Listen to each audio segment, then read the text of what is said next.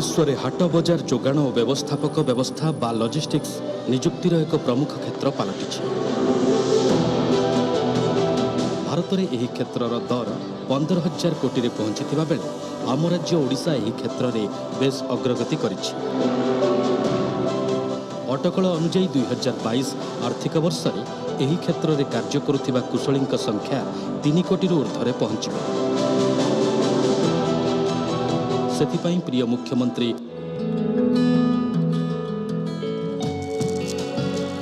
ओडिशार युवक युवती मानक पई कैपिटल गुड्स क्षेत्र में आसी विपुल निजुक्ति संभावना। यह प्रत्येक शिल्प उद्योगर आधारशिला हिसाब से परिगणित। शिल्प भित्तिक कार्य यथा प्लांट और मेसिनरी उत्पादन, पैकेजिंग, मेसिनरी उपकरण, रेफ्रिजरेशन उपकरण, पावर जेनरेटिंग सेट, टेस्टिंग उपकरण और अन्यान्य आनुषंगिक उपकरण पई कैपिटल गुड्स एक प्रमुख उपादान। एनएसडीसी आकलन अनुसार 2022 सुधा कैपिटल गुड्स क्षेत्र में 4 कोटी मानव संबल निजुक्ति सुजोग संभावना रही। यहां दृष्टि रखी माननीय मुख्यमंत्री श्रीजुक्त नवीन पट्टनायक दिग्दर्शन में कौशल विकास क्षेत्र में राज्यर सर्वोच्च संस्था ओडिशा दक्षता विकास प्राधिकरण बा OSDA कैपिटल गुड्स क्षेत्र में प्रदान करुछि मागणा तालीम कार्यक्रम। 2024 सुधा 15 लाख युववर्ग को नियुक्ति देवा लक्ष्य 18 रु 35 वर्ष बयसर युवगोष्ठी 3 रु 6 मासर स्वल्पमियादी तालीम पाठ्यक्रम प्रदान करा जाउछि। शिक्षार्थी मानक CNC operation, grinding machine fitter, electrical and electronic assembly, fabrication, machine operation, lab technician विषयगुड़िक तालीम प्रदान करा जाउछि। OSDA केवल तालीम प्रदान करूनी बरं तालीम परे सफल शिक्षार्थी मानकर निजुक्ति पई समस्त सहायता देउछि। ओडिशार युवशक्ति पई Gupta wires and cables, Utkal plastics, Minda group, जय भारत मारुति, किर्लोस्कर भली नामी शिल्प उद्योग गुड़िकर आसी निजुक्तिर सुवर्ण सुजोग। मांडियापल्ली स्थित NTDF कॉलेज रे आम ओडिशा सरकार तरफ गोटे स्पेशल कोर्स फ्री रे दिया जाउछि। एठी इलेक्ट्रिशियन, CNC एंड फिटर भली विभिन्न प्रकार कोर्स रही। Industrial wiring and domestic wiring DDJ सिखाउछि एंड स्पोकन इंग्लिश कम्युनिकेशन सब सिखाउछि। एठी पढ़ुवा इलेक्ट्रिशियन ट्रेड रे पिला माने बहुत भल भल कंपनी रे जॉब करछन्ती। मोर भी आशा अच्छी मु पास करके भल कंपनी जीवी से ओडिशा सरकार को धन्यवाद जनाबे। डिप्लोमा पर मु घरे थिली मुझे कैंपस भी किसी नथिला। मु सुनिदा को पाइले कि ओडिशा सरकार का तरफ CTTC रे गोटे कंस्ट्रक्शन स्कीम रे एटा अछि हम कोर्स बहुत बेले बुझिले तापर कोर्स करली। एठी किछि एक्स्ट्रा ट्रेनिंग सिखिया पे पाइले। देन 6 मंथ पारे मैं एठी जॉब करछि। मते भी बहुत खुशी लागुछि एठी जॉब करके। सेते मु ओडिशा सरकार को धन्यवाद जनाउछि आ OSDA को पई धन्यवाद जनाउछि। कैपिटल गुड्स अंडर रे जाउछि CNC प्रोग्रामिंग कोर्स। से कोर्स पढ़िबा परे मोर बहुत नॉलेज डेवलप होइतला। मो सॉफ्ट स्किल आ कम्युनिकेशन बहुत भलो भाबरे मोर सिखि पाथिली सेटा। मु सेठी सिखिला परे मु सेठी ही मते जॉब मिलितला। ओआरडीएम सेक्शन में मु एबे काम करछि। सैलरी भी बहुत भल मिलुछि। ए सब संभव होइछि ओडिशा सरकार को पई एवं OSDA को मते धन्यवाद जनाउछि। प्रिय मुख्यमंत्री श्रीजुक्त नवीन पट्टनायक उद्घोष स्किल्ड इन ओडिशा को साकार करने उद्देश्य सर्वदा चेष्टित ओडिशा दक्षता विकास प्राधिकरण 6 month tool and die making course कली। ट्रेनिंग नहीं सारा मुझे CTTC रे जॉब करुँची 3 वर्ष हम। मु सिक्यूरीटी गार्ड रु पॉजिटिव ऑन जॉब ट्रेनिंग रे अच्छी। ये सब संभव होइछि ओडिशा सरकार को पई। Thank you OSDA, thank you Odisha सरकार। अपॉर्चुनिटी मिलला जेहेतु तो मु 6 मंथ रे ट्रेनिंग नेली। ट्रेनिंग नहीं सारा परे एठी जॉब भी पाइली। मोर skill development होइछि। Then more course रे इंक्रीमेंट होइछि। मु जोटा कि सॉफ्टवेयर नॉलेज भी पाइछि। बहुत सारा दिन मते सिखिबा को पाइछि। मु एठू धन्यवाद जनाउछि ओडिशार स्किल डेवलपमेंट अथॉरिटी को एवं ता सहित आमर माननीय मुख्यमंत्री को मध्य। Hasib युवशक्ति, Hasib Odisha, सगर्वे कहिब skilled in Odisha. आवेदन करने खूब सहज। स्किल्ड ओडिशार वेबसाइट परिदर्शन करंतु किंबा जिला निजुक्ति कार्यालय निकटस्थ तालीम केंद्र सह जोगाजोग करंतु।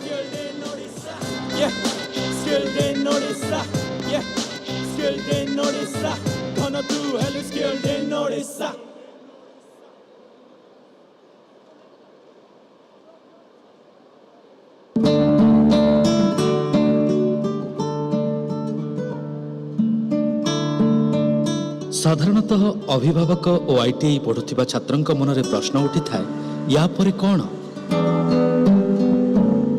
ଦେଖିବାକୁ ମିଳିଛି ଆଇଟିଆଇ ଶେଷ କରିସାରିଥିବା ଛାତ୍ରୀଛାତ୍ର ମଧ୍ୟ ଏହି ପ୍ରଶ୍ନର ସମ୍ମୁଖୀନ ହୋଇଛନ୍ତି। ଏହାର ସରଳ ଉତ୍ତର ହେଉଛି ଆପଣଙ୍କ ପାଇଁ ଉଜ୍ଜ୍ୱଳ ଏବଂ ସୁନେଲି ଭବିଷ୍ୟତ ଅପେକ୍ଷା କରିଛି। ପ୍ରଯୁକ୍ତି ବିଦ୍ୟା କ୍ଷେତ୍ରରେ ଆମ ରାଜ୍ୟ ଓଡ଼ିଶା ଏବେ ଆଗକୁ ବଢ଼ିବାରେ ଲାଗିଛି।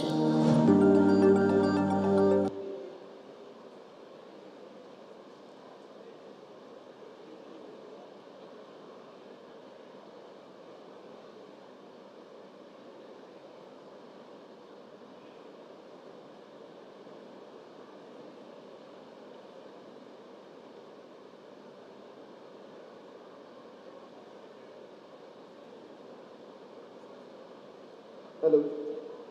So like now we test again both the podiums, please. Check 3, 2, 1. Check. Check, check, check. थोड़ा सा loud कीजिए. Check. And make it a little sharp. Check, check, check.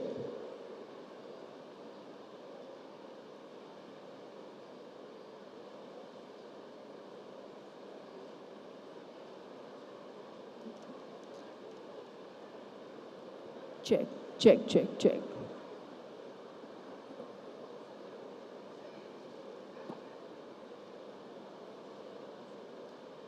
All okay?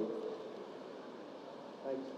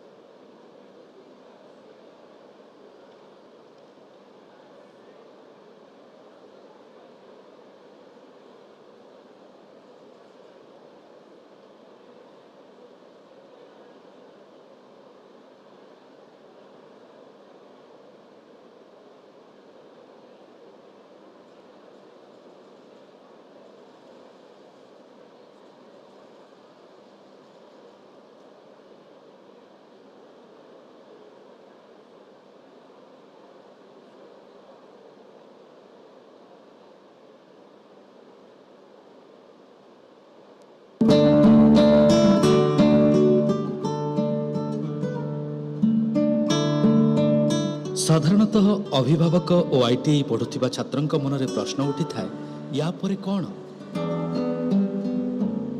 ଦେଖିବାକୁ ମିଳିଛି ଆଇଟିଆଇ ଶେଷ କରିସାରିଥିବା ଛାତ୍ରୀଛାତ୍ର ମଧ୍ୟ ଏହି ପ୍ରଶ୍ନର ସମ୍ମୁଖୀନ ହୋଇଛନ୍ତି।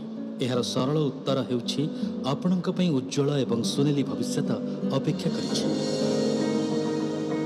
ଯେଉଁମାନେ ଆଇଟିଆଇ ପଢ଼ୁଛନ୍ତି କିମ୍ବା ଏହି ବୈଷୟିକ ଶିକ୍ଷା ସମାପ୍ତି ପରେ ଆଗକୁ କ'ଣ କରିବେ ସେହି ଭାବନା ଭିତରେ ଅଛନ୍ତି, ସେମାନେ ରାଜ୍ୟ ସରକାରଙ୍କ ଦ୍ୱାରା ପରିଚାଳିତ ପଲିଟେକ୍ନିକ୍ କାଉନସେଲିଂ କ୍ୟାମ୍ପରେ ଭାଗ ନେଇ ପଲିଟେକ୍ନିକ୍ ପାଠ୍ୟକ୍ରମର ଦ୍ୱିତୀୟ ବର୍ଷ ବା ଥାର୍ଡ ସେମିଷ୍ଟରରେ ସିଧାସଳଖ ପ୍ରବେଶ କରିପାରିବେ। ପାଠ୍ୟ ଶେଷରେ ସଫଳ ଶିକ୍ଷାର୍ଥୀମାନଙ୍କୁ ମିଳୁଥିବା diploma certificate Ladies and gentlemen, ସେମାନଙ୍କର who are ନିଯୁକ୍ତି still ସୁଯୋଗ ବୃଦ୍ଧି କରିବାରେ outside, ସହାୟକ I ସାଜିବ। request all of you to please be seated. Honorable Chief Minister is on his way. We are starting the inaugural session in a short while. So those of you who are still outside, may I request all of you to please be seated. Ensure that your mobile phones are in silent mode. Maintain silence and discipline.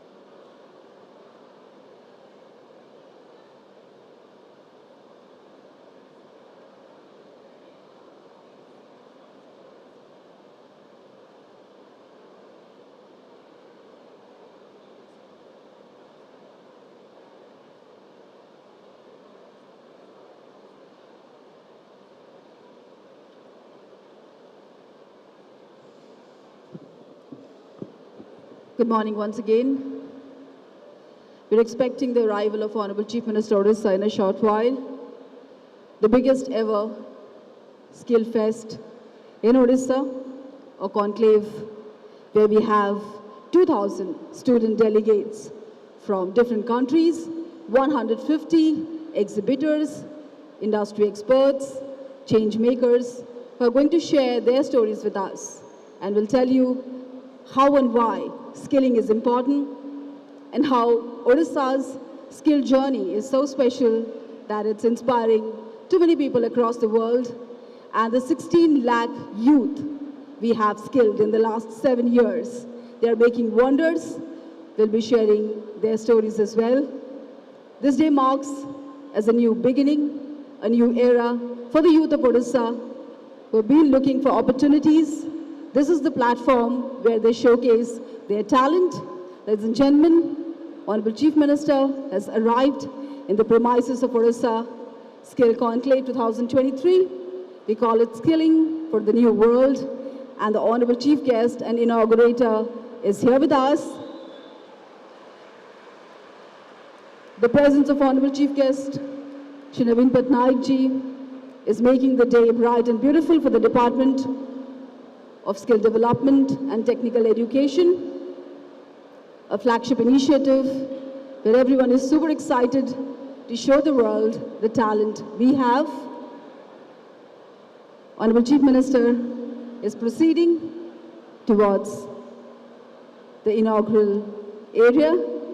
We have guests on stage, and the inaugural session will set the tone for the success of the first edition of Odisha Skill Conclave 2023. I'll request everyone to give a bigger round of applause when Honorable Chief Minister arrives on stage.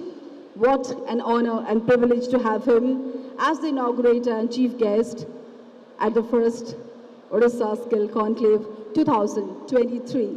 A bright day for all of us, especially for the youth of Odisha, who are ready to conquer the world with their confidence, skills. Ladies and gentlemen, give a big round of applause for the chief guest at the inaugural ceremony of Odisha Skill Conclave, Honorable Chief Minister Odisha, Shri Naveen Patnaik. We also acknowledge the presence of our guest of honors, Chairman Odisha Skill Development Authority, Shri Subroto Bagchi, Honorable Minister of State, Independent Charge, Skill Development and Technical Education Department, Shri Priti Ranjan Ghadai, Shri Pradeep Kumar Jaina, IAS, Chief Secretary, Government of Odisha, Srimati Usha Padhi, IAS, Principal Secretary, Skill Development and Technical Education Department, Government of Odisha, Shri Reghu Ji, IAS, CEO, OSPA, Shri Shubhrakant Panda, President FICCI, and two very special guests whose presence, association and guidance is making this occasion bright and beautiful. Mr. Bruce Poe, CEO, IT Education Services Singapore, and Madam Suzanne Jane Ferguson, Country Representative, UN Women India. Can we have a big round of applause for the Honorable Chief Minister and all dignitaries on stage, please, everyone. Ladies and gentlemen, at this one-of-its-kind platform, we would like to start a one-of-its-kind tradition. As you all know, Singapore had been a loyal mate in the journey of Odisha's skill development, and we have students from the Republic of Singapore as participants in this conclave, and we have students from Odisha. So together, they are going to give a touch of divinity to this special platform. And what can be more divine than praising the motherland? Ladies and gentlemen, give a big round of applause as the students of Singapore and Odisha are ready for a joint invocation. And they start with the state anthem, Vande Utkala Jarani. Please rise in respect of the state anthem.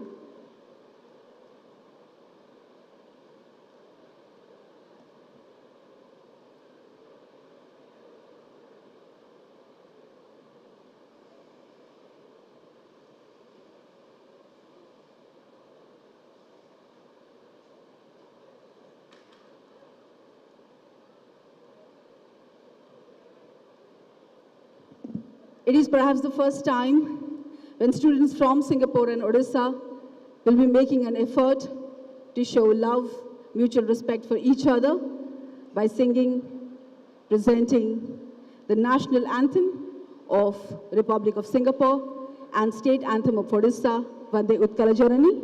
I invite the team on stage.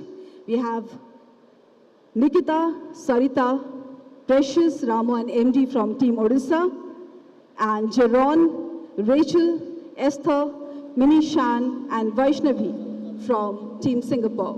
Can we have the students? 1, 2, 3, 4. 1. Vande Utkala Janani, Vande Utkala Janani, Vande Utkala Janani. Charu hasamai, charu hasamai, charu hasamai, charu hasamai. Janani, Janani, Janani, Vande Utkala Janani.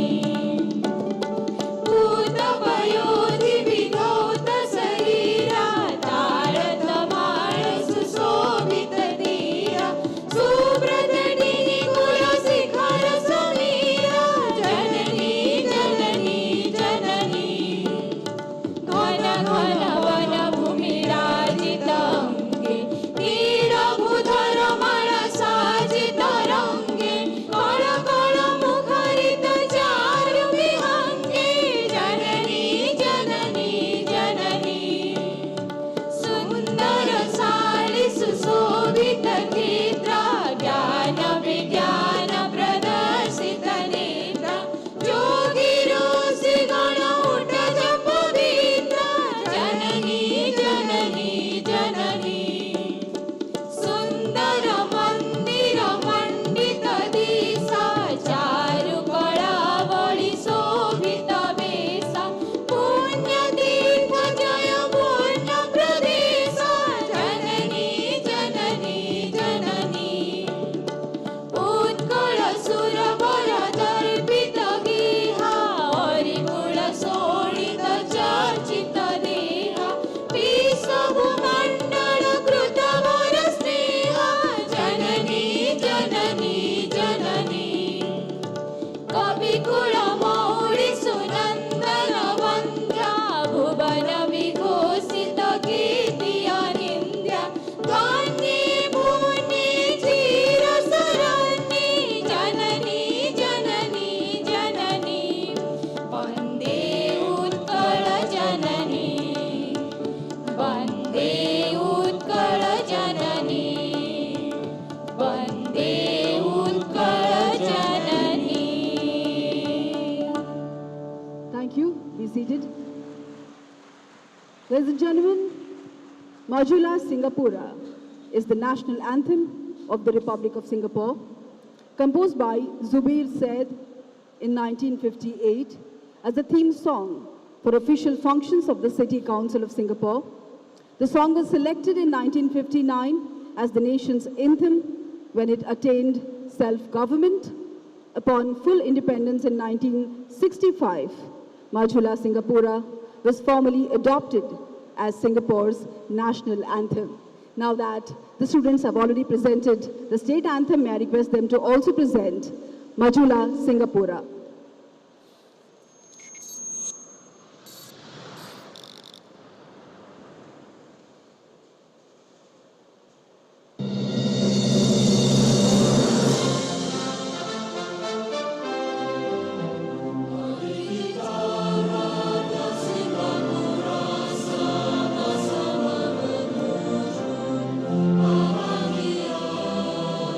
Shri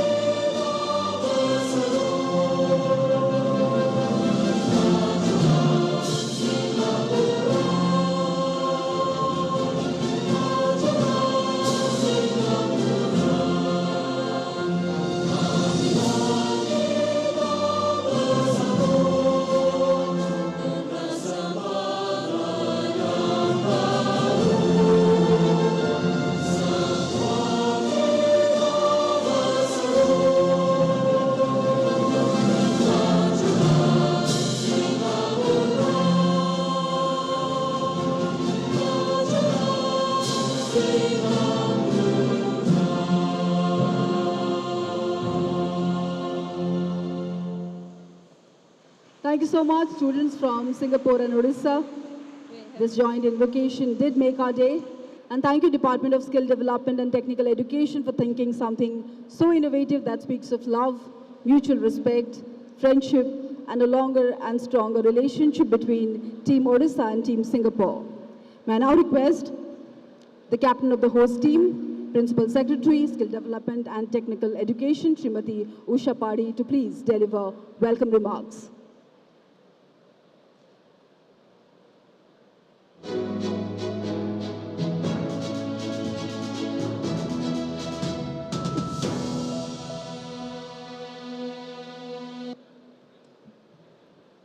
Samastanku Namaskar. Johar. Good morning, everyone. Honorable CM Odisha, under whose visionary leadership state has been scaling new heights. Honorable Chairperson, Odisha Skill Development Authority, who leaves no stone unturned to make skill in Odisha a global brand. Honorable Minister, Skill Development, Technical Education and Rural Development, Head of Skill Development Family, esteemed Chief Secretary, our team leader, distinguished guest, Sri Panda, President Fiki, Head of our event partner, my dear colleague Regu, our special guests who have added value to this event with their gracious presence, Mr. Bruce Poe, CEO, ITE, Education Services, Singapore, Mrs. Susan Ferguson, Country Representative, UN Women, India, dear colleagues from Government of Odisha, Government of India, and other state governments who have come here to encourage us.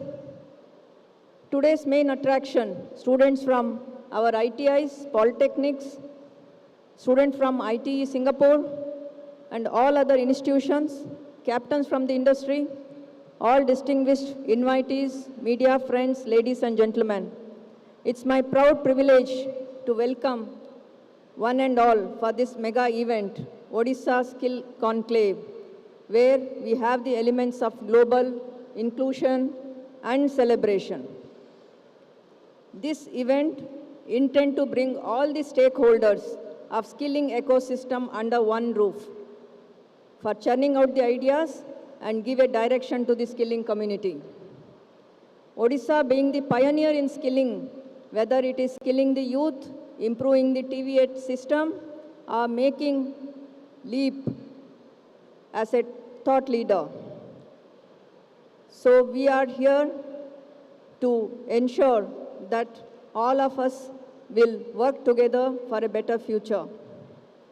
In Odisha, we think that skilling is not just training, but is a mission to transform lives. In 2.5 days, we have thought of some sessions which are very crucial for the ecosystem, exhibition, we have cultural programs, and also celebration on the street. We want to make where everybody is welcome and skilling becomes everything, everywhere, all at once. While welcoming everyone, once again, I appeal, let's join hands to build a future through skilling that is global and inclusive. Jai Hind, Vande Utkala Janani.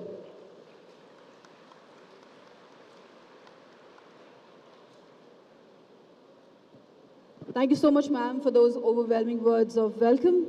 May I now request President Fiki, Shri Shubhrakant Panda, to please address the House.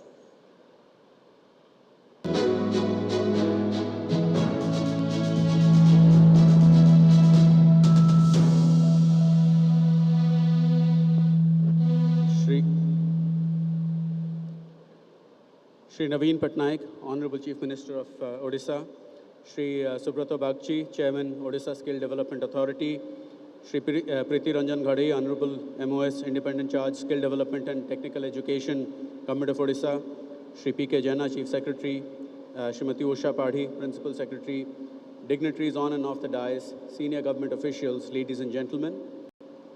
It's my pleasure to be here today for the Odisha Skills Conclave 2023. And I'd like to express gratitude on behalf of FICCI for the opportunity to partner with the Government of Odisha on this important event. FICCI has multiple engagements with the state government, but this one is special. It's a diverse range of activities over 3 days, including roundtable discussions, workshops, exhibition, and cultural events besides, of course, the conference. And it is an opportunity to network, to learn, and to collaborate in an area where Odisha has done exceptionally well. The theme, Skilling for the New World, is extremely appropriate because we are living in a fast-changing world where static skill sets are a thing of the past. Learning is a lifelong process and includes both unlearning and relearning. Therefore, it is important to impart skill sets which enhance employability. In this context, there is, of course, the new age skills, which is digitalization, Industry 4.0, artificial intelligence, robotics, etc. But it is equally important to keep in mind the traditional skills which have got us where we are today. Odisha has a significant edge in manufacturing, given its immense natural resources. But what is a delight to see is the focus on the most important natural resource, which is our people. India, as you well know, has a demographic advantage with a young population, with 65% being below the age of 35. And with the workforce set to increase by 8 million annually over the next decade, and a tipping point between working age and non-working age population only in 2048, we have a significant opportunity ahead of us. But of course, it is crucial to invest in people so that we enjoy the demographic dividend. Disruptive changes along with structural transformation has further magnified the importance of a flexible skilling ecosystem.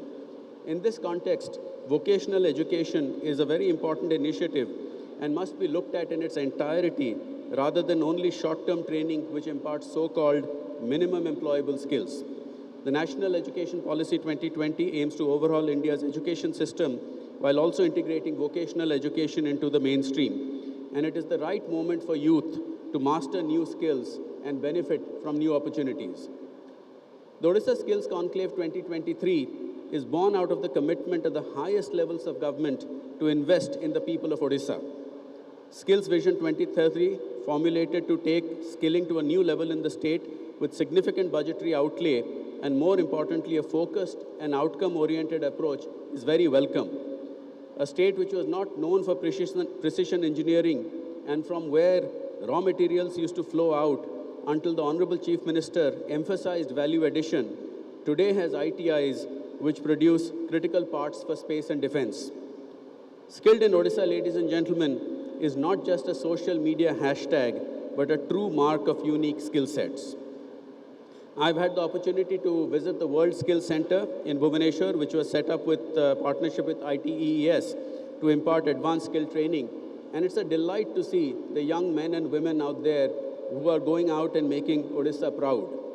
Skilling is a great equalizer which provides for intergenerational advancement of the historically underprivileged, and it is indeed the best use of the state's resources to invest in them. Before ending, I would like to talk about the World Skills Conclave, which is held every 2 years and considered the Olympics of skill. And 190 students from India have participated since 2007, with Odisha taking center stage. Ashwath Narayan from Odisha is the only Indian to have won a gold medal, which was at the 2019 edition. And I'm glad to share that FICCI has felicitated 4 champions from Odisha, Shweta, Sanjay, Pranav, and Ashwath, and 15 medal winners at our flagship event, Global Skills Summit 2019. The next 3 days are a celebration of young minds and talented individuals, those who dared to dream, to break out of the shackles which held them back, and have now been replaced by a supportive ecosystem which gives them wings to fly. Thank you.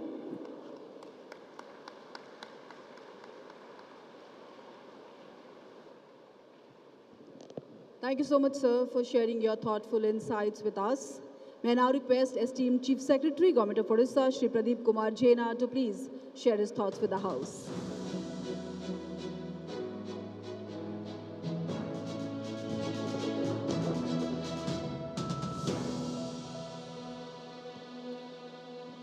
Honorable Chief Minister, sir, respected dignitaries on the dais, our esteemed guests, delegates, colleagues, and dear students and friends. Jai Jagannath. Skilling has been the buzzword of our times. Never before in the history of humankind such high importance has been attributed to skilling. This is largely because of rapid change in technological landscape, owing to development in the field of robotics, artificial intelligence, and machine learning. Under this backdrop, Odisha is organizing this mega skill conclave, which is a befitting response to the need of the hour. This conclave, hosting policymakers, industry leaders, academicians, students, will be a great platform for deliberation, convergence, and collaboration. This event will also generate renewed enthusiasm in the minds of the young boys and girls to explore and join the bandwagon of skilling the youth mission of government. Government of Odisha has made various conducive atmosphere in terms of available infrastructure and access to make technical, vocational education and training ecosystem vibrant in all respects. This will greatly enhance the employability of our students on one hand, while on the other hand, the industries will find more competent pool of resources to choose from, resulting in a win-win situation for both employees and the employers. Odisha is looking forward to forge new partnerships with industries, leading institutions, corporate and business houses, which will go a long way in unlocking the latent potential of our aspiring youth of the state. I truly believe that this mega conclave will unleash new spirit and vigor in our pursuit to make Skilled in Odisha brand scale new heights with positive spillover effect on overall economy of our state and the nation. Thank you. Vande Utkal Janani.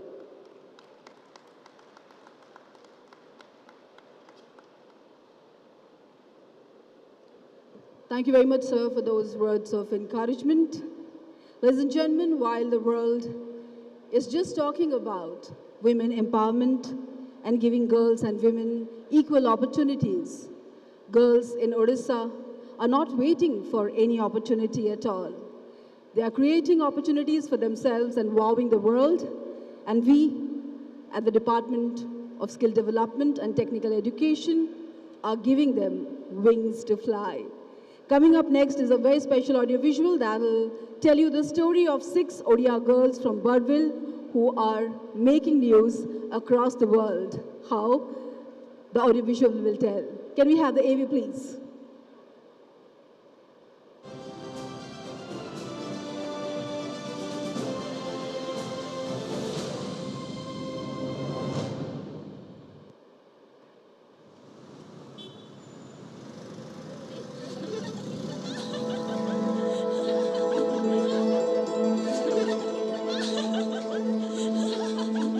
गोटे पुओ को पढ़ेले से गोटे पुओ ही पढ़ा जदि झील जदि जड़े पढ़ा तो से सारा दुनिया को पढ़ा ये गोटे कथा अच्छे कि झील पिला घर संभाल पुओ पिला जाके बाहर चाकरी करेंगे 13-14 इयर्स पर ये मैरिज करे दौरान। मैं 10th के बाद मेरा प्लान था कि मैं साइंस लेके +2 करूं, पर इतना इनकम नहीं था पापा के पास जिसके वजह से मैं नहीं कर पाई। सरकार स्किल इन ओडिशा माध्यम रे दुईटी उद्देश्य रखी काम करथिले। झियो पिला को एनरोलमेंट आईटीआई रे बढ़ेबा, सबु स्किल रे झियो पिला एडमिशन नेबे। एथिपाई सरकार सुदक्ष योजना लागू कले। तो सर यही बोलते थे जब वो लड़का सीढ़ी चढ़ सकता है तुम क्यों नहीं चढ़ सकते?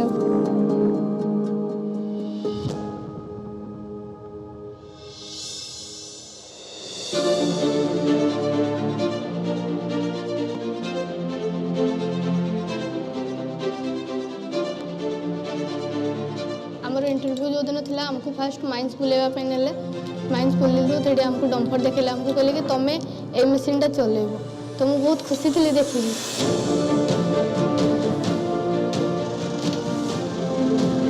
मत मेन्टेनान्स रहा अपेक्षा ब्लास्टर ड्रिल चलवाई इच्छा है। एत बड़ मेसीन मुझे फास्ट टाइम चलैली आसिक मो बापा को कॉल कर बापा मो मेसीन चलैली।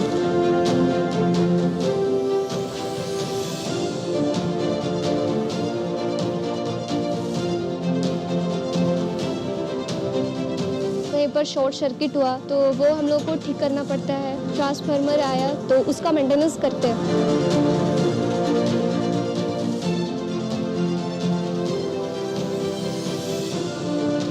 ଯେତେବେଳେ ମୁଁ ଏଠିକି ଆସିଥିଲି ସେଇ ଟାଇମ୍ରେ ମୁଁ ଡମ୍ପର ଅପରେଟର ପାଇଁ ଆସିଥିଲୁ ତ ବହୁତ ଏକ୍ସାଇଟେଡ୍ ଥିଲା କି କେଉଁ ଭଳିଆ ସେ ଡମ୍ପରଟା ଥିବ, କେତେ ବଡ଼ ଥିବ, ତାକୁ ଦେଖିବା ପାଇଁ ବହୁତ ଇଚ୍ଛା ଥିଲା।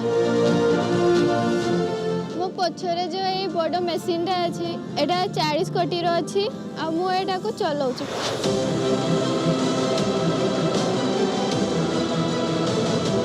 आज मो गाँ विषय समस्त जानते कि से भर गोटे गाँ अच्छी से गाँव गोटे झील आसिक दूर जा कम कर मुझा चल मत बहुत प्राउड फिल हो गोटे झील पिला एत बड़ मेसीन को चलाऊ। हम लोग उस टाइम एक बीच थे और हम लोग को वो बीच से एक पौधा बनाया ITI ने।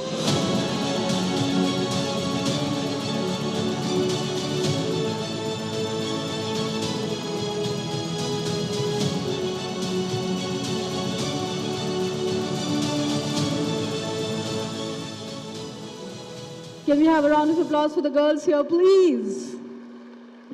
If this is not inspiring enough, I do not know what else is. Ladies and gentlemen, we are not building pretty dolls to be kept in glass houses. We are building iron butterflies with heart of steel who can actually run mining machinery. Can we have one big round of applause again? Thank you so much. That would mean so much to the department and the girls here. Ladies and gentlemen, we'll quickly switch to the business segment of the inaugural session. I'd like to mention here that more than 20 MOUs will be inked during the 3-day conclave, but the most important ones will be exchanged in the presence of Honorable Chief Minister Odisha. The first one will be signed and exchanged between ITE Education Services Singapore and Skill Development and Technical Education, Government of Odisha. I'll request Madam Usha Padi, Principal Secretary, and Mr. Bruce Poe, CEO, IT Education Service, to please join us on stage and exchange MOUs.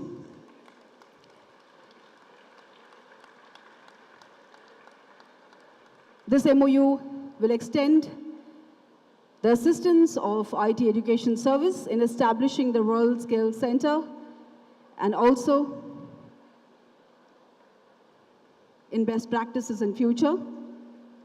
This MOU symbolizes the friendship between Team Odisha and Singapore. Congratulations. The next one will be exchanged between Mission Shakti and World Skills Center. I request Srimati Sujata R. Karthikeyan, Commissioner cum Secretary, Department of Mission Shakti, and Madam Alka Arora Mishra, CEO, World Skills Center, to please join us on the stage and exchange MOUs. Mission Shakti isn't just a program, it is a mass movement in the state of Odisha. It has empowered women socio-economically and politically. More than 6 lakh self-help groups involving more than 7 lakh women have been contributing towards inclusive growth of the state. The partnership between WSC and Mission Shakti would enable women self-help members to enhance their skills in future. Congratulations. The next one will be exchanged between Odisha Computer Applications Center and Skill Development and Technical Education Department. I request Principal Secretary IT and Electronics, Shri Manoj Mishra, and Principal Secretary, Shrimati Usha Padi, to please exchange the MOUs. OCAC will collaborate with SDTE Department to set up centers of excellence in IT-related technologies like AR, VR, 5G, and cloud computing. Through this initiative, OCAC proposes to create skilled professionals in the IT sector.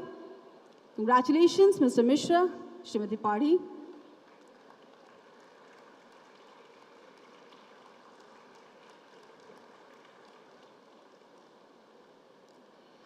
The next one will be exchanged between Drone Federation of India and Skill Development and Technical Education. I'll request Mr. Smith Shah, President, Drone Federation of India, and Srimati Usha Padi to please exchange MOUs. Drone Federation of India is a non-profit organization and is a conglomeration of drone community. The Government of Odisha is happy to partner with them in the field of research and development, training and manufacturing.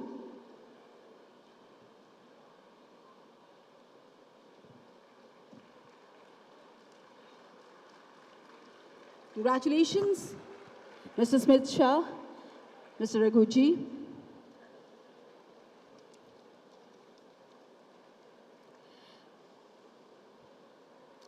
Some of the global leaders like Festo, Mitutoyo, Schneider, Coursera, Altera, Philips Education and ISB have expressed their interest in investing in the youth of Odisha and skill development and technical education, Government of Odisha through skilling. We appreciate the participation and recognize the contribution of these organizations. I request the representatives of these organizations and Mr. Raghuji, Director, DTET, Mr. Pinaki Patnaik, Additional Secretary, and Madam Rojina Das, Joint Secretary from Skill Development Department, to please join us on stage and exchange MOUs.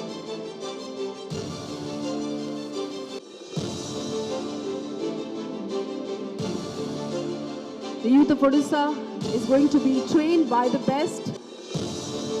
Every MOU signed at the inaugural ceremony of Odisha Skill Conclave will go a long way in shaping the future of the youth of Odisha.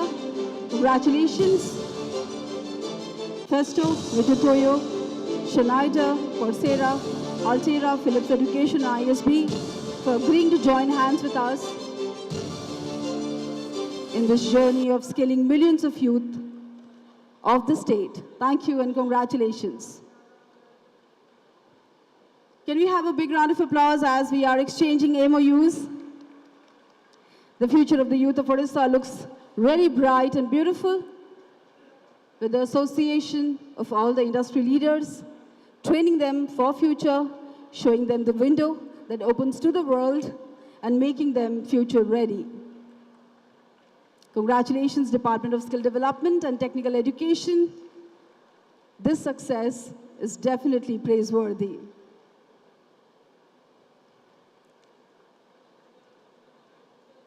Thank you. Congratulations.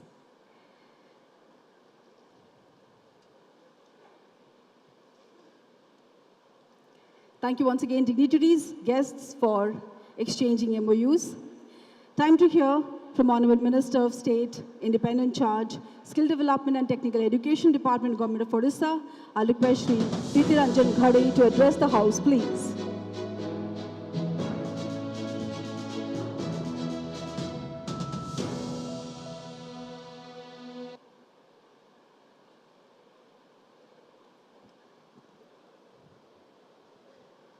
जय जगन्नाथ समस्त को नमस्कार honourable chief minister माननीय श्री नवीन पटनायक महोदय dignitaries present on the dais, media persons, brothers and sisters, dear friends, I am glad that under the visionary leadership of Honorable Chief Minister Sri Naveen Patnaik, such a mega event on skill is being organized here at Bhubaneswar Kalinga Stadium. Give a big round of applause for Honorable Chief Minister Sri Naveen Patnaik ji. Odisha Skill Conclave 2023 will be a unique platform for policymakers, industry leaders, academicians, students to deliberate on diverse topics. In coming decades, skill development sector is likely to witness tectonic shift both in terms of scale and magnitude. Given the unprecedented pace of technological change driven majorly by onset of fourth industrial revolution and advancement in the field of robotics and artificial intelligence, the need to skill, reskill, and upskill the workforce of our state and nation will be huge. Under this backdrop, the timely occurrence of such event will certainly forge new ways and partnership for overall development of our skill sector and will position Odisha as skill hub in global sphere.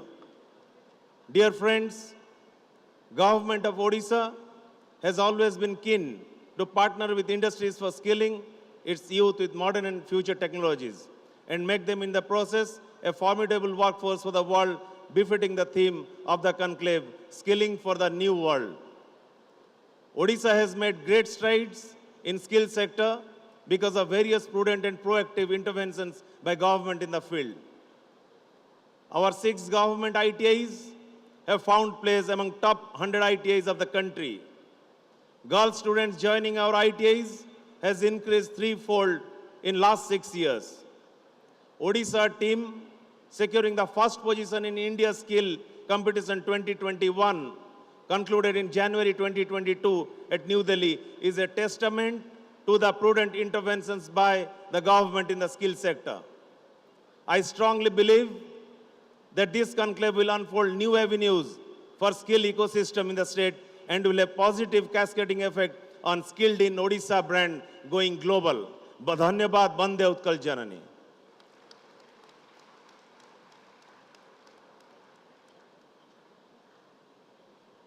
Thank you very much, Honorable Minister Shri Priti Ranjan Ghade, for those wonderful words of encouragement and support. May I now request Chairman Odisha Skill Development Authority, Shri Subrata Bagchi, to please address the House.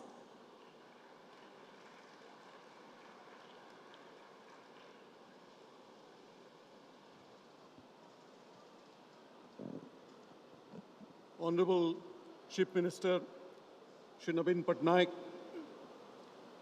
dignitaries on the dais, all the delegates here, particularly our young friends from Singapore. On behalf of Government of Odisha and the people of the state of Odisha, I welcome all of you. 2016 କଥା ମନେ ପଡ଼ି ଯାଉଛି ମାନ୍ୟବର ମୁଖ୍ୟମନ୍ତ୍ରୀ ଓଡ଼ିଶା ଦକ୍ଷତା ବିକାଶ ପ୍ରାଧିକରଣର ଉଦ୍ଘାଟନ ସମୟରେ ଉପସ୍ଥିତ ପୁଅ ଝିଅଙ୍କୁ ଉଦ୍ବୋଧିତ କରିକି କହିଥିଲେ ତୁମେ ସମସ୍ତେ ଜଣେ ଜଣେ ଧର୍ମପଦ ଆଜି ମଧ୍ୟ ତାଙ୍କର ଦିଗ୍ଦର୍ଶନ ଆମ ଚଲାପଥକୁ ଆଲୋକିତ କରୁଛି In 2016 when the Honorable Chief Minister laid the foundation of our skill revolution he had invoked the memory of the young boy Dharmapada son of the Konark Temple's chief sculptor. The Sun Temple was built after the toils of 1,200 sculptors over 12 years, but wasn't getting done because the last stone on top of the temple was not falling into place. It is then that Dharmapada, a 12-year-old boy, climbed on top of the monument and set the stone in place, saving the lives and self-respect for his entire community. Ever since, Dharmapada is the ultimate example of excellence in skill and the spirit of sacrifice, of rising to a challenge that nobody else could solve. On the very same day, while setting our vision, the Honorable Chief Minister told us 4 things that should be our guiding spirit. He said, it is not enough to build skills. You have to build a brand. The brand has to stand on the premise that we are not here simply to create employable skills. We are here to do human transformation. The film you just saw, ladies and gentlemen, is what we mean by human transformation. The second thing he had told us is to make us worthy of the attention of nationally reputed employers who can give sustainable future for our youth. It is significant because 96% of jobs are in the unorganized sector, and that does not augur well for skill development. The third thing the Honorable Chief Minister had said is to rise above our own benchmarks to global benchmarks. We are grateful to our friends in Singapore who are helping us to raise ourselves, our teachers, our trainers, and our students to global benchmarks. We welcome the skilled trainees from Singapore today to honor your friendship, Mr. Bruce Poe. I will fail in my duty if I do not express my gratitude to the National Skill Development Corporation, who helped us to compete at the World Skill Competition, where we got India her very first gold and her second silver. That is global benchmark. The fourth thing the Honorable Chief Minister had told us is to make Odisha a sandbox for innovation. Today's conclave is a testimony to that vision. The idea of creating a sandbox for innovation was to build reputational capital of a state that was celebrated earlier for art, literature, culture, monuments, and heritage, but not future skills. Today, that perception has changed. Sir, when we set course, you had told us that you would give us a free hand. But you did not just give us a free hand, you gave us new hands. Along the way, we also got wings to soar. But beyond those wings to soar, you gave us dreams to dream.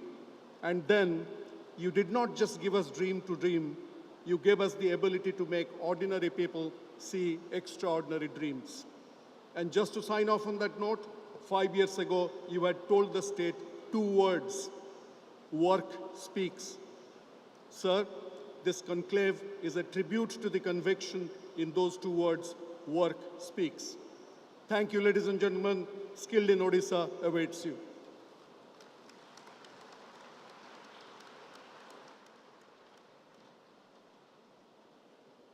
Thank you very much, sir, for reminding all of us that those who are skilled in Odisha are also skilled for Odisha, and they have a big role to play in shaping the future of the state. Thank you very much.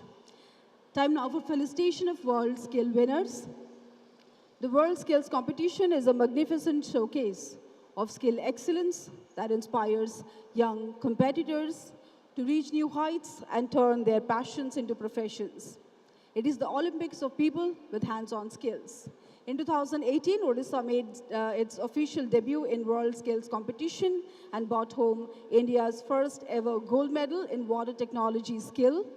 Continuing this legacy, Odisha participated in the 2022 World Skill Competition held across 15 different European countries. Government of Odisha is proud to recognize the efforts of these individuals and institutions for making a global impression. The first category of the 5 recognitions, Award for Skill Champions Institute, and that goes to C.V. Raman Global University. I'll request Mr. Sanjeev Raut, founder and president, C.V. Raman Global University, to join us on stage and receive this honor. Ladies and gentlemen, please put your hands together for C.V. Raman Global University. Congratulations, sir, and the entire team who had prepped the participants, who brought back international laurel. Award for Skill Champion, silver medal winner in water technology, Mr. Praveen Giri. Award for Skill Champion, mentor of the silver medal winner, Mr. Rajat Kumar Samantarai. Award for Skill Champion, Medallion of Excellence for Restaurant Service, Mr. Subrat Patel. And award for Skill Champion, mentor of Medallion of Excellence winner, Mr. Abhilash Das. Congratulations, each one of you. What honor to receive this trophy and recognition from Government of Odisha in the presence of Honorable Chief Minister Odisha, Shri Naveen Patnaik, and all dignitaries. Can we have a loud cheer for the winning team? And they are representing Odisha at big places, coming back home with big trophies. And we never fail to recognize and acknowledge the big achievements by our big stars. Ladies and gentlemen, time now to hear from the legend who has millions of dreams, and each one of them is to make Odisha a global name. May I request Honorable Chief Guest, Honorable Chief Minister Odisha, Shri Naveen Patnaik, to please honor us with his words of wisdom. Shri Naveen Patnaik.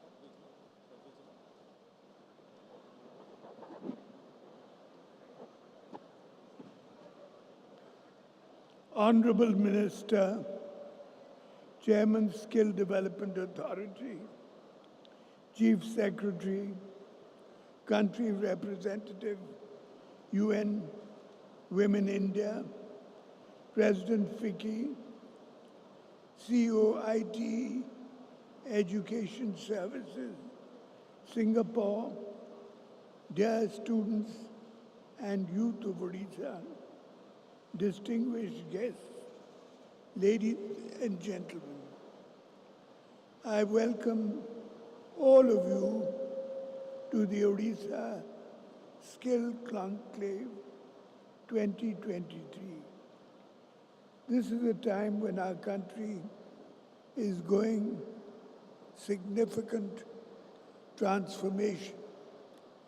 Rapid technological advancements and changing job markets have made it imperative for us to invest in our human capital and equip our younger generation with the skill they need to succeed in the 21st century. I firmly believe that skill development is not just a moral obligation, but also an indispensable economic prerequisite. Skilling youth leads to human transformation. Industry 4.0 and the future of work and skills are the buzzwords in the skilling industry right now.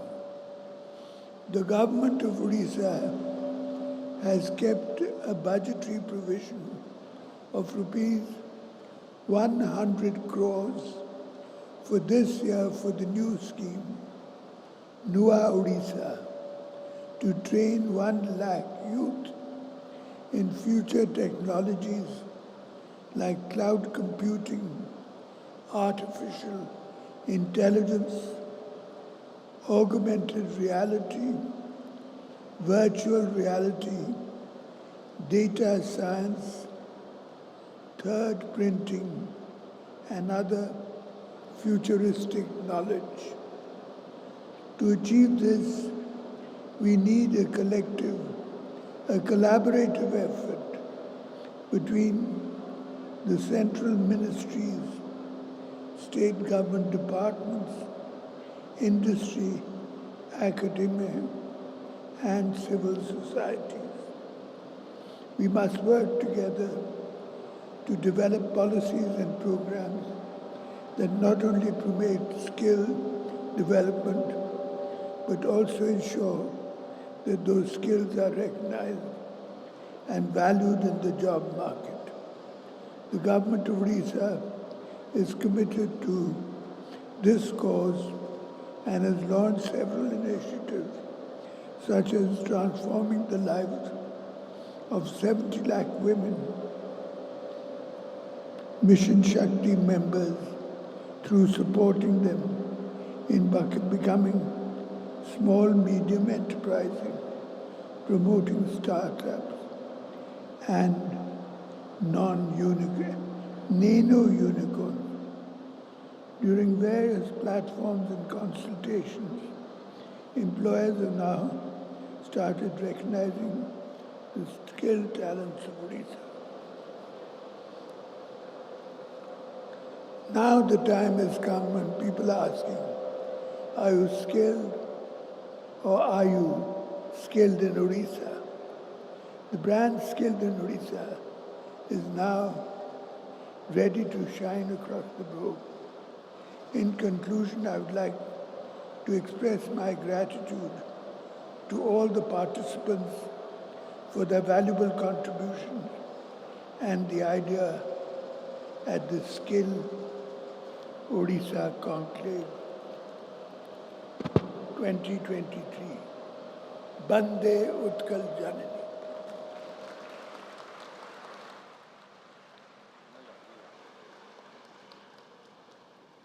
Thank you very much, sir, for honoring us with your insightful words. We, the Department of Skill Development and Technical Education, vow to train every youth of the state under your guidance, make them confident, courageous, and future-ready. Thank you so much. May I now request Shri Reghuji, IAS, CEO, OSDA, to please propose vote of thanks. Our heartfelt gratitude to Honorable Chief Minister Sri Naveen Patnaik for gracing the occasion and being the solid support on which the skill development ecosystem is built in Odisha.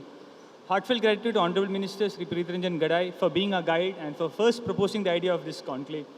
Honorable Chairman OSDA, as always, has inspired us to dream big and make this conclave fully student-centric. Thank you, sir. Respected Chief Secretary has been a great evangelist for our skill system and was reviewing polytechnics in Kionjhar even yesterday. Thank you, sir. Mr. Bruce Poe, CEO ITS, has been the biggest partner in our transformation story. Thank you, sir, for your valuable inputs and time. Sincere gratitude to Sri Subragant Panda, President FICCI, for his inspiring presence and words of wisdom. Principal Secretary Usha ma'am has been the pillar on which all our efforts were anchored, and even the smallest detail has been worked out by her. Thank you, ma'am. Sincere gratitude to Ms. Susan Jane Ferguson, India representative, UN Women, for your presence. Special round of thanks to our friends and students from Singapore for their friendship and warmth. Thanks to all the respected secretaries and various officials from both Government of India and Government of Odisha for gracing the occasion. Thanks to all our special delegates and industry partners for your valued partnerships. Thanks to FICCI for organizing the entire effort. Thanks to the sports department for this entire facility, and to all the other departments for coordination. Last but not least, thanks to all our district collectors, officials and students who have come from all across Odisha to participate in this skill conclave. Thank you all.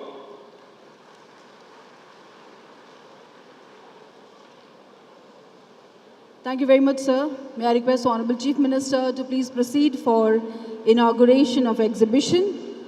There are 150 exhibitors eagerly waiting to meet, greet and interact with the Honorable Chief Minister and dignitaries. Honorable Chief Minister will be inaugurating the exhibition, taking a tour, will be meeting some stars who are making the Odisha really proud with their performances, with their technical know-how, representation at international platforms. I'll request all of you to please be seated. We can see the visuals of Honorable Chief Minister inaugurating and taking a tour of the exhibition right here on the big screen. I'll request everyone to please be seated and witness the exhibition being inaugurated by Honorable Chief Minister Odisha, Shri Navin Patnaik. Giving the highlights, we have on display a light combat aircraft. We can also see a miniature of Dakota. We have sculptors who have carved beautiful pieces. They are from ITI Berhampur, other ITIs and polytechnic institutions. Honorable Chief Minister will also be meeting the 6 Barbil girls on whom we did show that beautiful audiovisual, the ones who are running earth mover machineries. They are the technicians also. Honorable Chief Minister is going to have a personal interaction with some of the star skilled persons from Odisha. It's a big day for the family. Odisha Skill Conclave 2023 has already been inaugurated. The exhibition outside will be open to visitors for 3 days. You can see Honorable Chief Minister proceeding towards the exhibition area to inaugurate it and take a tour.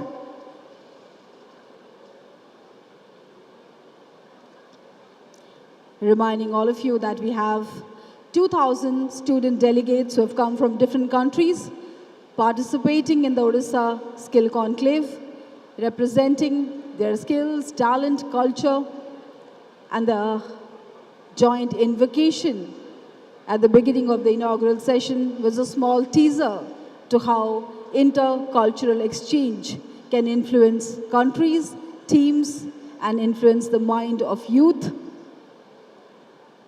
That's a drone technology that Honorable Chief Minister has inaugurated. It's futuristic, it's handy, and definitely a technology that can be used for many things in future. We are inaugurating it at Odisha Skill Conclave to show how impactful this conclave and initiative is. You can see the makers of the drone showing a dry run to Honorable Chief Minister Odisha and all dignitaries as to how useful this particular drone technology is. We also did sign a MOU with the company, and in future, our youth will be selected and skilled for their futuristic ideas in making drones and making it accessible to common man in future for their daily needs. The day-long conclave today we'll see a lot of sessions where we have industry experts, thought leaders joining in. Honorable Chief Minister, trying the drone technology himself, Chairman Odisha Skill Development Authority, and other dignitaries taking Honorable Chief Minister for a tour. Can we have a round of applause for the exhibition that just got inaugurated, everyone? Speaks about the success of Odisha Skill Conclave. And we cannot thank Honorable Chief Minister enough for his participation and presence in making the inaugural day bright and beautiful for all of us. In a short while, we'll be starting the first technical session. I will request everyone to be seated. Sticking to time is something that is very important, and I would like to give the context for the session that is coming up next. The theme for next technical session is building a coherent skill ecosystem in India. We'll start the session with welcome remarks by the moderator, Srimati Usha Padhi. There'll be a special address by Dr. Shabnam Sinha, Lead Education Specialist, Education Global Practice, the World Bank Group. The panel discussion will be moderated by Srimati Usha Padhi, and we have Madam Kanta Singh, Deputy Representative, UN Women India Office. Srimati, we can still see the visuals. Honorable Chief Minister taking a tour of the world-class facility that is being provided at Odisha Skill Conclave. We cannot ask for more when Honorable Chief Minister himself is supporting the cause, taking a tour of the exhibition area.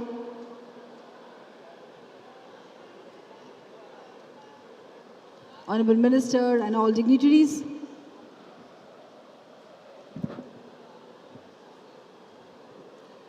escorting Honorable Chief Minister.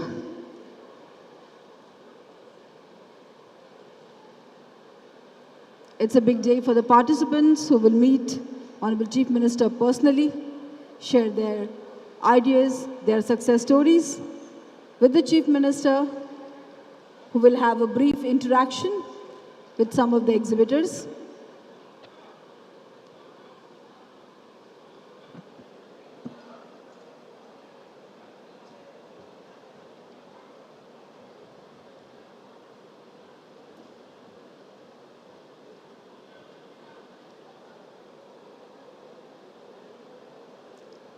I'll request everyone to bring your friends and whoever you know to this exhibition, because it's going to be very, very educative, informative, and interesting to see the skilled in Odisha participants showing their talent and enterprises at their stalls, which will be open to public for 3 days, starting from today.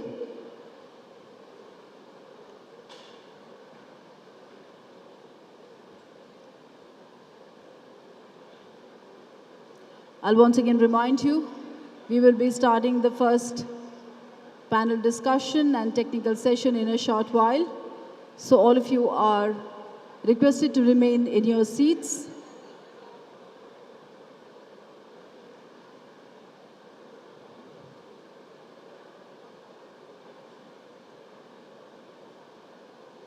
Honorable Chief Minister has arrived at the exhibition area.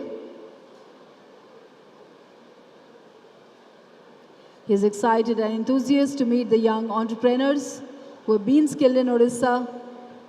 They have started their own startups, doing very well, and that paves the way for the future entrepreneurs, not to do jobs, but to give jobs.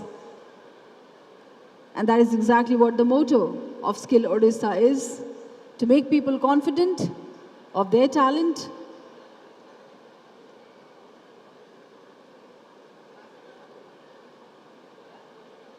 You can see students interacting with the Honorable Chief Minister, talking about their products and services that they are exhibiting.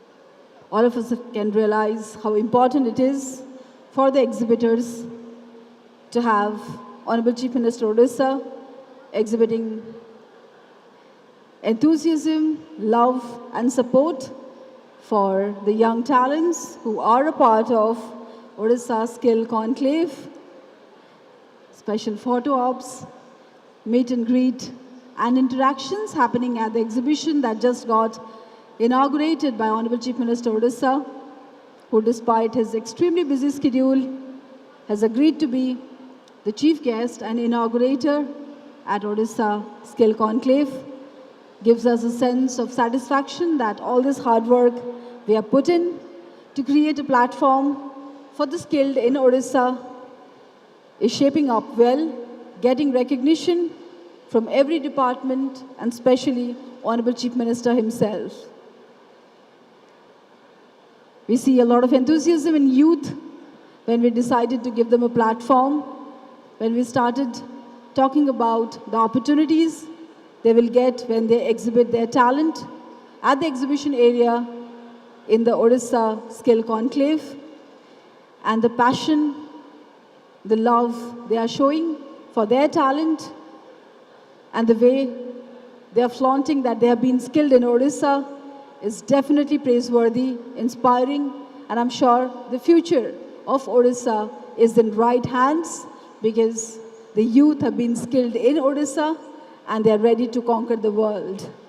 A great opportunity here when Honorable Chief Minister is taking a tour of the exhibition that just got inaugurated by him. I insist all of you take a tour of the exhibition. You will get to know a lot about the new age technologies, the work of art and science, enterprises that has been initiated by the youth of the state and the way they will deliver the message, talk about the product, will tell you how enthusiastic and confident they are after being skilled in Odisha.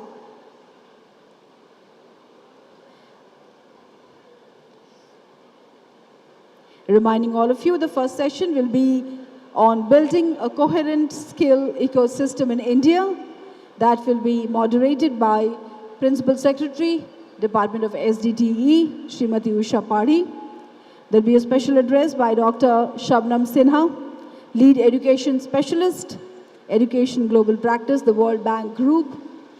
The panel discussion will be attended by Madam Kanta Singh, Deputy Representative, UN Women India Office, Madam TMT J. Innocent Divya, IAS Managing Director, Tamil Nadu Skill Development Corporation, Dr.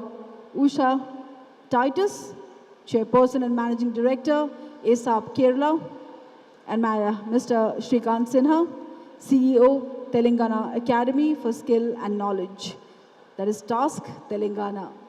We had promised that we will be bringing in industry experts to talk about issues of future, talk about how to make this journey more inspiring in future.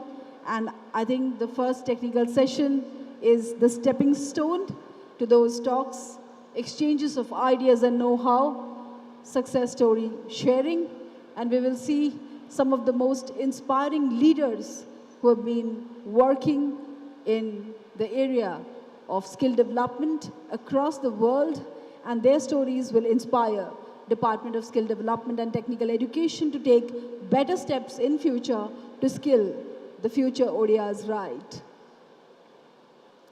In a short while, the dignitaries will be back and we will start the first panel discussion.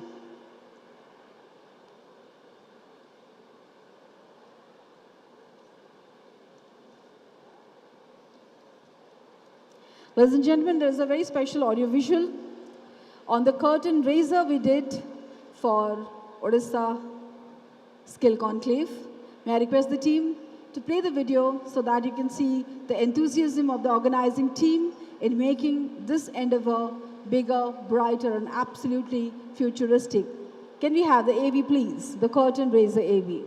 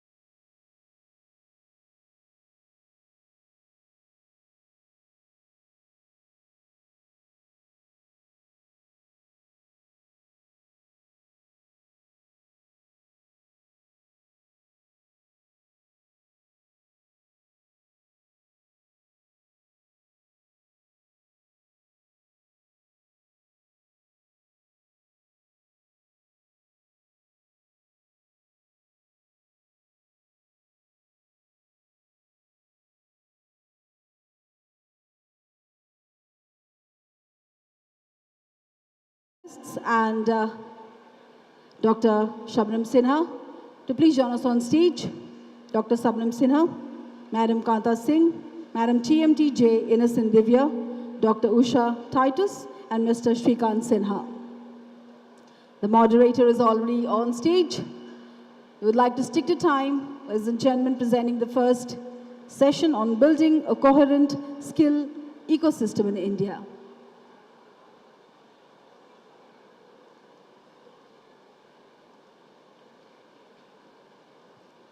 Ladies and gentlemen, can we have a big round of applause for all the panelists and guests for this session? The theme of this session sets the tone for a new era of skilled around the world and how to build a coherent skill ecosystem, especially in India. We acknowledge the presence of esteemed moderator and panelists. May I request Srimati Usha Padhi to take the proceedings of this session forward, please. Madam Padhi.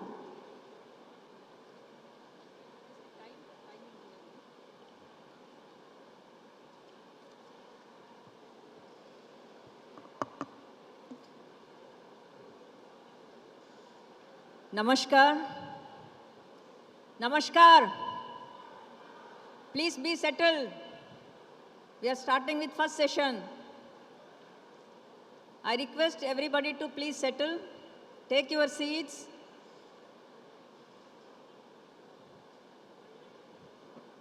Please, sabu pilla mane je interested achandi tikke basi ja.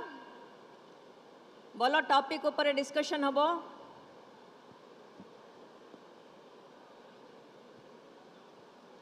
समस्ते जे अच्छंती चिड़ाई चंती दया करी seat नहीं कि बसी जानतु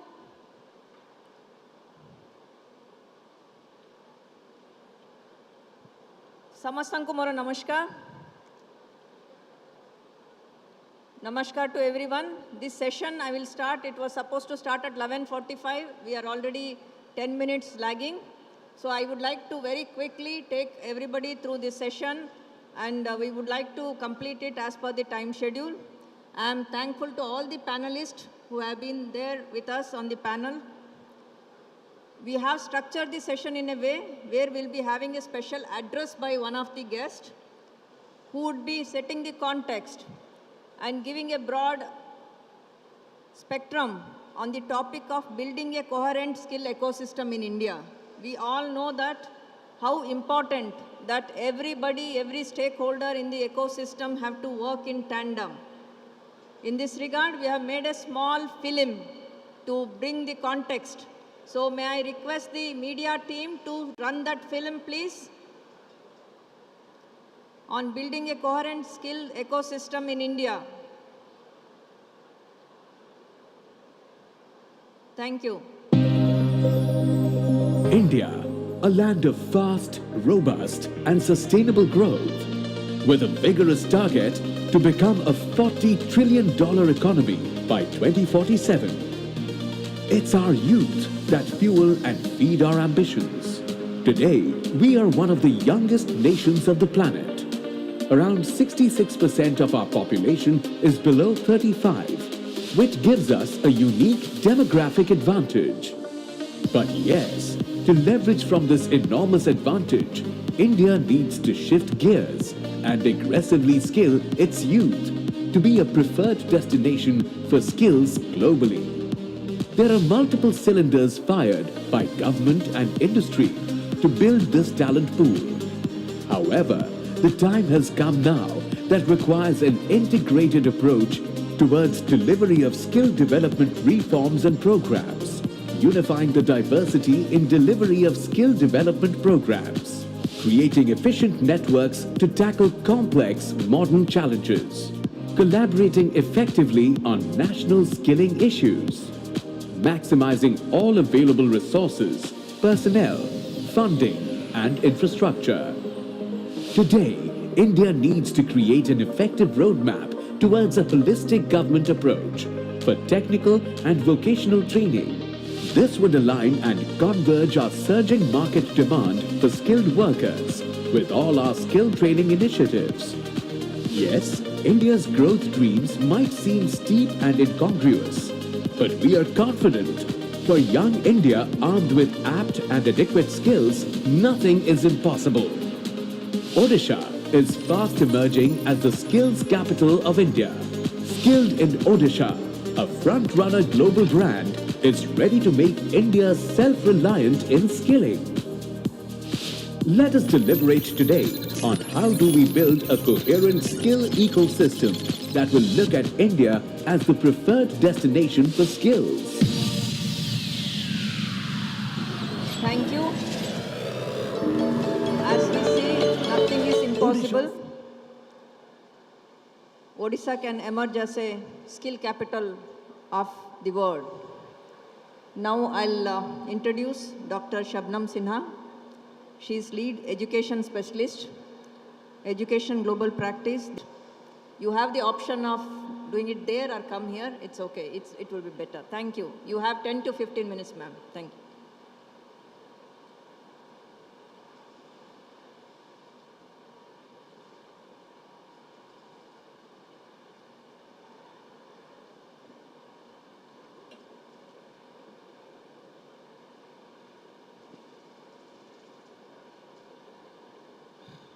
Can you push it a little back? It's too much.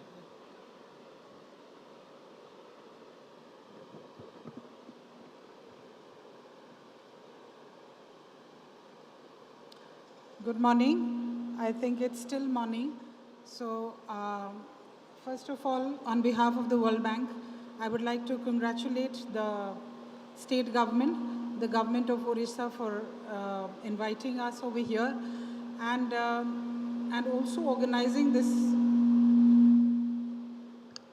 hugely impressive conclave, which I think is immediately positions you as a lead in this sector.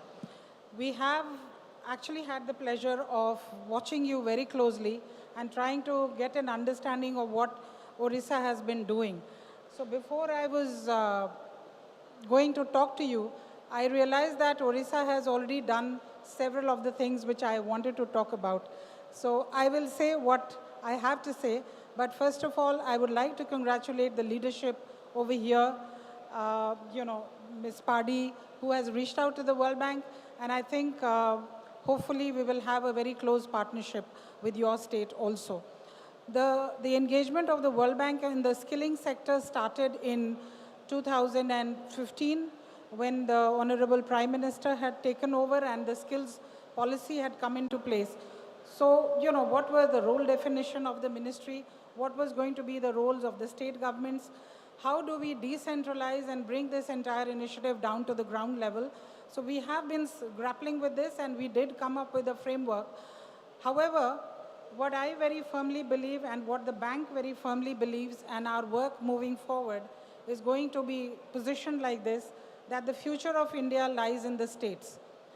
Whatever the states are doing is going to actually define whether India is going to reach the 40 trillion economy or not. So I'm very glad that the state of Odisha has taken this lead and is going to actually be taking forward the skilling agenda so frontally and so pivotally. I wanted to mention two things here. Again, I will say that you have done it all. You have done a great job in the skilling agenda and pushing the agenda towards taking the lead at the skilling at the state level.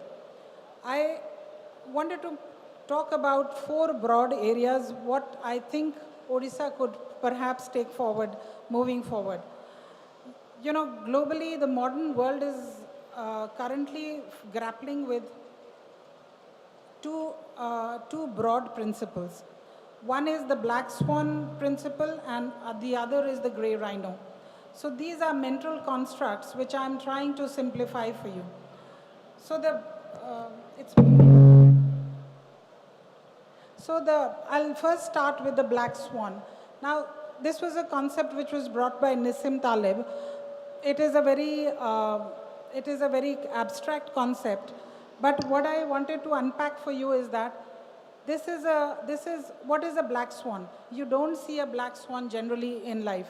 A black swan is once in a lifetime event which actually has a magnitude and a consequence that is so broad that it impacts everything. and it impacts the global economy, it impacts the country's economy. So COVID in our context, COVID-19, has frankly disrupted the entire economy. So therefore, how are we preparing ourselves for this black swan? The other concept is that which was brought by Michelle Drucker, which is of the grey rhino. Now, what's a grey rhino? Grey rhino is what you actually see. There are certain events, there are certain things, there are certain events which are big, which are obvious, and which we know are going to hit us. Are we acting on time to enable us to be prepared to meet those these two important events which are going to confront us very soon? Let me first come to the COVID event. Post-COVID, what should countries do? What should states do? So this is what I call the black swan event. And post-black swan, what are we going to do? So I would, COVID has, as I often say, it's been a bomb which has actually bombed the human capital of the world. It has bombed the capital, and especially the human capital, and it has impacted the skilling center and the labor market very significantly. So the present value of the likely impact on the lifetime earnings of a youth is about $0.38 to $0.78 trillion globally. So you can imagine how much it is for India and for Odisha. This has been a massive, life-transforming event, and this has given rise to the requirement of two things, which I was discussing even with the officials today. One is decentralization and deconcentration.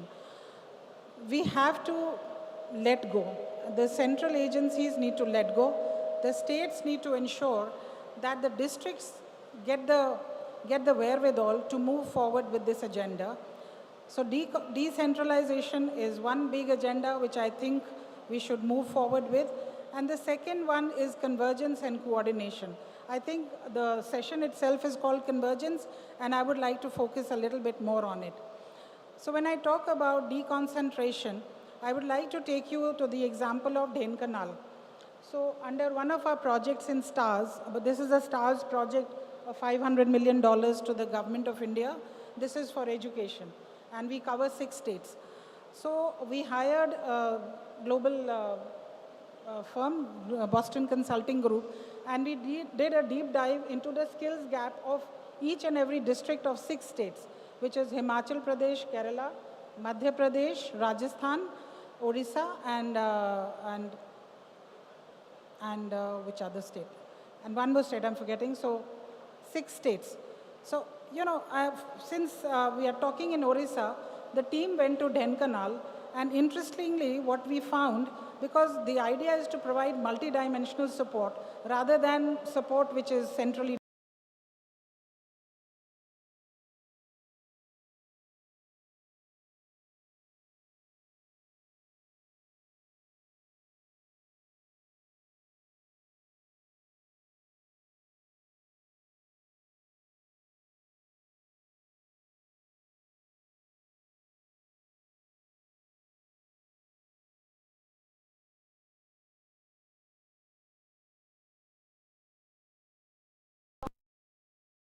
So you see, there are ways of getting down to the local level so that you impact the economy. In Dhenkanal, service sector is again big, banking, financial sector services, and retail. Now, when the retail operators were spoken to, they said our problem is the huge amount of retrenchment that's happening and attrition from the job market in our sector. So there is a job market there, but it's important to identify that jobs are there, therefore how do we provide the skilling? And the last and most important was the MSME sector, which is going to be a key recruiter. So this is a feedback which we get from all the districts, all the district reports that we have got, that MSME is big, MSME is going to be the key recruiter moving forward, and they are looking for local talent, they are looking for people who are trustworthy and who have the aptitude. And again, interestingly, it's a little sector agnostic. So while if you have the soft skills, you can still move them to the labor market. The second point that I wanted to talk was about convergence and confluence. So under STARS project, the one which I was talking about, we have a lot of focus drawing from the national education policy on skilling and schooling. So how do we ensure that the school system is very firmly linked with the skilling system? And in that, what we've done is one of the components focuses completely on identifying, what are the industries around the school? Can we find ways of providing apprenticeships? Can we find ways of the students going into these industries and trying to learn from them, and vice versa? So that is one thing. The second is, I wanted to also talk a little about the tertiary education sector. So I'll just quote from Bloomberg. There is a publication from Bloomberg which came out 2 days before. It talks about worthless degrees are creating an unemployable generation in India. Now the challenge here is that people want to go into higher education, but it's not leading to jobs. So they had an analysis of tier 2 centers of states, and they found that, all the students were actually questioning the returns on education to higher education. They have spent a lot, they have changed colleges, but they don't get jobs. So therefore, what is the implication for tertiary education? The whole idea is, can we break these silos between departments? I know that it's very difficult, but I see a lot of convergence happening today. So this, flattening this divisions would be very helpful. The other piece is that how do we enhance the aspirational value of the ITIs? The ITIs are there, but if you ask the ITI graduates, are they proud of the institution they belong to? And I have had an occasion to see it in several states. Do they have the good toilets that they need? Is the infrastructure good? Have we managed to reduce the obsolescence of the infrastructure? So these are things which need to be tackled head on. And therefore, one of the things which I would like Odisha to think about is, do you want to also think of a skills university? We are now working with the state of Maharashtra. We are currently working with the state of Maharashtra, and we are going to be supporting a Maharashtra State Skills University. Now, the whole idea of a skills university is to provide the backward linkage with ITIs and provide the forward linkage, so that you are not only creating, ITI graduates, but you are also creating skilled workforce which can actually be going into very specific areas like information technology, mechatronics, cyber security, cloud computing. So I would seriously urge you, the new project that we are thinking about, can we perhaps, you could use the word skills center itself, it will boom more. So you could use the World Skills Center and create and empower it in such a way that, we could move the needle, and we could create, doctorates, postdoctorates, and the backward and the forward linkage with the labor market can happen. Because tertiary education is somehow not meeting the needs of the day. Now I come to two other things which are again very critical, which are in front of us, which I call the grey rhino. I use both of them. 2 minutes more. Yeah. So can we think of a very strong MIS system? In our Gujarat project, which is $1 billion support, we have created Vidya Samiksha Kendra, which was inaugurated by the Prime Minister. Can we think of a Kaushal Samiksha Kendra within your project? And also, one more thing I wanted to mention was the whole gig economy. Are we taking that into account? And can we have carefully targeted programs for this?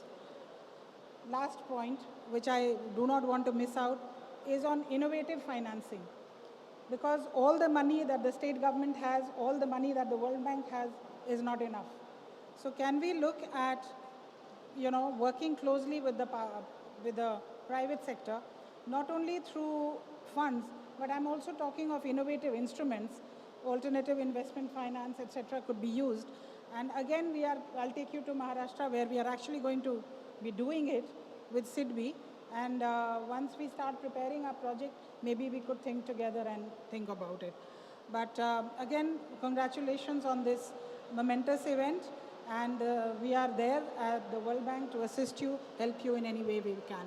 Thank you very much. Thank you, Dr. Sinha.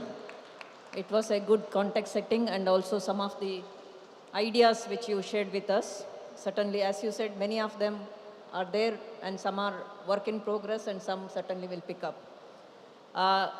समस्ते पिला मानन को आउतरे अनुरोध eighty जे कथा होतिले word skill centre कथा कहले madam आपण माने समस्ते गाँ को जीवा आगरू निश्चय वर्ड स्किल सेंटर देखिबे आउ जिबे सेटा आपण देखंतु सब नोडल ऑफिसर माने भी नोट कर दियंतु. Now I'll come back. I have 4 excellent panelists here. They have done the groundwork, I mean the practitioners in the skilling sector.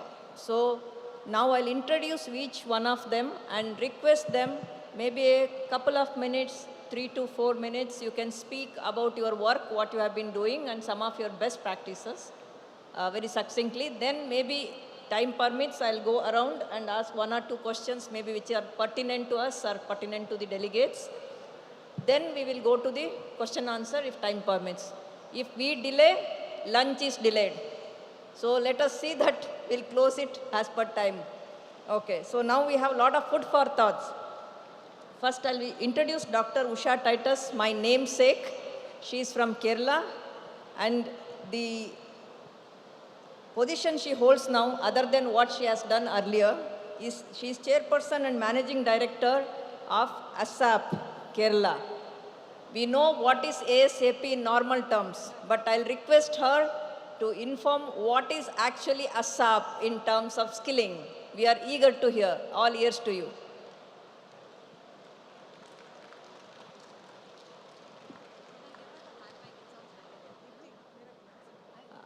I'll request the mic system. Please make sure that there is no disturbance and echo. This is better. Okay. Okay. Thank you, Madam Secretary and her team. It is a truth universally acknowledged that a developed country will have a thriving economy that is powered by digital literacy, global trade, and a working age population that is employable due to good systems in education and skill development. As our Honorable Prime Minister has articulated, India wants to be a developed country by 2047. But the India Skills Report 2023 shows that only 50.3% of our youth are employable. India has 1/5 of the youth population of the world. 10 to 12 million are entering the job market every year. Therefore, the center and the state governments have rightly prioritized skill development in order to reap the benefits of the demographic dividend that we have.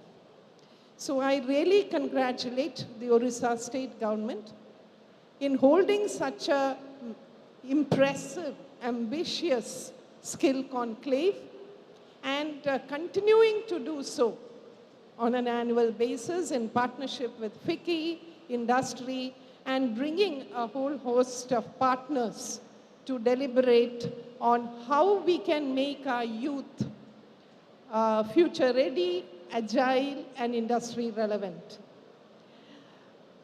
So, what is the reality actually?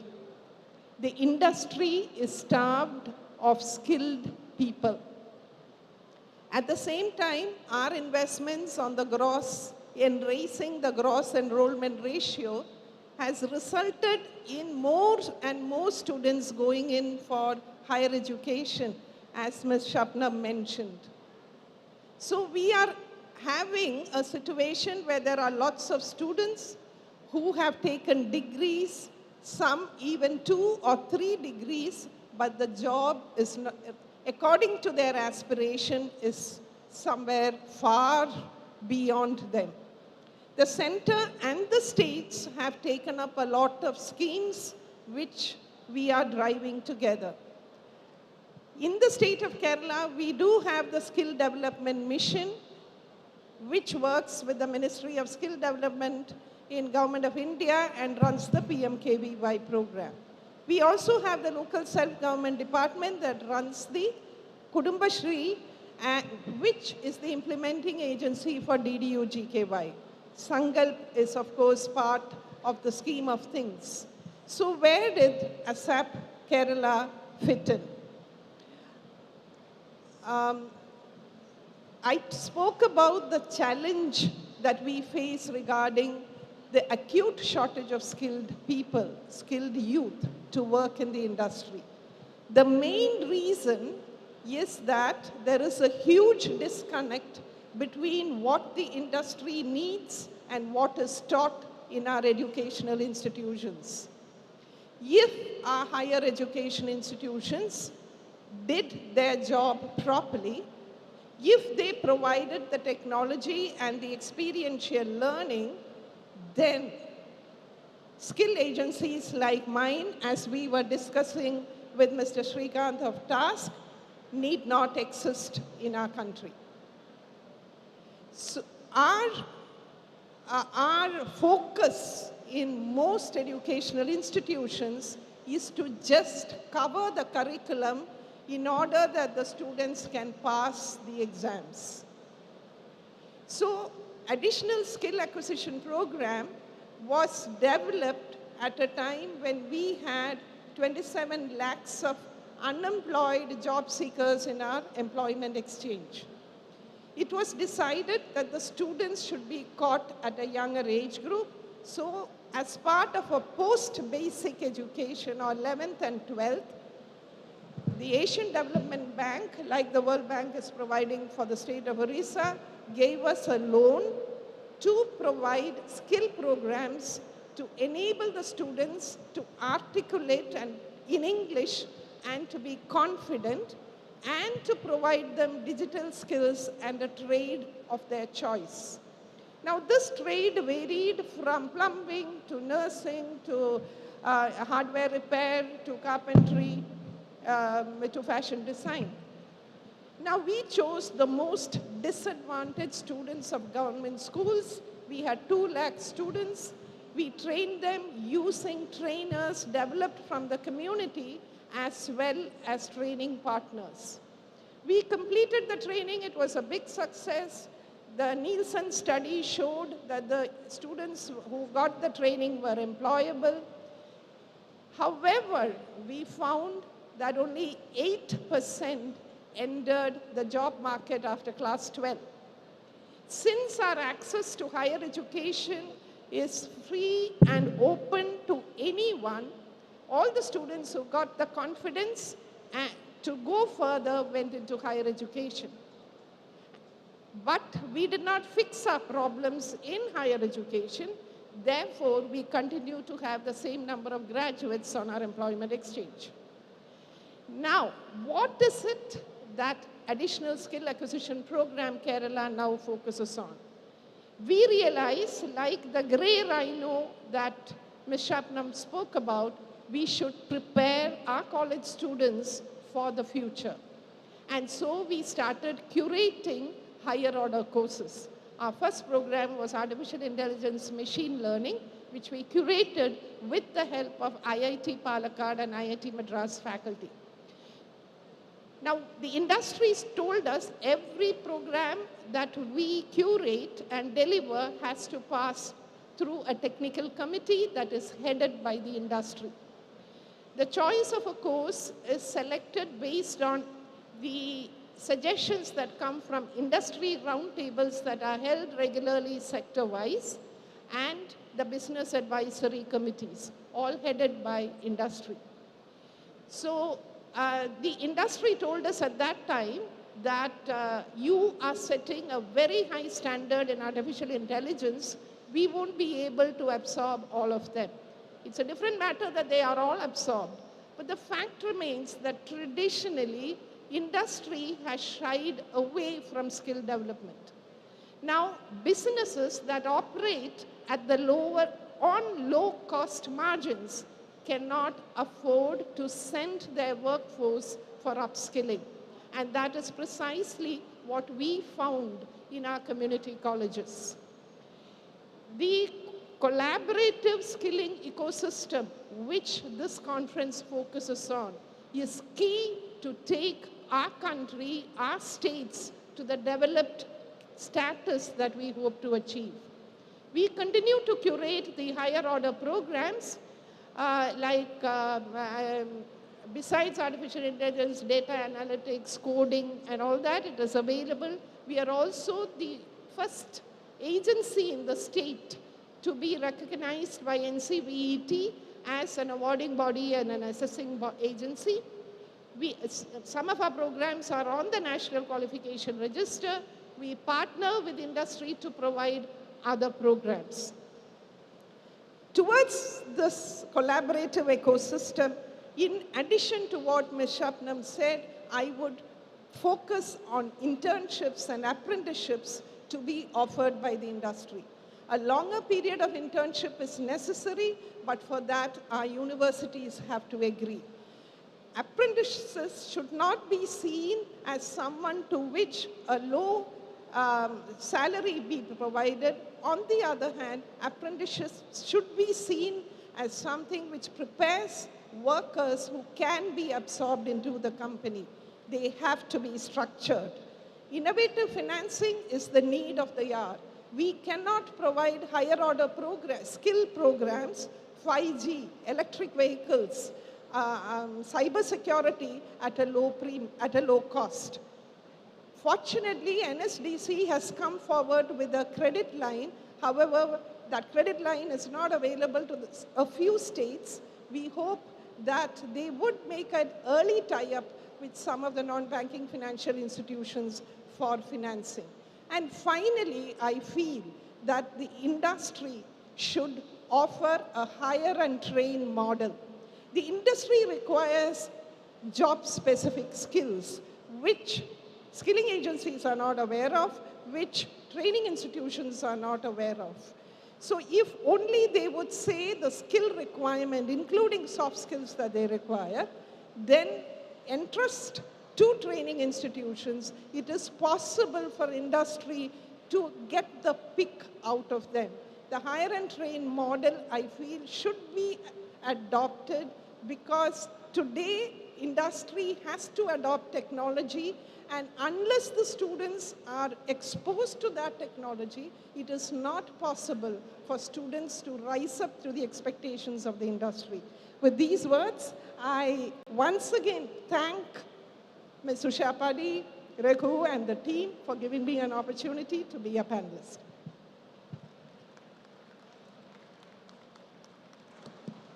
Thank you so much, ma'am. Once again, I request everybody to settle down, don't stand, and don't make too much of noise.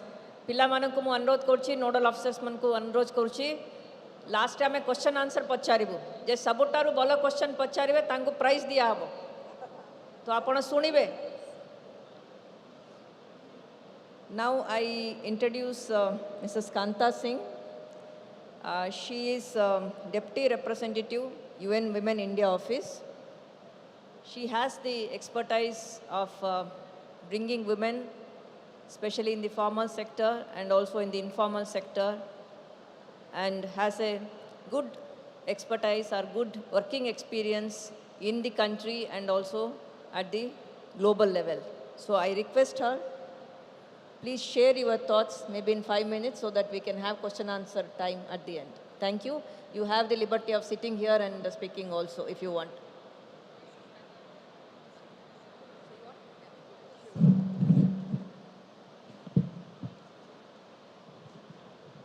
Good afternoon, everyone. I'm really delighted to be here this morning. My country rep was here with us and she just left for the airport. Closer. But thank you for Government of Odisha, FICCI, for inviting UN Women.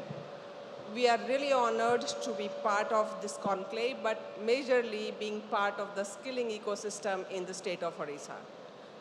As they say, you choose the work areas, your karya kshetra. In this case, Odisha chose us. And we are really honored about that. Because यहाँ कोई एक बार आता है फिर वापस नहीं जा सकता यहाँ से. तो ये हमारी कर्म भूमि हो जाती है उस हिसाब से. Personally, from my UNDP days, I did a lot of work with the judiciary here. We also did work on disaster management. But when I joined UN Women, I met Sanjay Kumar Singh, the IS officer from state. It was a chance meeting in Delhi. And he invited me so openly. He said, why don't you come and work with us? That was the day, and rest, as they say, is history. UN Women, many people say, don't know about UN Women. We are the youngest, smallest agency of the UN system. We focus on gender equality. We're physically present in about 89 countries, but otherwise we work in 200 countries. Since our focus is on women, I'm going to talk only about women here. For last 4 years, we have been working with Bagchi sir, Raghu sir, and the skilling ecosystem here. And the systemic approach that UN takes starts with the commitment to the senior management, senior leadership here. What we saw different in Odisha was that the commitment comes from the highest level, that is at the CM's level. We have met him, and he has said it in no uncertain words that his focus is on women. And that is something that's music to our ears, because not many states and not many political leaders understand the importance of gender equality, and that we saw here. What we also saw here is that they are taking the ecosystem approach, as I was mentioning. They're not leaving anything to chance. So starting from political will to the right policy, to the right budget, to the right kind of implementation strategy, and that is again something that we really believe in, and that's going to make a difference. FICCI, because FICCI is a partner here, fortunately we are also part of the FICCI skilling committee, and we keep giving inputs, and many people may be tired that I always talk about women in the committee meetings, but that's what I love doing, and that's what is my mandate. But in Odisha, we are doing 4 things, ma'am. We are working with the World Skills Center. We are working with the skill department. We have physical presence in 3 districts, and we have physical presence in 3 ITIs where we are trying to increase the number of girls in terms of enrollment, but also linking them to jobs. And now the results are yet to be seen, but our major work is to provide technical support on engendering the ecosystem. And that is what we take very, very seriously. We have 5 staff members sitting here in different places. And the recently launched the SEZ, the Women's Business Park idea, we worked on that from the very beginning. But we also work with women farmers. With the solar drying system, many women have been benefited from that work. But we have also helped many women complete their school education at the age of 40, 45, and that is something that we really take pride in. And Odisha State has given us the scope to work with women at the grassroots level. On the ecosystem in the state, ma'am, and I know we will get chance again to speak, I'll just take another minute. I've already taken 3.5. So another minute is on what could be done. And many of those things, I mean, I can't claim that I can give more suggestions, because anything I'll say, you will say we already done it. And Odisha has actually done some of those things which are remarkable here. So one definitely is that we start looking at the skilling system from a women's perspective. That means the ITIs cannot have the same 50-year-old courses that we have been teaching them for so far. Everything that you're doing now, including AI, including any other new age courses, also have to start focusing on women. We cannot bring the same biases in artificial intelligence, for example, that human minds have.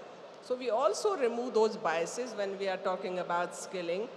And the last point that I would like to say is that when we are choosing people to work on skilling system, we should be very careful about who we choose to mobilize women, who we choose to train women, what kind of content they are trained on, and how they are placed. So, and of course, you already have all the things that should work in favor of women and girls.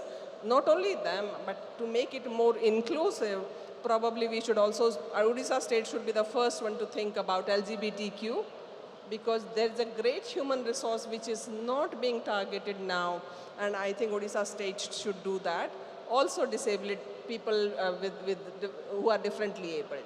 And there are enough takers, there are enough companies ready to hire. And yesterday we were meeting the skill center CEO, and number of companies will be willing to come here and work with you because your system is so supportive. We'll be very happy to work with you to bring those companies here. And FICCI is the right place actually where you are already working with. So thank you, I'll come back, ma'am. Thank you so much, Mrs. Singh. Even Director General training would be here. So this new age technology in ITIs, based on that curriculum reduction which they have done since last year. So we are working towards that. Maybe you can be of great help to us. Now I will go to Srimati Innocent Divya. She is a young colleague of ours. She is Managing Director, Tamil Nadu Skill Development Corporation. Sometime back, your minister was also here. And Tamil Nadu is one of the partner state for us. There have been a lot of collaboration, and we intend to take it forward. So I request you to share your thoughts, and maybe you can also give a brief roadmap how you would like to go us together in future. Thank you. Thank you very much, Madam, for this brief introduction, and I am privileged to be part of this esteemed panel. Let's give an introduction about what Tamil Nadu Skill Development Corporation has done so far. We are one of the earliest skill development missions to be formed in the country, and over a decade we've been doing a sort of a curative process. We understand that we've been taking unemployed youth, we've been taking the demand from the industry, and we've been matching the two. Since 1 year after the new government took over, there is a slight different focus that skilling has taken now. We understand that unless there is a preventive process in the entire education system in terms of making students who are right now in institutions employable, we would not be able to do this as a larger initiative. Therefore, we have compartmentalized skilling into 3 sectors. One is the primary, the secondary, and the tertiary sector. For the primary sector, what we've done is we're working closely with the school education department. We have an ongoing understanding, a portal tie-up with the EMIS, the Education Management and Information System. We understand the students. We track all those students who are going out of the EMIS in terms of the dropouts. And we immediately work with the rural development department, and we track those candidates, we bring them back into our short-term skilling institutions. This is what we've done at the primary education level. At the secondary education level, there's so much of confusion among the students right now in schools. What career to take, what course to take, where to find a career. So all this, I think, they depend on the faculty. They look to the teachers to give them career education. But unfortunately, the faculty themselves are not aware. They have been closeted in academic institutions, in schools and colleges for over 20-15 years. They are good at pedagogy, but they don't understand what kind of transformation is today taking place in the industry. So they are not able to orient the students towards career choices. So we have taken this initiative for career counseling right from standard 9 onwards. Standard 9, 10, 11 and 12 we target for career education. We get to understand the interest profile of the student. We profile every student. We get to understand their interest, wherever they are interested in. A child may be interested in fine arts. It does not mean the child cannot pursue a career in fine arts. We make them understand that there are good careers worth pursuing, and you need not depend upon that local college. It is not the end of the game. You need not go only to the local college to find your career. So that is a program that is an entirely career-driven program from 9th to 12th. We also work with the vocational streams in schools, we have worked closely with the sector skill councils. We have trained our vocational teachers as master trainers. So by the time the student comes out of class 12 from schools, they have an additional job role. They have a certificate which says they are vocationally qualified enough to undertake a job position in that particular stream in which they are pursuing. So we have trained our faculty, we have trained also master assessors. So once they train these students in that particular discipline, they can also assess them, and NCVT certificate is given. So you get a 12th standard certificate and also a NCVT or a job role certification. Then we are working closely with the colleges, both arts and science, engineering. We understand that there is a curriculum, there are faculty which are teaching the curriculum.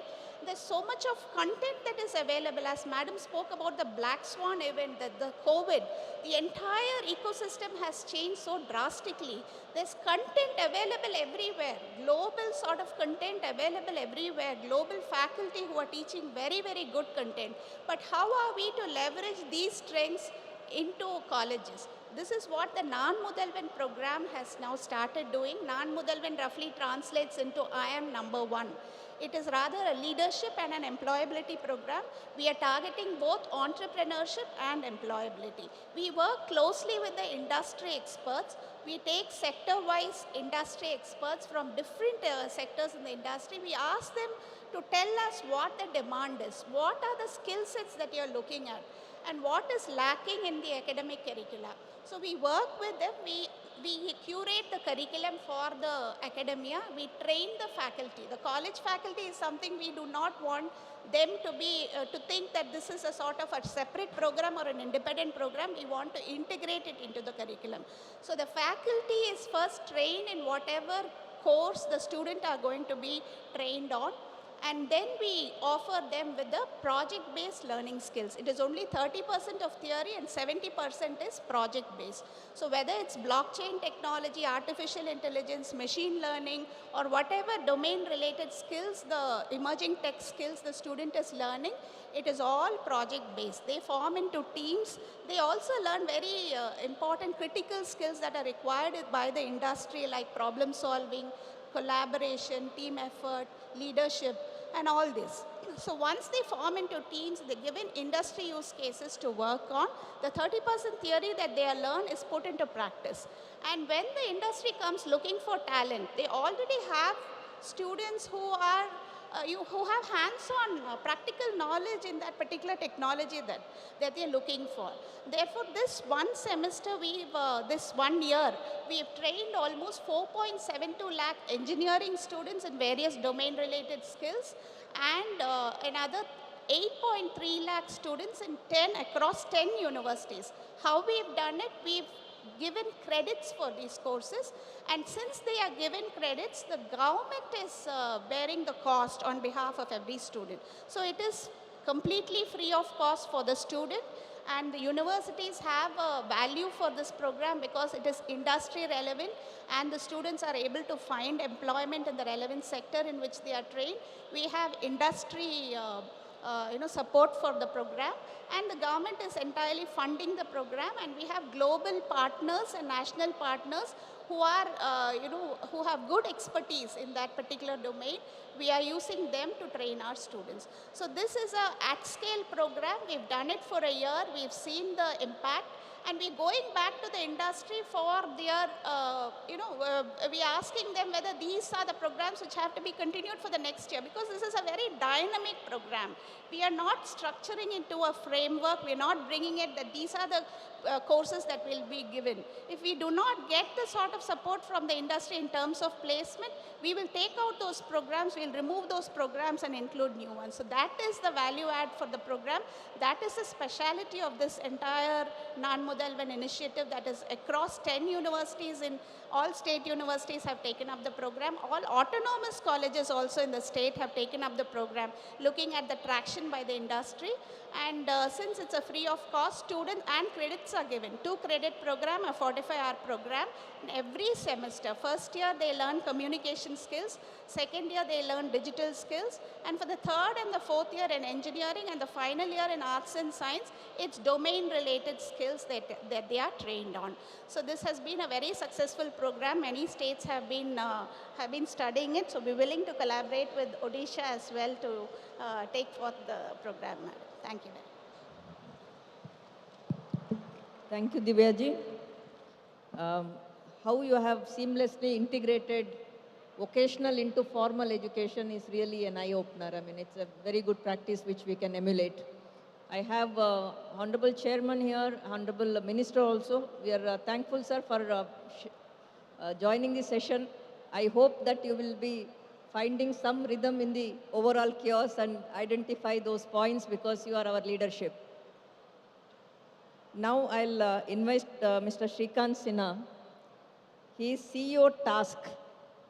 TASK is Telangana Academy for Skill and Knowledge. So one is ASAP, skill cannot wait, it has to happen ASAP. Another is a task which need to be completed, Telangana, which has done similar to what World Skill Center is doing here. And I request Mr. Sinha to share his ideas. And I hope you will excuse us in a women-dominated panel, you taking the last word. Yeah, thank you.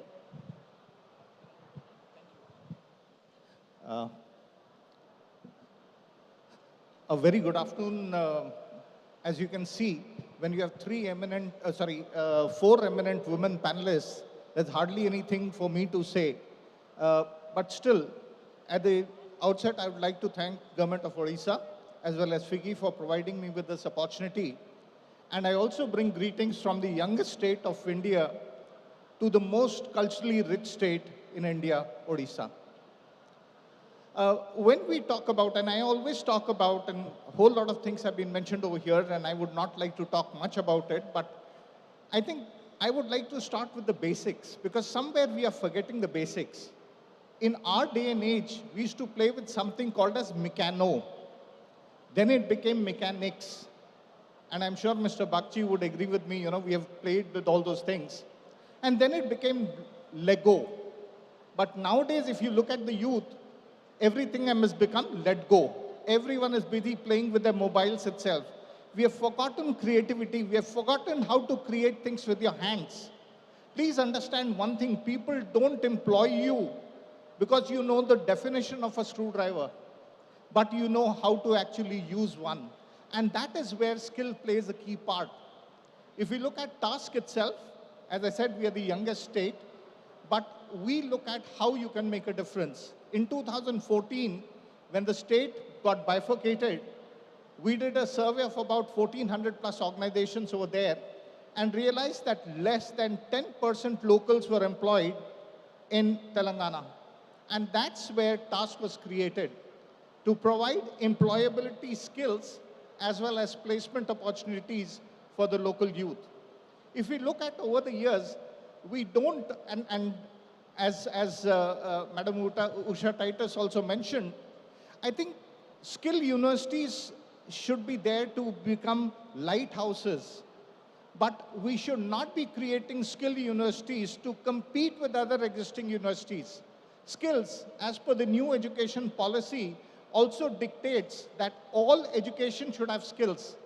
In fact, NEP 2020 also talks about skills and vocational skills even in the schools.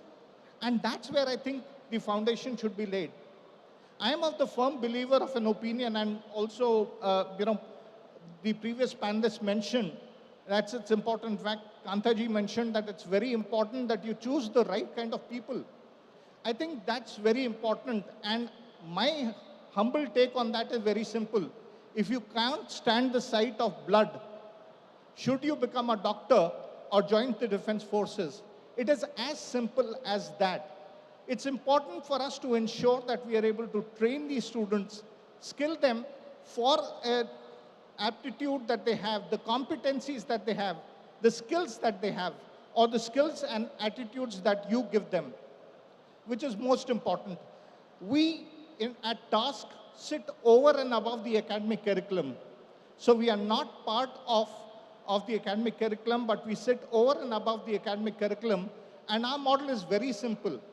We realized early on that if you give a 500 mg capsule to someone, right, to eat just before a medical examination, it doesn't help.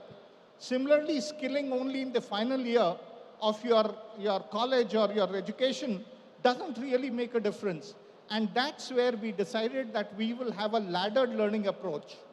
A laddered learning approach basically means is if we are training them on AutoCAD, we would start with beginners level in the first year, second semester, move on to user level in the second year, first and second semester, and advanced level in the third year. So that by the time an engineering student is actually graduating, he's ready for the employability and the placement world, the corporate world itself. Also, it was spoken about earlier so that's the first model. And the best part is that TASK, being a government organization, there are more than 500 organization corporates which advertise their entry-level jobs on our portal itself.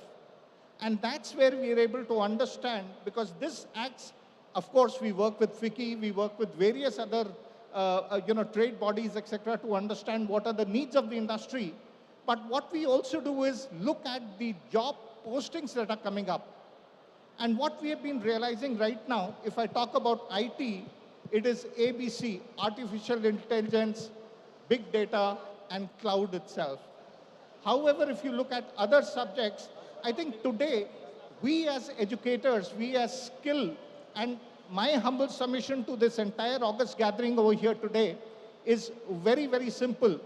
I think when we started this skilling journey, it was in the shape of a T, where you knew a lot of things, but you were focusing on your domain, which was the vertical. And that's what it was. You were focusing on your domain expertise. But now the thing has changed completely, and it has become a pie, right? So you know a lot of things, you are aware of a lot of things. Your domain is there, but along with your domain, technology also plays a key part. We are in what we call as the decade.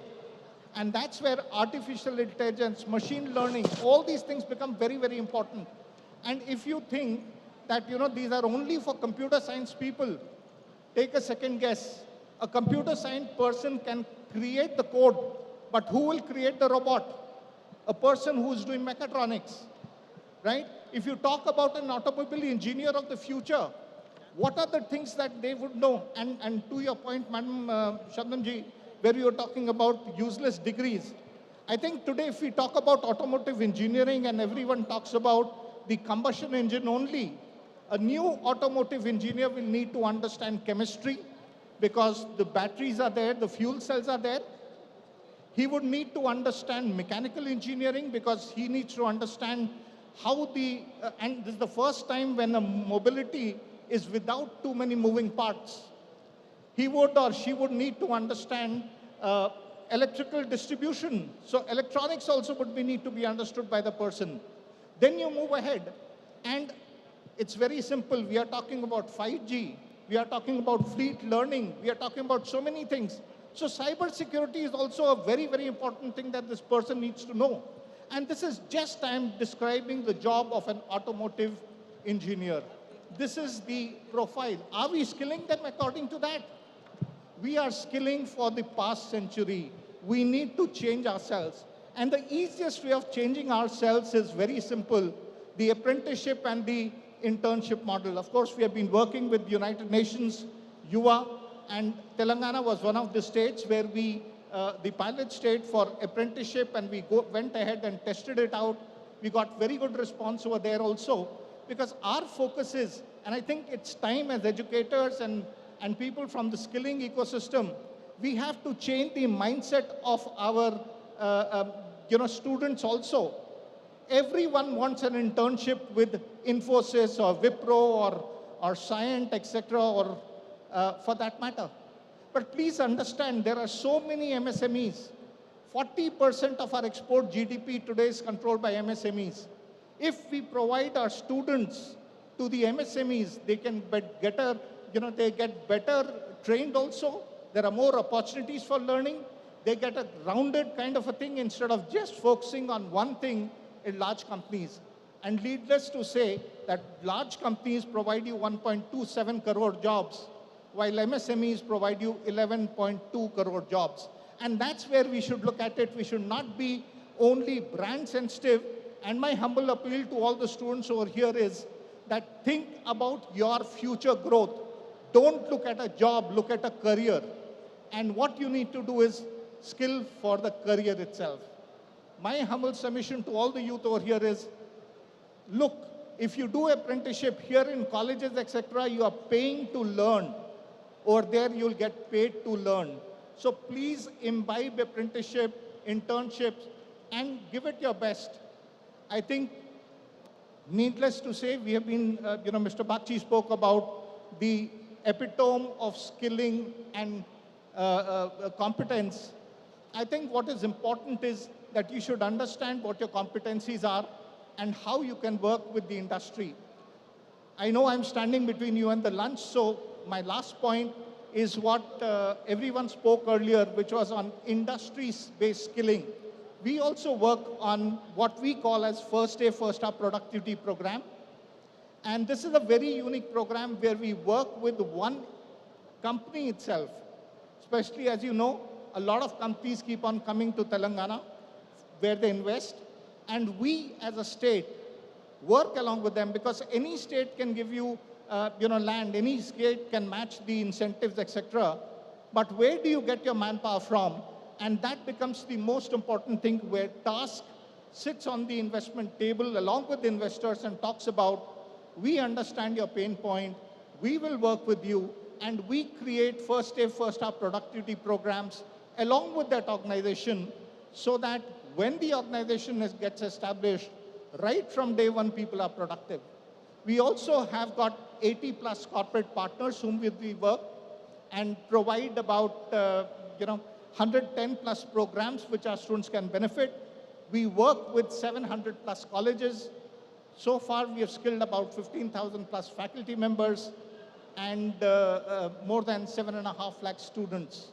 So that, ladies and gentlemen, is all about task. And we'd be happy to work with Odisha government and everyone else in the ecosystem to ensure that we are able to learn and take each other's best practices and take it forward. Thank you very much for a patient listening. Thank you, Mr. Sinha. We have around 15 minutes for question and answer. We have our ushers here. Just raise the hand. JGM mane achonti mic sangare hata utantu. Jara pakre mic achi. Jara pakre mic achi. So they are there. If anybody wants to ask question, they will be bringing the mic to you. So please prepare yourself for question. Before that, I may go across the panelists, maybe because we have around 5 minutes for them. I will be going through, and then meanwhile you can ask the questions. So I'll start with you because we ended with your speech. You mentioned about something like a portal. You said that there is a portal by task, which is helping the students or helping the youth to get the job. How did you bring the industry on board? So I think that's a very good question, and getting industry was very simple because when the state got bifurcated, the Honorable Minister of IT along with the Principal Secretary, who are the two tall leaders in our state, actually interacted with the industry and understood what their pain points are. And that's where Task went ahead, created programs, looked at the gaps and created programs for it. And that's where I think industry found confidence, plus our partners whom we work with, and I can see a couple of them in this room itself who are there, who actually train our trainers, and then we are able to run those programs. We also run internship programs along with the industry itself. So in your first year, first semester, 3 months you do an industry internship, and then you will concentrate on your exams, etc. And that way. Second thing they realize, instead of going to each and every college and doing campus recruitments, here is a platform which had got access to so many colleges. More than 2 lakh plus students are taking benefit from our programs even as we speak. So that's where we were able to bring the power of the platform, which industries, of course, realize. Afternoon, I am requesting all the members, CEO Word Skill Center was here. Please make sure that all the panelists visit the Word Skill Center, and maybe we have our Go Skill. There is a portal from Odisha government. Maybe we can take your help in understanding it better. Absolutely. Ma'am, you are mentioning that afternoon you are going to Word Skill Center. So this, the ASAP, talking about the new age technology and giving the youth or enabling them to acquire them, how you are going about it? A very brief roadmap. As an organization, we charge students for the programs. You are charging the students for the programs. Okay. However, scholarships are made available by the government. So, for instance, scholarships were made available for several courses in the IT years 2 years ago, since there were a lot of job openings at that time. So then students were put through an assessment test, and based on their scores, the scholarships were given. That was a big incentive.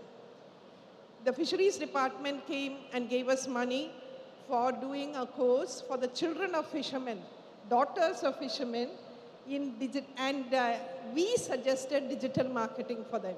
And they took it up, so we have given at least 2-3 batches digital marketing programs for the daughters of fishermen, and they have then got jobs. We also place them. Now, it is a challenge to provide full subsidy or scholarship for students. Sometimes the industry is willing to offset the costs of certification if they are absorbed.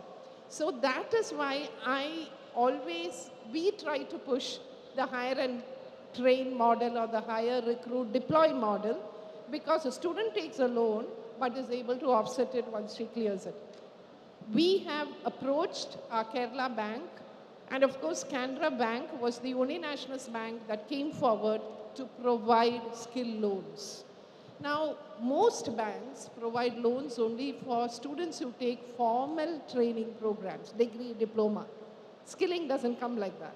So we had to persuade, beg to get these banks. So the Kerala Cooperative Bank, the primary agriculture cooperative societies, as well as Canara Bank offers today loans for students to take.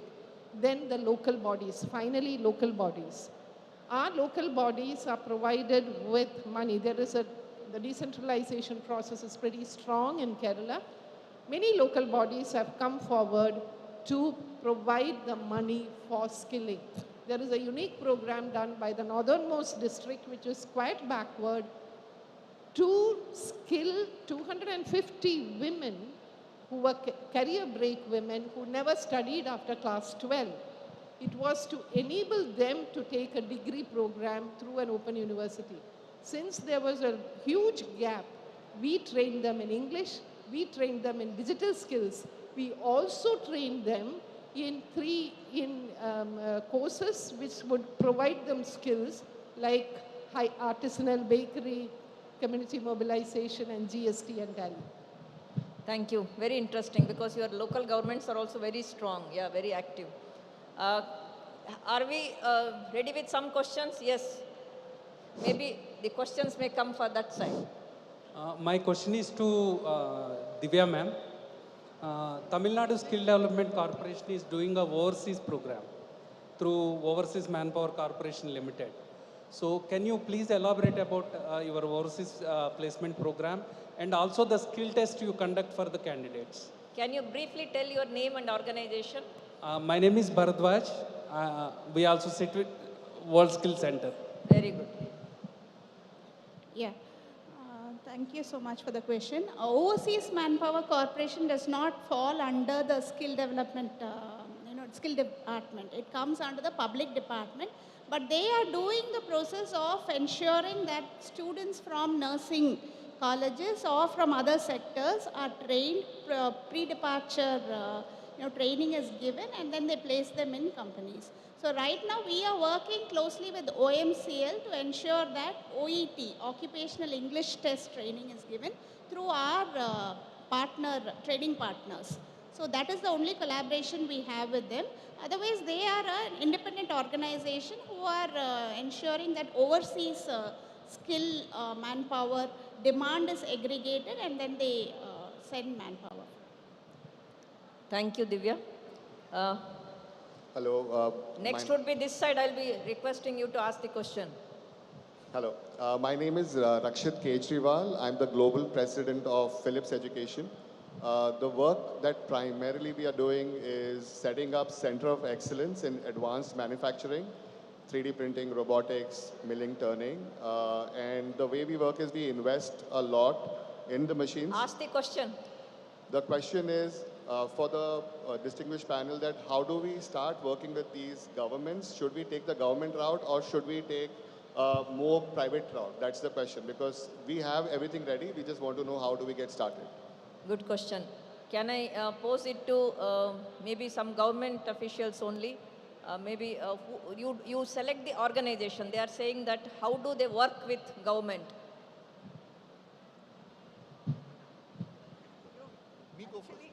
Telangana should be speaking.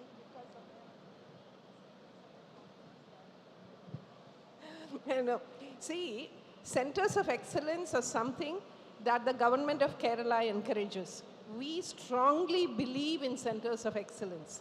That is because it's only in the centers of excellence that the students can be exposed to the high-end technology. No educational institution, except the very well-funded ones, can afford to keep it. So many state governments have actually gone in for tie-ups with like Siemens in Telangana, and Tamil Nadu, for instance, has gone with Siemens and other Dassault. So yes, we are open to it. The government is, because there's always a government co-payment to this. Government is open to it. I have my 2 officers here. They'll come and meet you over lunch break and tell you a simple mail is more than enough to start the conversation. Just to add to that, I think, governments are always open, right? And we have got a lot of center. For example, NCAM, which is from METI, is in Telangana itself. In Hyderabad, we have the National Center for Additive Manufacturing, right? So we already have that. But we are open to multiple things. For example, with STPI, we have the Image Center of Excellence, which is on AVGC, animation, gaming, visual effects, and comics. So definitely we do look at it, but then it has to be a partnership. Please understand. And don't tell us that, yes, you are only bringing your softwares, etc., onto the table. You'll also need to bring in your skilled manpower and other things. So make it a proposal. If I'm using Godfather's words, a proposal we can't refuse. Thank you so much. One last question this side. Anybody? Madam, yeah. If I may be allowed to speak. I need to identify you. Where are you? Here, madam, left side. Left side. So let us take the question from that gentleman first. Yeah, there, and then I'll come back. Yes, go ahead. My question is to Srikanth. Myself, Dr. Hrishikesh Mohanty, Principal Bhavanananda, Odisha School of Engineering, Cuttack. My question is that you already discussed this MSME sector can give more employment. As far as Industry 4.0 is concerned, we are now moving towards the digitalization. So slowly, the interference of human is replaced by the computers. Now, in our Odisha, we are facing a lot of problem as far as the ITI graduates is concerned, because our curriculum, it is not as per as the Industry 4.0. So how these ITI graduates can get better placement? I am not telling about placement. I am telling about better placement in MSME. Sure. So thank you for that question. That's a very important question, because if you look at it, a whole lot of industrial training institutes were created with a purpose itself. Yes. Right? Which is, how do you help people? For example, if I ask an engineering graduate over here to stand at a soldering station and keep on soldering for 6 months, because that's a competence he needs to learn to grow, he would not be willing to do it. But an ITI person has got the skills, the competencies to do it. Now the question comes is, how do you make them better placed, right? Yeah. So the thing is, you have to offer them the right kind of courses. For example, right now in Telangana, the ITIs and in polytechnics, etc., we have started offering a course on electrical mobility, right? As an optional subject, people can choose that.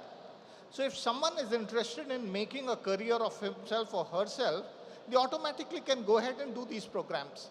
Second thing is, I think it's important for us to ensure that things like, if you look at 5G coming in, fiber technology, right? A lot of demand would be there across India and across the globe. Can we train them in those kind of skills so that they can become better placed? And these are much more higher paying jobs. And if you look at the number of people required by the telecom sector itself is huge. If I talk about Telangana, right, everywhere ITI students are preferred. Only thing is you need to hone their skills. You need to give them the right kind of things. We cannot keep on continuing to teach them whatever, as also in the morning panel was, inaugural panel it was said, 50 years old curriculum. I think as educators, we need to understand that things are changing. And what we also need to understand is in industrial, and you mentioned about IR 4.0, what we as educators need to understand that all the previous industrial revolutions were one technology, including internet, which was IR 3.0. But here you have got a host of technologies coming in together to create IR 4.0. And it's the play of all these technologies or some of these technologies together which actually would create the skilled pool. So we need to definitely change our curriculum, help our students get access to the right kind of courses, etc., be it online, be it physically, whichever way. But we need to ensure that these ITIs who are underserved right now get the right kind of access with the right kind of content, etc. For example, since I'm seeing my friend Anurag sitting over here, with Cisco, we are running programs in the polytechnics on cyber security and cyber awareness. Now, these are the skills that we need to bring into our ITIs. Hope that answers your question. Thank you. Thank you. In paucity of time, what I will do now, just ask Mrs. Singh regarding the same in employability space. How do you bring women? Because this concept or this forum is also to make sure that the inclusivity happens. So very briefly, how do you suggest that women should be taking the maximum share when there is an opportunity? Thank you, ma'am. So 3 points that I'd like to make, I think, to the question that government, how can we work with the government? I have seen, and we work with several state governments and also central government. Governments are also looking for solutions as private sector is. So that means anything that works would be in demand even from the state government. So that is one point that I have seen across states. So any good example that you can bring one in one state, contextualize it as per the local situation, and then that will work. For women, men, I was discussing with Ranjan this morning. I think women are ready for work. Companies are not ready. Businesses are not ready for taking women. So there is a commitment from highest level in the company, but we face a lot of resistance at the middle level. So we need to start engaging with the middle management level where there is more acceptance. The third thing that in my experience I've seen is that we have to start working with the families.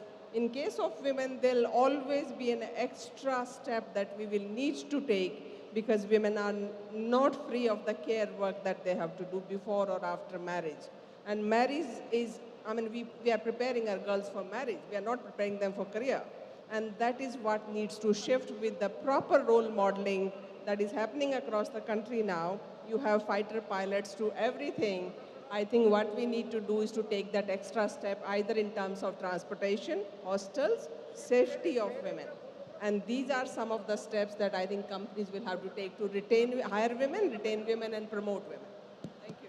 Thank you so much. With the permission, we will be closing this session. Before I just felicitate the panelists, we have your gracious presence for exchange of some of the MOU here on the dais. So I'll request the MC, Mrs. Sulagna, to announce who all are coming on the stage and exchanging the MOU. Thank you so much, dignitaries, for the extremely thought-provoking session that sets the tone for the success of this conclave. We would like to sign some special MOUs. The first one will be between Indira Gandhi Institute of Technology and Jaiswal Neko Industries Limited. Quickly, representative of the organizations. Next, please call the next one. Atmosis Technologies Limited and DMEC Berhampur. Berhampur.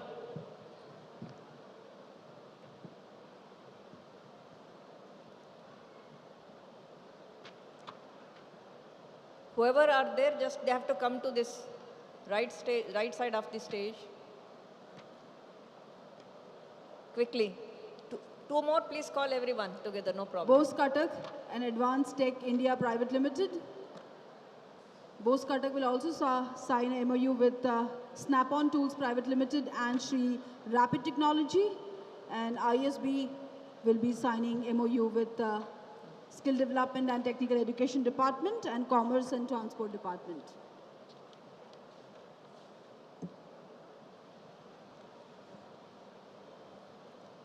As mentioned before, we will be signing 20 plus MOUs in the 3-day conclave that will pave way for association between organizations and strengthening their bonds and making the skill in Odisha a brighter initiative in future. Congratulations.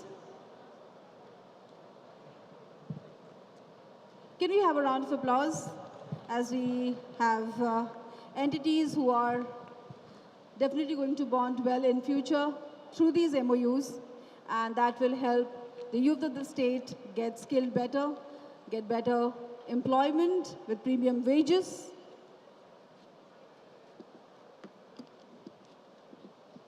In this segment, Indira Gandhi Institute of Technology is signing MOU with Jaiswal Neko Industries Limited. Atmosis Technologies Limited will be exchanging MOU with DMEC Berhampur. Bose Katak is signing MOU with Advanced Tech India Private Limited, Snap-on Tools Private Limited, and Sri Rapid Technology. And ISB is signing MOU with SDTE Department and Commerce and Transport Department. Good luck for the future initiatives, all organizations. May these MOUs bring you closer, and the purpose of skilling more and more people, especially youth, and making them employable and giving them their opportunity to showcase the talent they own and we are trying to sharpen. May this dream be bigger and better with all these associations. All the very best and congratulations.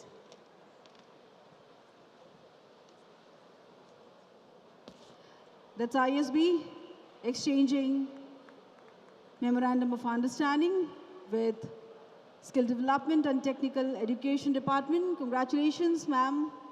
Srimati Usapadi exchanging MOU, and also Commerce and Transport Department.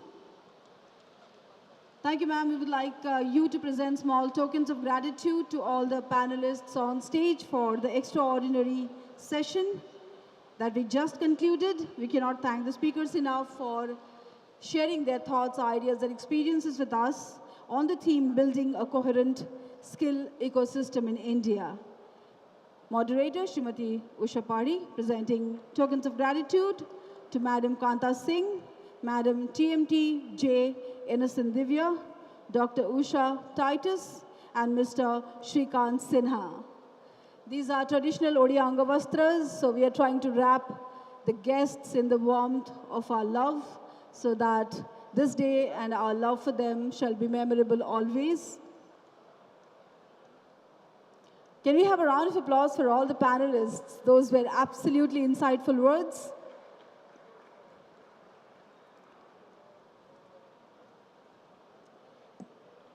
And may I request Chairman Odisha Skill Development Authority, Shri Subrata Vakchi, to join us on stage and present a small token of gratitude to Principal Secretary Srimati Usha Padi for being such a wonderful host and definitely a great moderator. Sir, can we have you on stage, please?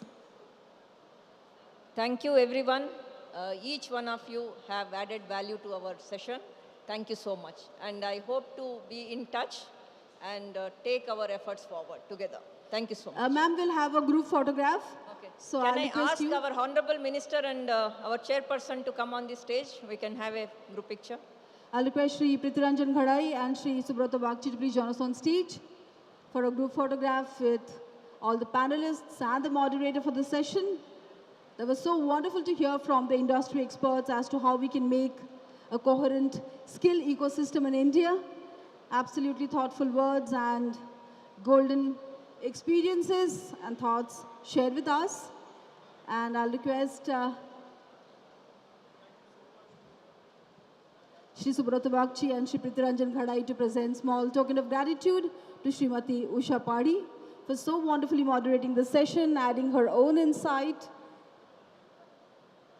That's for the captain of the host team, who has taken all the efforts and hard work to ensure the first initiative by the department, Odisha Skill Conclave, is humongous and effortlessly successful. Thank you so much, Srimati Usha Padi. And there goes a very special picture with Honorable Minister, Chairman, OSDA, Principal Secretary and guests for the first session, posing with pride and honor on the stage of Odisha Skill Conclave 2023. Everyone, let's give it up for the team who did give a very special panel discussion. We cannot thank each one of them enough, and their presence and association is making this conclave special and successful. Thank you so much. Ladies and gentlemen, we are off for lunch, so enjoy the food and let's come back to the hall quickly as we will be starting the next session at 2 p.m. I'll request all of you to please join us for lunch. Bon appetit. Thank you.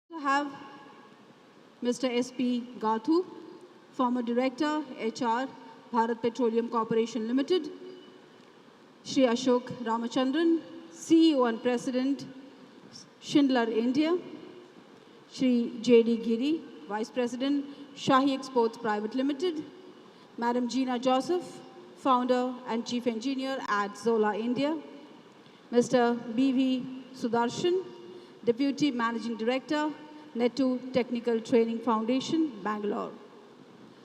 May I request the moderator and all panelists to please join us on stage.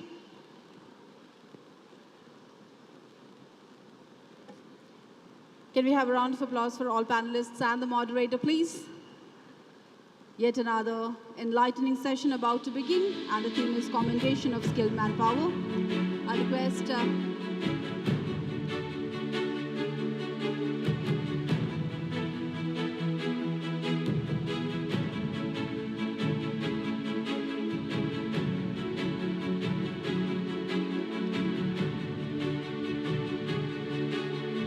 welcome on stage, gentlemen, lady, and I request the moderator to please take the proceedings for this session ahead.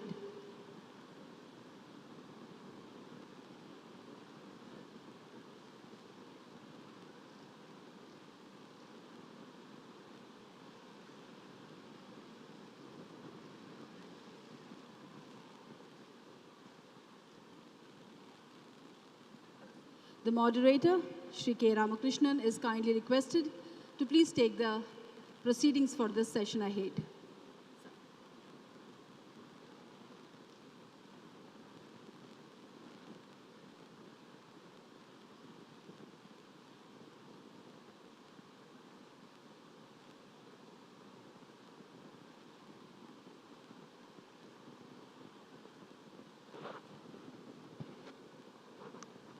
Good afternoon, ladies and gentlemen.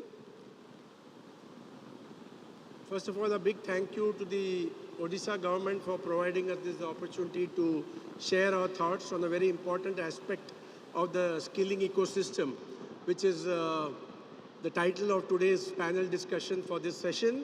It is the commendation of skilled manpower.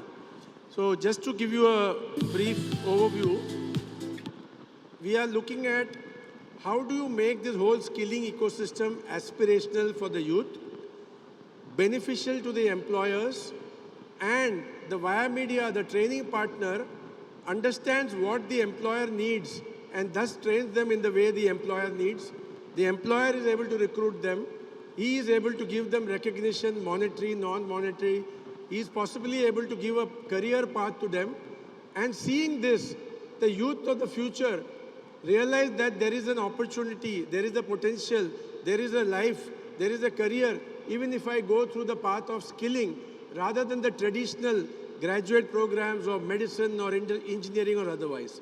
So this is the topic that we are going to talk about, and we have a very esteemed panel. You will introduce the panel, ma'am? Ma'am? You will be introducing them?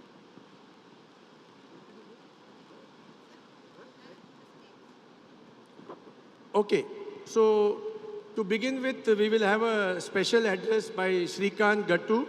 He is a former director, HR, Bharat Petroleum Corporation Limited. HR professional to the core, started his career in BHEL, spent about 3+ decades in BPCL, and now is enjoying his retired life in Pune. The other panel members we have is Ashok Ramchandran, CEO and President, Schindler India. We have Mr. J.D. Giri, Vice President, Shahi Exports. We have Ms. Gina Joseph, Founder and Chief Designer at Zola India, bit it into handicrafts and jewelry with an artisan, rural artisan background. And then we have Mr. B.V. Sudarshan, Deputy Managing Director, NTTF, which is a well-known training center based out of Bangalore and many other locations. So we have a good mix of the employer, we have a training partner. Unfortunately, we were supposed to have a government representative who could possibly talk about the youth part, but we will make up for it. So with this, we start this program with a brief introductory video about the topic that we are talking about.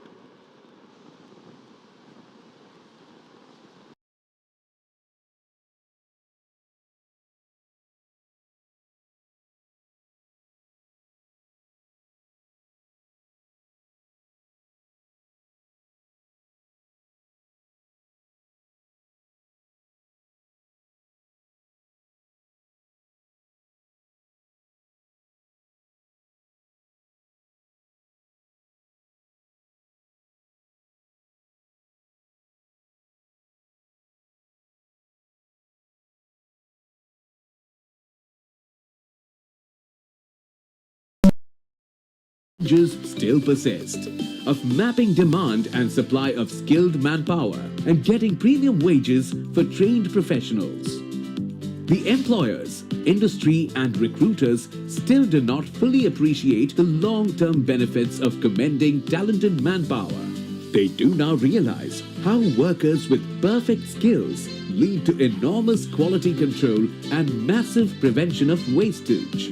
If India has to sustain its growth momentum, this situation will need a complete reversal.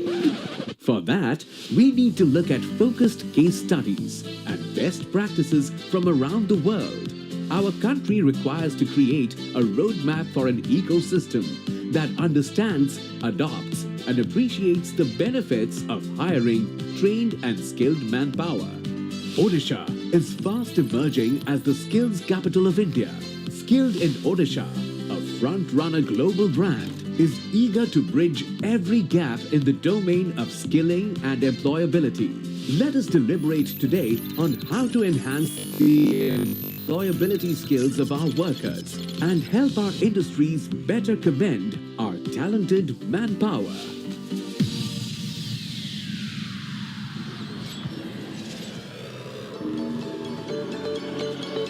Odisha Skill Conclave 2023.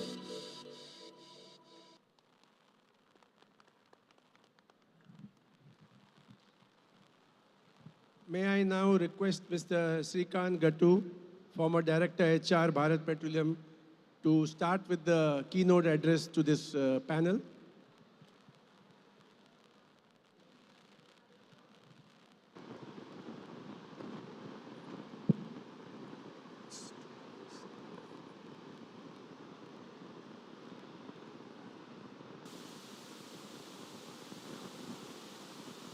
Good afternoon to all of you. And first and foremost, let me convey my gratitude to the government of Odisha, FICCI, which has been working diligently in the space of skill development, Madam Usha Padi, Principal Secretary, Government of Odisha, Madam Alka Misra, Chief Executive of World Skill Council, World Skill Center at Bhubaneswar, for giving an opportunity to be here, to be a part of the Festival of Skills at World Skills Conclave 2023. It has been a wonderful study, wonderful journey, and if you are noticing the recent news items, India is already supposed to be the world's most populous country. We do not only have the largest population, we are in this month itself, April 2023, become the world's most populous country as per some of the studies. We also have almost 2/3 of our manpower, which is in the age group below 35, and perhaps we also have, not perhaps, we certainly have the world's largest population in the working age group. Because the rest of the world is aging, and we, as a country, are having the advantage of one of the largest number of people in the working age groups. Before coming here, I just wanted to put some ideas together, and I happened to see a 15 minutes video by Sri Subhjoto Bagchi, and I realized that everything or most of the things that one can think of have already been conceptualized and already being acted upon, or they are part of the Vision 2030. So what I'm going to share with you today are 2 to 3 small experiences which will get the discussion started and kick off the deliberation of the panel. First and foremost, there was a lot of discussion in the first panel also about the engagement of the industry. I had the opportunity of being part of or leading the hydrocarbon industry for setting up a skill council. We realized that a big crew change is happening in the hydrocarbon industry. A lot of people had joined during 70s and 80s and they were on the way out. And that was not only with the companies themselves, but also in the ecosystem. Having realized this, we tried to go and learn from some of the most successful skill councils as to what are they doing. There are 34 of them, though not all of them are very active, but there are few who are doing a commendable job. So we picked up inputs from them. We also picked up inputs from the other industry member, got the private sector, public sector, multinationals. We got the ecosystems like L&T, BHEL and others. And put together, we realized that there's a huge opportunity sitting in the hydrocarbon sector. And very happy to report that the Hydrocarbon Sector Council is now fully operational and has operating from the OISD office in Delhi and is fully engaged, and many courses have also been established which are giving at level 2, 3 and 4 of NSQF and creating opportunities for people. Having done this, we were not satisfied that this is all we had to do. We thought we should get our hands dirty and really understand what are the issues at the ground level. So we decided to set up skill development institutes. And very happy to say the very first skill development institute came in this city of Bhubaneswar. And the Honorable Chief Minister himself was there to inaugurate it along with the Petroleum Minister. And this institute is a sprawling campus just at the outskirts of Bhubaneswar today and doing a commendable job. We also set up similar one at Kochi, which was led by BPCL.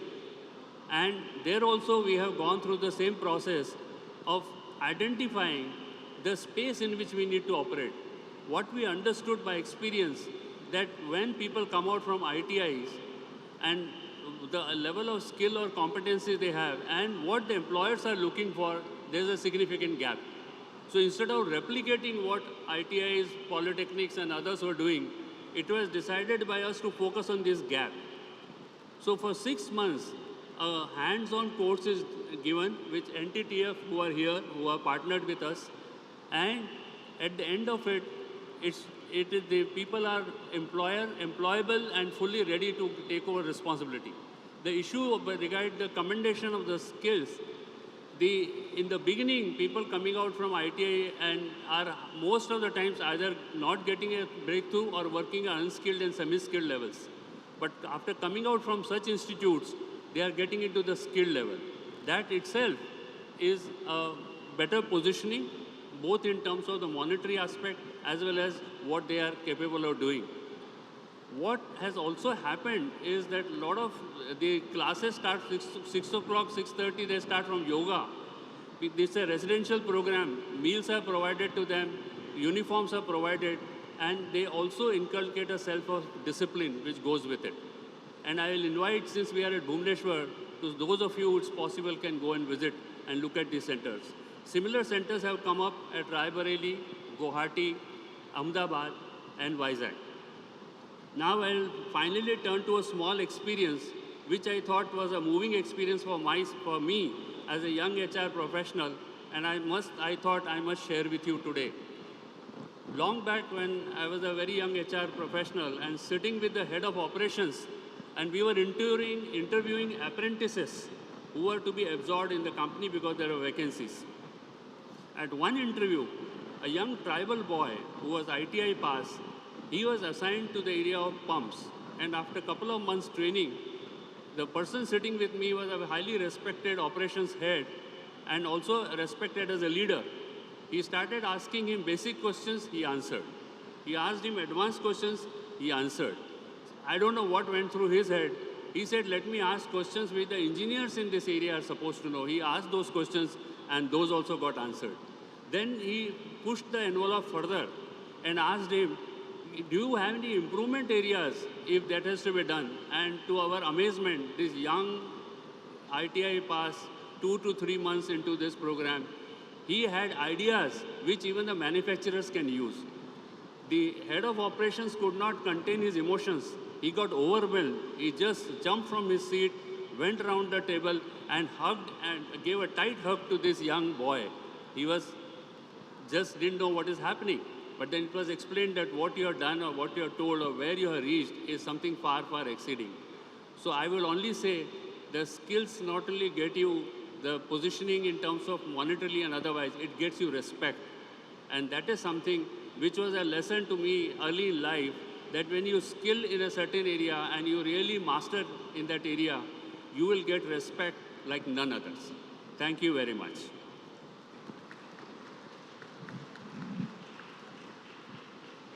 Thank you, Srikanth, for sharing your wonderful experiences, especially about the young boy who had actually done his ITI but could talk about some as like somebody who had been much better qualified, which just shows that the human potential is boundless. It is not bound by any degree, diploma, or any certification, but it is just the will to achieve and succeed, as in the morning Mr. Bakshi mentioned about getting the wings and the dreams, and also that dreams that soar far above the stratosphere. Thank you once again, Srikanth. Now, we just talked about the commendation of skilled manpower, and if you look at the life cycle of this entire activity, it starts with identifying the demand of particular skills. And since we don't have the government representative here, the next step is the training centers, where these youth go and get trained. So we would now like to hear from Mr. B.V. Sudarshan from NTTF. What is it that NTTF is doing, and cite some examples of how they make it, the training good enough for the employers to absorb, a training good enough for the students to feel good about and perform well. And looking at these students, there are more students who come to the NTTF with an aspiration to become something in life through the training, which is basically on skills. Over to you, Sudarshan. Mic is not.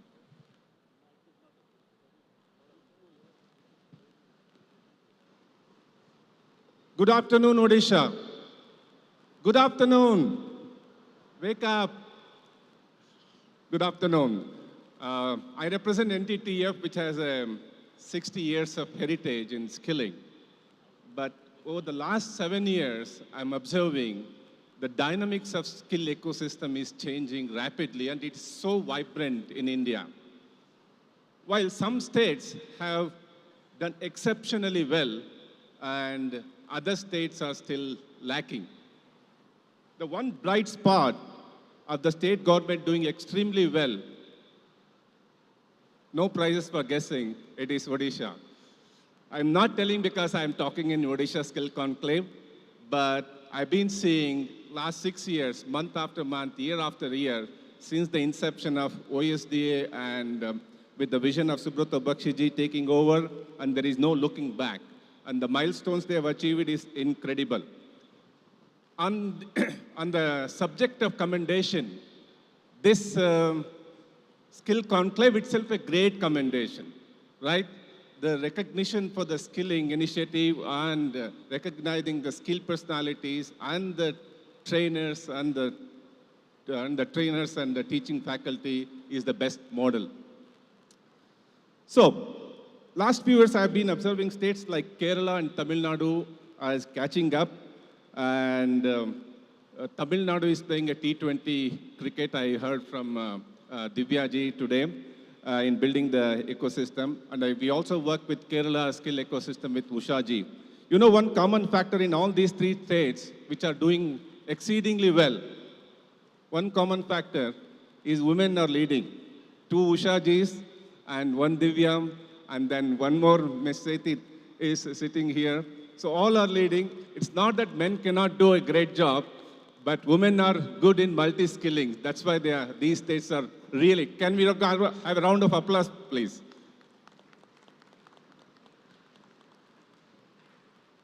See, we also have a training center in Odisha.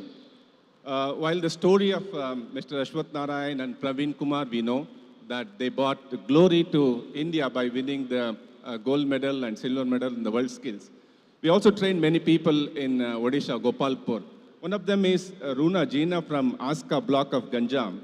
After 4 months of training, sponsored by OSDA, she has completed and she's now working in Bahrain and earning about $1,000 a month, right? And also we have one Miss Sarmishta from Berhampur district, where father is a truck driver and mother is a homemaker. And she's doing exceedingly well in studies, the vocational education. And she represented NTTF from India to Serbia to win the first ever world rocketry championship by making a can sack. And 10 people who has done a 1-year course in the precision machining, and they are working in Dubai earning more than $1,000. See, why I am telling is, while other countries offer more remuneration for the skill in India people, we in India are yet to recognize the skill talent. Maybe because we have a large demography, the youth is in abundance, so we try to shortcut the process and try to use the unskilled labor, which is not good for the country as a whole, because he may survive, start, but you are affecting one youth's growth in the arena. In this regard, so all of us, state government, industry, everybody has to play a bigger role. While MSDE has formed the NCVAT, and we have a national credit framework which can help in commonizing or bringing the vocational system into the mainstream. So, you know, in Germany, I was in Germany for 5 years. After 7th standard, they clearly identify which one the student has to go, either in the vocational stream or in the regular academia. And in Germany, everybody is recognized at par, either academia or vocation, they are treated at par. Though India is lagging, but I think we are in the right phase and right direction. While government, everybody is doing skill, industry acceptance of vocational education is still a long way to go. Because we treat like this NSQF level 5, 6, 7, but nowhere I see in the advertisement an industry calling for an NSQF level 6, 5, 7, whatever it is. They still advertise, we need diploma holders, we need engineers or ITIs. This needs to change from the industry perspective. Some industries are doing exceedingly well, like for example, Tata's. Near Hosur, they are hiring about 18,000 girls. You people already know about it. They hire after the initial training of about 6 weeks, and then they give an opportunity for them to continue education apart from doing the work. Several other companies like Bosch and Pesto also focus on dual education system, wherein they get a stipend and they continue the education while they're working, an MRF. I believe even training institute and skill ecosystem to work in hand to meet the demand. So one should not focus only on quantity, so more on quality, because skill changes every 3 years to 5 years. So the fundamentals should be very strong, like foundation of language, communication, aptitude, and cognitive skills are more important. One last thing I want to tell, you all know about ChatGPT, right? All of you know about ChatGPT? So I asked, because I am coming for this conference, prepare a speech for me for 5 minutes on commendation of Odisha skill. Believe me, within a minute it wrote me a 1-page report. So it starts with skilled artisans. Odisha has a rich heritage of handicrafts and other things. IT professionals in Odisha is rapidly emerging, and healthcare workers are getting focused, and sports people are encouraged, and sports skill is being encouraged by the Odisha, and engineers and technicians. So all these things, it's already available in the web, lot of things. So in future, I don't know, maybe panelists will not have a role, just ChatGPT will tell everything. At this stage, I want to close my talk. Maybe I'll answer more questions. Thank you very much.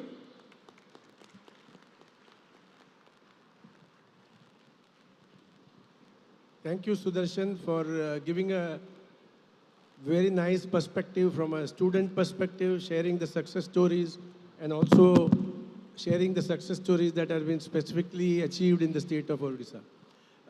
Ladies and gentlemen, we are very happy to welcome Mr. Santana Gopalan, Commissioner cum Secretary, Labor and Employee State Insurance Department. Sir, before you came here, Mr. Santana Gopalan, before you came here, we just gave a perspective about the whole thing. And we said that this whole ecosystem, there are 4 stakeholders. One is the student, you know, the one who gets trained, where the government is very keen to ensure that they are properly trained and they are getting gainfully employed. So it is important for the government to ensure that there's a proper demand mapping. Number 2, also to ensure that the vulnerable sections of the society get this training without a financial burden. Number 3 is to ensure that there is social equity. through this training.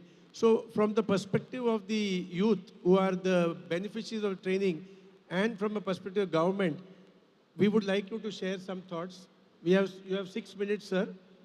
Please share your thoughts on what you think can be done to make it aspirational. Good afternoon. I'm very happy to be a part of this conclave. A person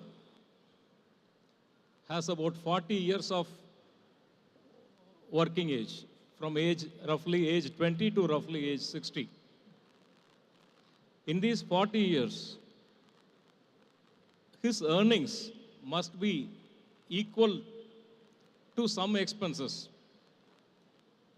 Number one, the earnings, a part of his earnings should be used for his maintenance, basically his living, his livelihood, his stay, his dress, his health, his entertainment. And second part is a part of his earnings should go back to whatever loans he or she had incurred in getting qualified, in getting qualification, like educational loan, etc. And number three, a part of his earnings must go to raise a family for his next generation. And number four, he must have enough saving. He or she must have enough saving for their old age. Now, what happens if the earnings do not meet these expenses?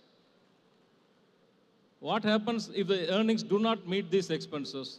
Number one, for some shortfall, friends, family, neighbors, relatives will take care. They can contribute a little bit.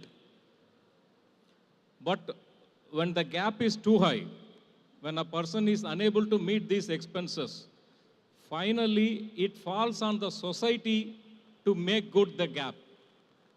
If a man does not have enough savings in his old age, then his health care falls on the state.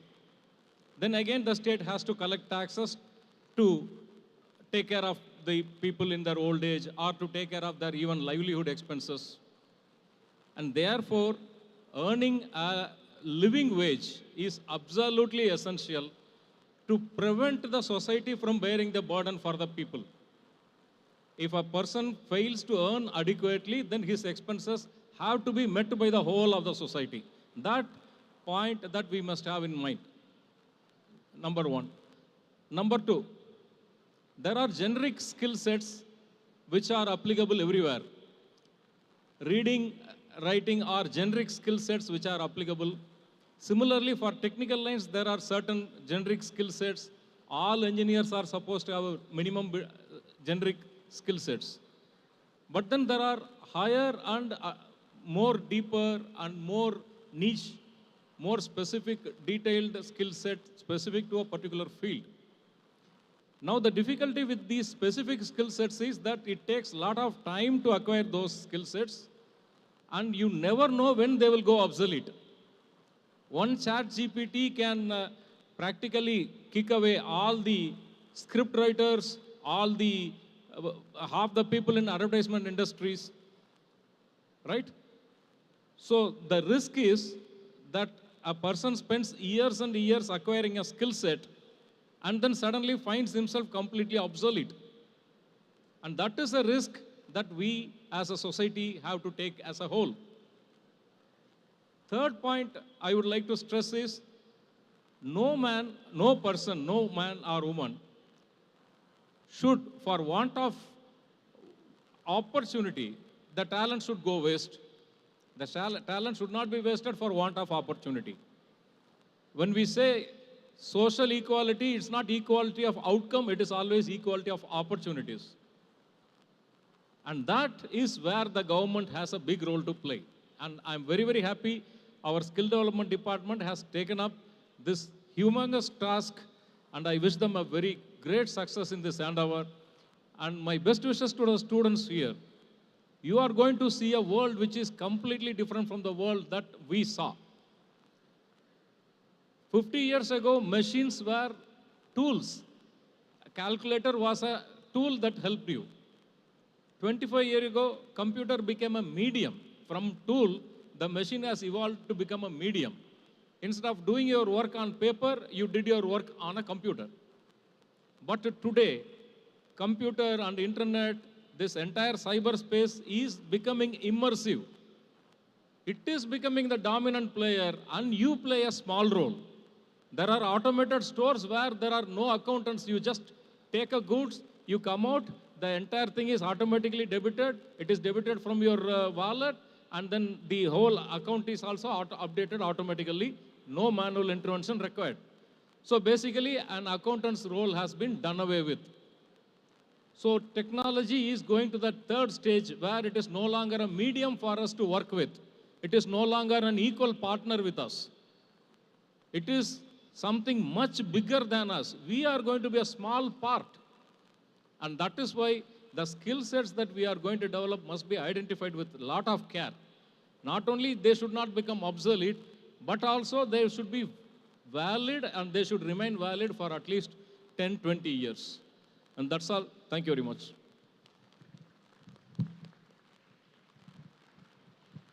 Thank you, Mr. Santana Gopalan, for giving a very wide-ranging perspective from what the youth of today needs as basic necessities to looking at the future from a threat perspective and from an opportunity perspective, and clearly specifying that the social equity depends on opportunities and not just the outcomes. Thank you very much, sir.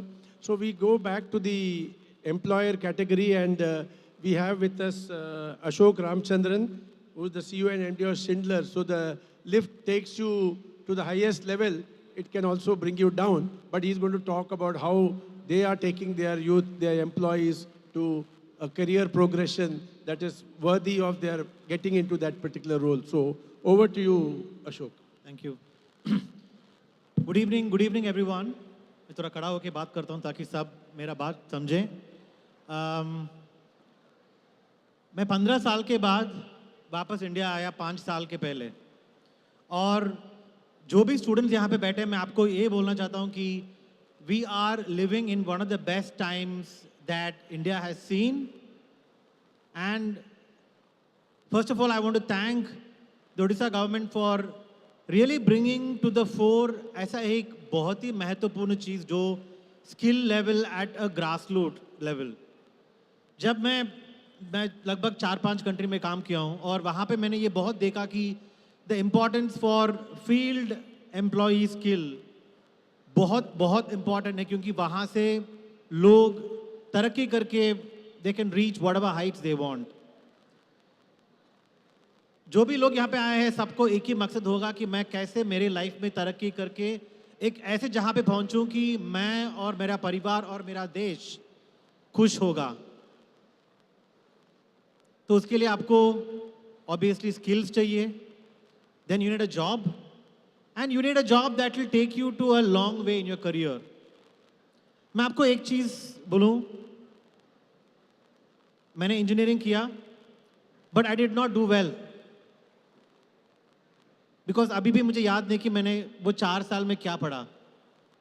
But after engineering, I realized to take myself to the next level, मुझे मेरे comfort zone से बाहर जाना चाहिए. तो मैं आप सबको 3 चीज़ें बताऊंगा जो आप follow करोगे तो आप definitely you can develop yourself to a great level. पहला चीज़ है अपने comfort zone से बाहर आके सीखना. Try something that you are not comfortable, that will help you become better. Second thing is, यहाँ पे बहुत लोग बात कर रहे थे companies के apprenticeship programs के बारे में. ऐसे बहुत सारे अच्छे companies हैं which are offering amazing programs. Like I work for Schindler. Schindler is a global multinational Swiss company. We have an apprenticeship program. ITI से जो लोग बाहर आ रहे हैं उनके लिए 2 साल का प्रोग्राम है. हर साल हम लगभग 1000 लोग रिक्रूट करते हैं ये प्रोग्राम में. 2 साल का ट्रेनिंग देते हैं. उस टाइम पे हम not only we give them the technical education पर life education भी देते हैं. हमारी शिंडलर यूनिवर्सिटी का एक एकेडमी है, जीवन ज्योत एकेडमी. उसमें हम खुद के बारे में इम्प्रूव करने के लिए yoga, meditation, self development, English, business skills, writing skills, ये बहुत इंपॉर्टेंट है। बहुत सारे फील्ड एम्प्लॉयज़ जो शिंडलर में काम करते हैं, उनका एक ही प्रॉब्लम होता है कि एक टाइम के बाद वो तरक्की कर नहीं पाते क्योंकि वो खुद को हमेशा डेवलप नहीं करते। So the second point is find a good company और अ गुड कॉलेज जो आपका भलाई पहले सोचें, उसके ऊपर आप complete the program but keep learning and developing, not just as a technical person but as a holistic person. मेरा जो बॉस है अभी, जो एशिया पैसिफिक लगभग 15 कंट्री के सीईओ है, उन्होंने अपना करियर शुरू किया था आईटीआई खत्म करके एक टेक्नीशियन की तरफ से, एलिवेटर इंस्टॉल कर रहे थे। ऐसे बहुत सारे एग्जाम्पल्स हैं बहुत सारे कंपनीज में, पर आप सबको वो फायर अपने दिल में हमेशा होना चाहिए, and that is the last point. If you want to succeed, ये आपके हाथ में है। आपके पेरेंट्स को, अपने देश को आप और बेहतरीन बना सकते हैं, तो उसके लिए you have to work on finding the right programs, having that fire and keep going. And I'm very proud that as part of the Skill India program, Schindler ने अभी तक लगभग 15,000 ITI लोगों को ट्रेन किया, उसको एम्प्लॉयमेंट दिया, not only in Schindler but for other companies as well. और हमारे Schindler Igniting Minds एक स्कॉलरशिप प्रोग्राम है जहाँ पे हम ना सिर्फ जॉब देते हैं, पर उसके फ्यूचर में अगर उनको इंजीनियरिंग करना है तो उसका सपोर्ट भी करते हैं। तो ऐसे कंपनीज को ढूंढो जहां पे आपका लाइफ एक अच्छे डायरेक्शन में जाएगा। And for that it's important you have to have a combination of technical and soft skills. Changes तो आते रहेंगे टेक्नोलॉजी में, पर एक ही चेंज आपको कभी रोक नहीं सकता, वो है आपका खुद का डेवलपमेंट हर रोज, continuous improvement. Keep developing yourself continuously, and companies, हमारा रिस्पॉन्सिबिलिटी है आपको कैसे एक अच्छा सा तनख्वाह से शुरू करें, अच्छा सा रिवॉर्ड रिकग्निशन दे, आपको एक ऐसे जगह पे लेके जाएं that you don't feel bad for doing a technical education. This is our responsibility. Meanwhile आपका रिस्पॉन्सिबिलिटी है कि आप अपने आप को इतना स्किल्ड और होलिस्टिक बनाएं कि आप हमेशा एम्प्लॉयबल होंगे। So once again thank you very much to the government of Odisha for giving me the opportunity. And अगर आपको ये प्रोग्राम्स के बारे में कुछ भी चाहिए तो you can contact me through social media, LinkedIn हो या इंस्टाग्राम हो या ट्विटर हो या शिंडलर के वेबसाइट पे जाके देख सकते हो। And we hope that we can be part of Skill Odisha program as well in the coming years. Thank you. Thank you, Ashok, for really very nicely elucidating the way path ahead for the youth of tomorrow and what, from an employer perspective, you expect them to have as not only technical skills but also soft skills. I will now request Mr. J.D. Giri, Vice President Shahi Exports, which is into retail export, to share his thoughts. Mr. Giri.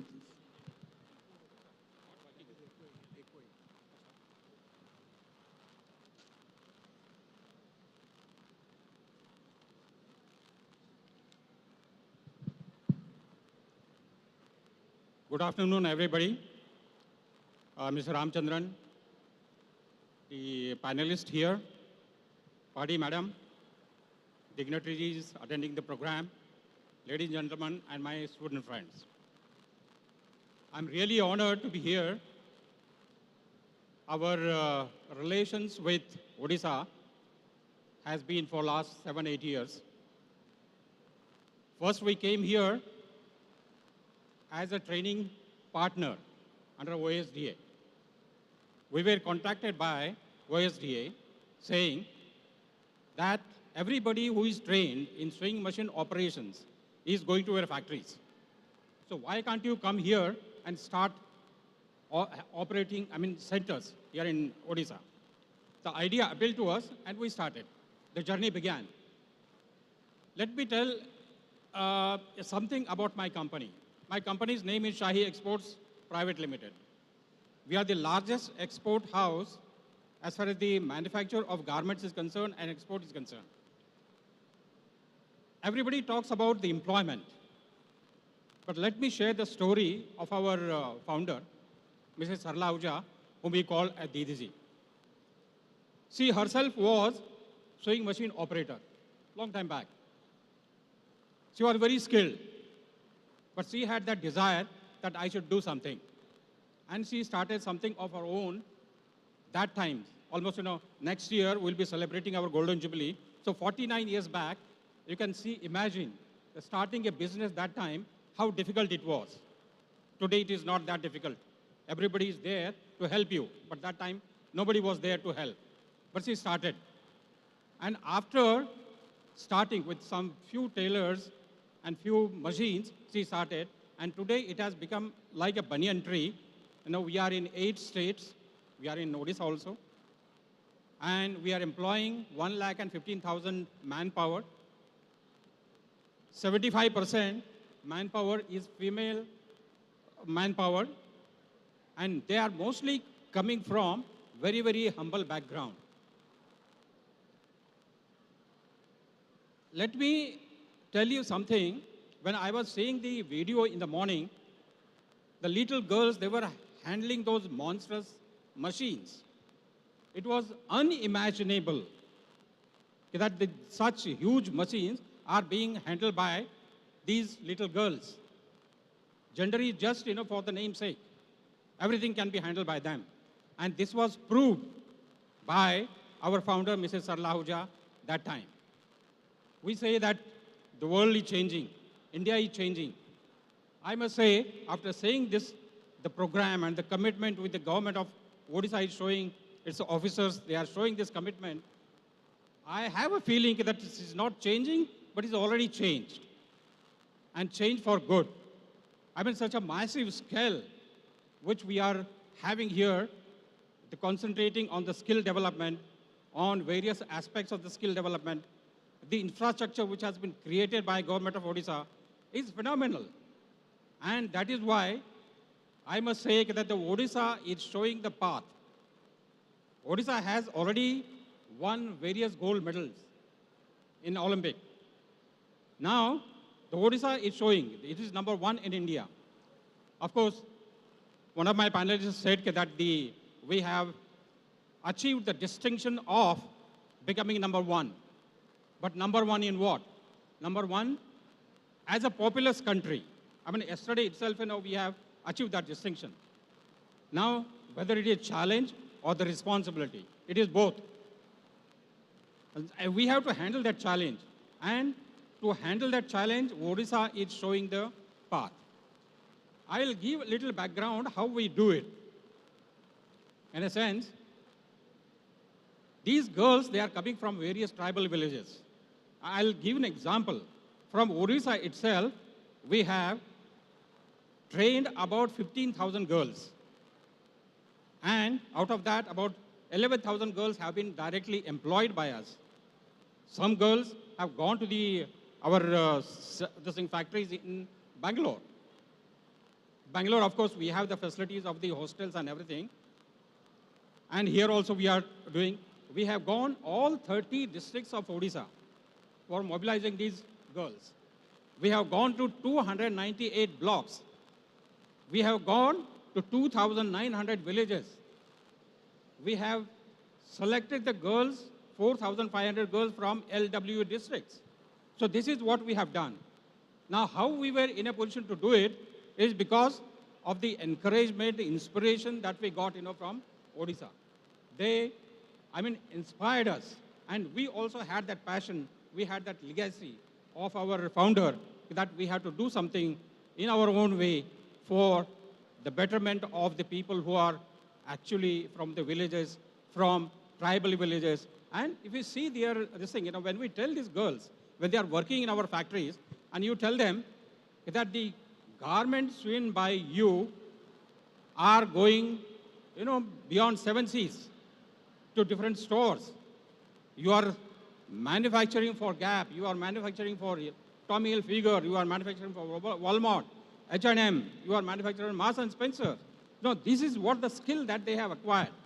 They are clothing the whole world. And when you tell them like this, see the kind of, the smile which is there on their faces, that itself, shows that what is the confidence that they are having. Now, when we are training the girls in our centers, we are not just giving the domain knowledge, we are also giving them soft skills. And as far as the soft skills are concerned, we are pioneers. This, maybe that may not be knowing about it. With GAP, in 2007, we started a PACE program. That is Personal Advancement and Career Enhancement. It has two pillars. One is the domain knowledge, and the second one is your life skills. So in the life skills, the programs have been designed in such a way where the international agencies, they are also involved, like ICRWA or another NGO which is from Bangalore, they are also involved, and we design various modules. About 8 modules we have designed, and this program has gone so into the minds of the people that this program is being implemented in now 18 countries, including China. This is the power of that soft skill program, and which is giving the confidence to the girls to come out and actually go to far off places. Otherwise, going to different, they are not willing even to leave their villages. So now they are going to different places, and they are staying alone. Of course, they miss. Of course, we are treating them as our family members. Mr. Giri? When the girls go out, from here, they miss 4F. They miss their family, they miss their friends, they miss their food, and they also miss their, various kinds of the attachment which they have with their roots. But once we give them that kind of comfort, they are there with us, and this is how I think it is changing, transforming their world, and the opportunity which is given by the government, opportunity which is given by the government of Odisha. We are really very, very thankful. Here itself, about 5,500 girls in our 2 factories which we have in Odisha, Manchester Industrial Estate. We are employing 5,500 girls, and they are all very, very, you can just one of these days, if you have time, you can just visit our factory and see how they are. It is a pleasure to look at the girls working in the factories. There are many more things to be shared, but because of the paucity of the time, I will say this thing. Thank you to you. Thank you so much. Thank you, Mr. Giri, for giving the example how you could have the best practices along with scale, employing 1.15 lakh youth, and out of which 85% were women, and still you are managing to keep them motivated, trained, retrained, and ensuring that they get a good livelihood through your organization. In the morning, Mr. Subrakant Panda mentioned about, while we talk about AI, machine learning, and all the new technologies, we should not forget that this is one part of India which is dependent on the artisans, which is dependent on the arts that are there from a traditional perspective, the traditional arts. So I think we have Geena here from Zola, who will talk about her organization and how they are keeping a fairly small organization, workforce motivated, and recognition given to them. Thank you, sir. Is it audible? Very good afternoon to everyone. Thank you so much to the government of Odisha, the Skill Development Department of Odisha, and Fiki Usha Padi ma'am. Thank you so much for inviting me. Skilling in the new world. It's a very important discussion, and I'm so glad we're having it today. It's a topic that is very close to my heart because I've been working in the craft sector for almost a decade now.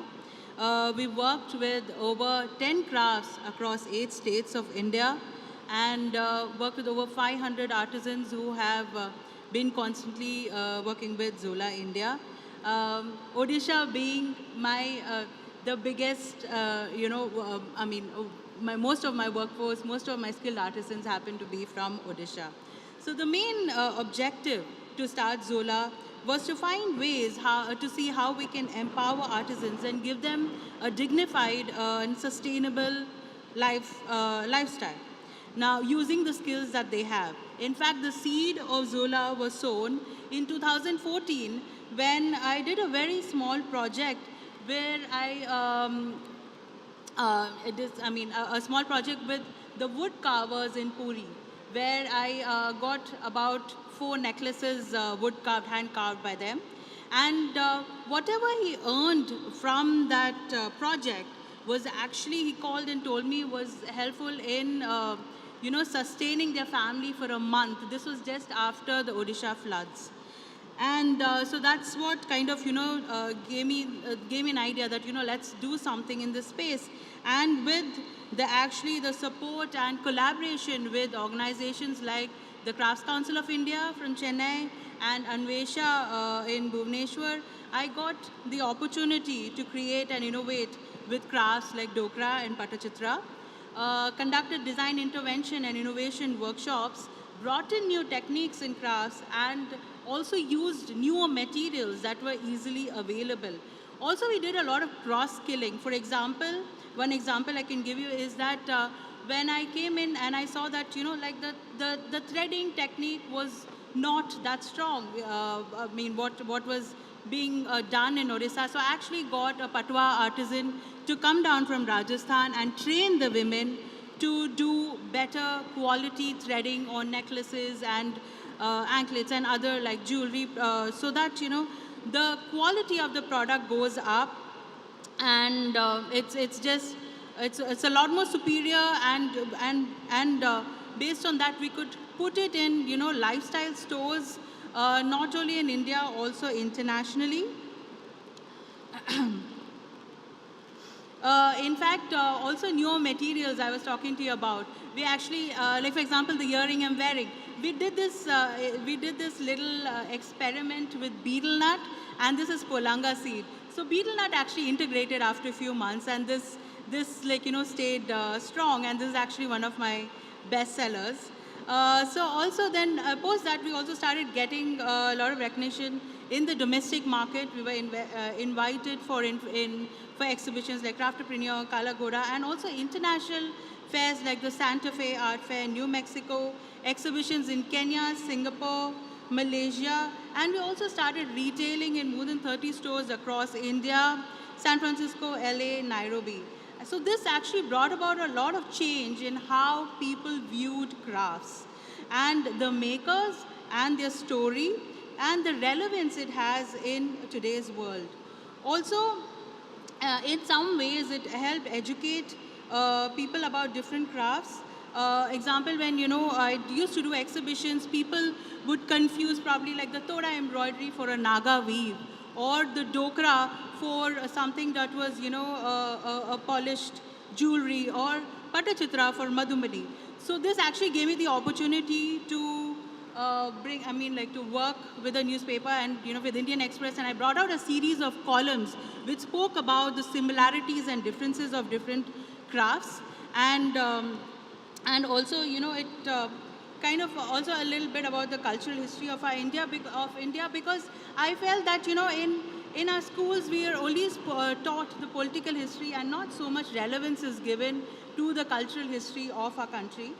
And while of course there is no point of having a skill if there is no market for it, it's also very, very important that the particular the people are made more aware about the crafts and the work that goes into it, and the history of it, so that there is the need can be created, the market can be created.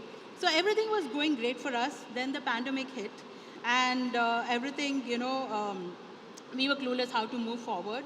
So since I couldn't conduct design intervention workshops physically, I actually started working with my artisans online, and we started creating products for like decor products, utility products, and just other products which we could do virtually. So which actually paid off by the end of the year, and it was the biggest breakthrough for Zola, where we got a project for corporate gifting, and we had to actually create about 8,000 hand-painted coasters and 2,000 hand-painted scrolls, and we had just 15 days to do that. But of course, with our dwindling bank balances and lack of work for so long, we decided to take it up. And with the support of my senior artisans and the entire artisan community in Nayak Patna, who I work with very closely, we employed 70 families, and more than 75% of them were women. And we virtually actually did phone calls every day so that, the workshops, could be Zoom calls, and, so we conducted the workshops and we finished the project in those 15 days. And that was a very big help for everyone, because it helped pay for, their medical expenses, their day-to-day expenses, and also a lot of them their education, which had expenses because of the pandemic, which had come to a standstill. Then we also did another project, very interesting project, with the Toda community. The Toda community is based out of Nilgiris. It's one of the 7 tribes of Nilgiris in Tamil Nadu. And so we worked with 200 women from 7 villages in Nilgiris, and created, again, we had to make about 2,500 gift boxes with hand-embroidered pouches and masks. And also another tribe we worked with was the Kurumba tribe, where we made honey and beeswax lip balms. So this was also we took from our learnings from the Patachitra project, and we took it into this project. And again, we were able to complete it, and it was a big relief for the community who didn't have work coming in from the end of 2019. I also believe that the future lies in past, and more so after my work in the craft sector. So the only way to support and sustain and empower the sector is by using the skills that they have, and bringing in innovation and collaboration. And as a woman entrepreneur, while working with artisans, nothing gives me more happiness to empower them and see them become entrepreneurs, micro entrepreneurs in their own right. And of course, all this being said, it is also important to have marketing support, which will sustain their livelihoods in a much bigger way, and also create a seamless experience for the artisans and the buyers, and bring in more women artisans into the fold. And we have a very, very strong handicraft community in India, and also especially in Odisha. And to take this forward, going forward, collaborating is the only way forward. Also, I would like to end by saying that, even though Odisha is not my birthplace, but it is somewhere I found my purpose, and I'm eternally grateful to the people of Odisha, to the art of Odisha, and especially the really amazingly skilled artisans, craftsmen, and women who have supported me all through. Thank you. Thank you, Gina, for touching upon that section of the country where the traditional arts are prevalent, and the different ways you try to combat the COVID challenge. You also noticed that we gave you extra time, because unlike the earlier panel, you are the only woman in this panel. Yeah. So now, ladies and gentlemen, we throw open the house to questions. So anybody has any questions, you can pick up the hand mic from the volunteers who are there and ask the question to any of the members of the panel or to myself.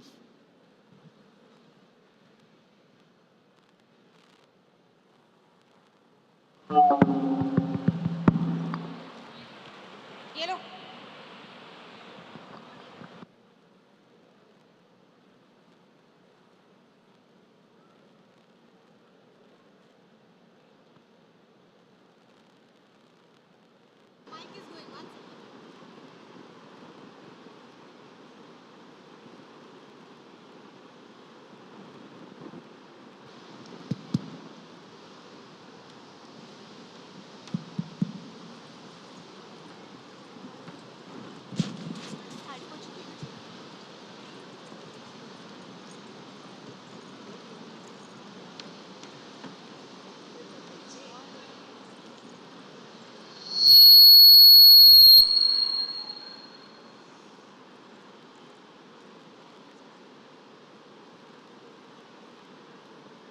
Hello. Good afternoon, panel. I'm Chinmay Dhal. So I have a small startup company. So my question to Gina ma'am, you said the skills of Odisha artisans are not earning much. So what I suggest, in my opinion, if you can integrate those artisan skills and appoint them as teachers, so they can train much better than a teacher because they have experience and the perfect art and techniques. So what are your take on that? Thank you. Yeah, hi. So we actually did that. We've already done that, especially, like I said, during the pandemic when we got this very big project and, we didn't know how to go about it, and we involved so many younger women into the community and into the group. And these are all the women who were trained actually in that year by a Shilpa Guru. And, so they were actually able to be part of the project and complete it. It was, a very small, we just had 15 days, like I said. And, everyone came together and did a brilliant job. So, yes.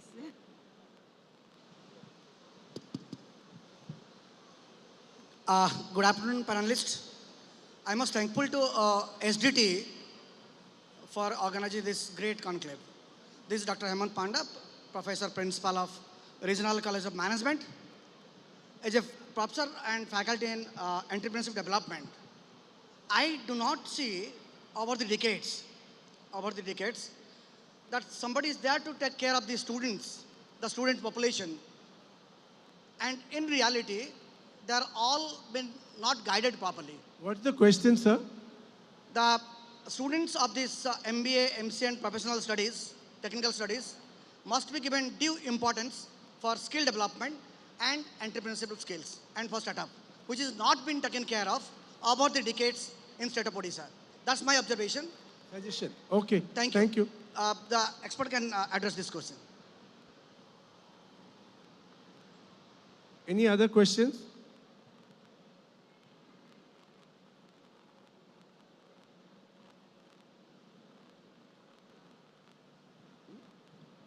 Okay, with your permission, ma'am, can we close the session?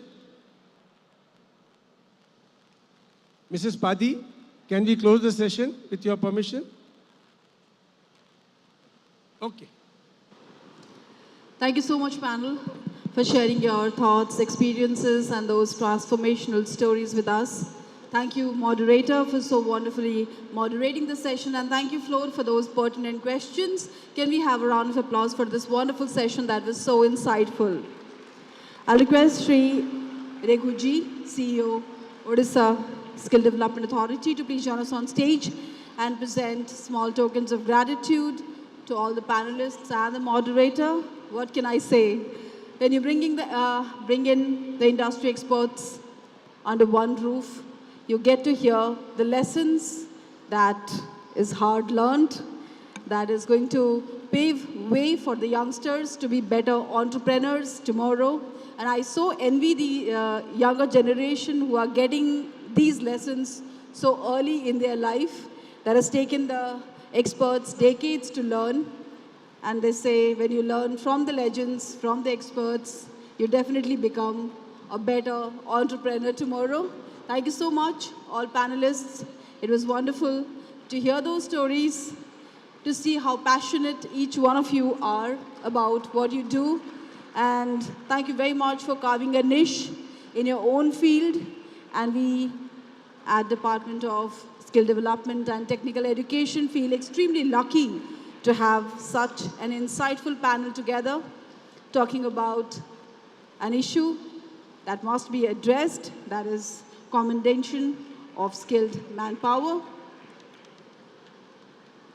And I think they have guided all of us in their own way how to commend skilled manpower and make them future ready. Thank you so much.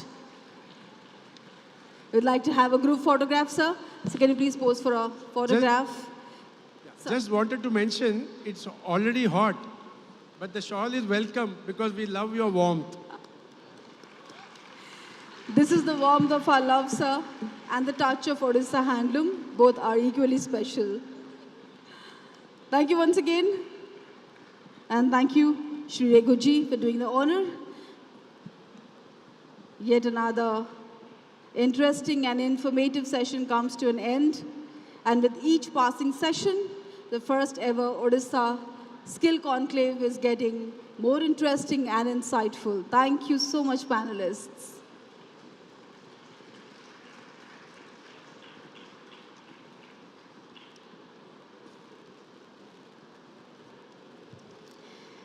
Well, sticking to time is very, very important for us at the Skill Conclave because time is money. And when you are skilled and you have the expertise, you understand that when you are valuing time, you are valuing professionalism. So this day, we started with building a coherent skill ecosystem in India that led to our second topic, commendation of skilled manpower, and that is leading to the topic we will be discussing in our next session, that is towards industry-led skilling in the country. I'll give you the heads up. We have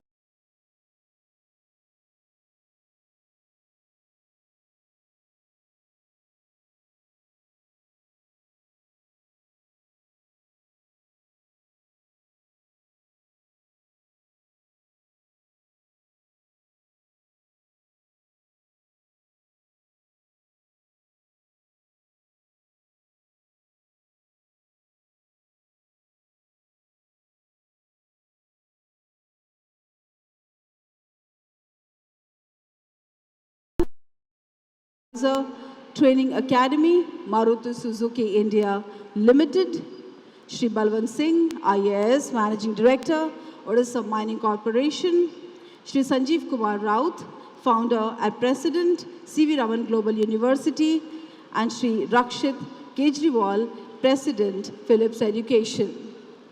In a short while, we are starting the next session that is on towards industry-led skilling in the country.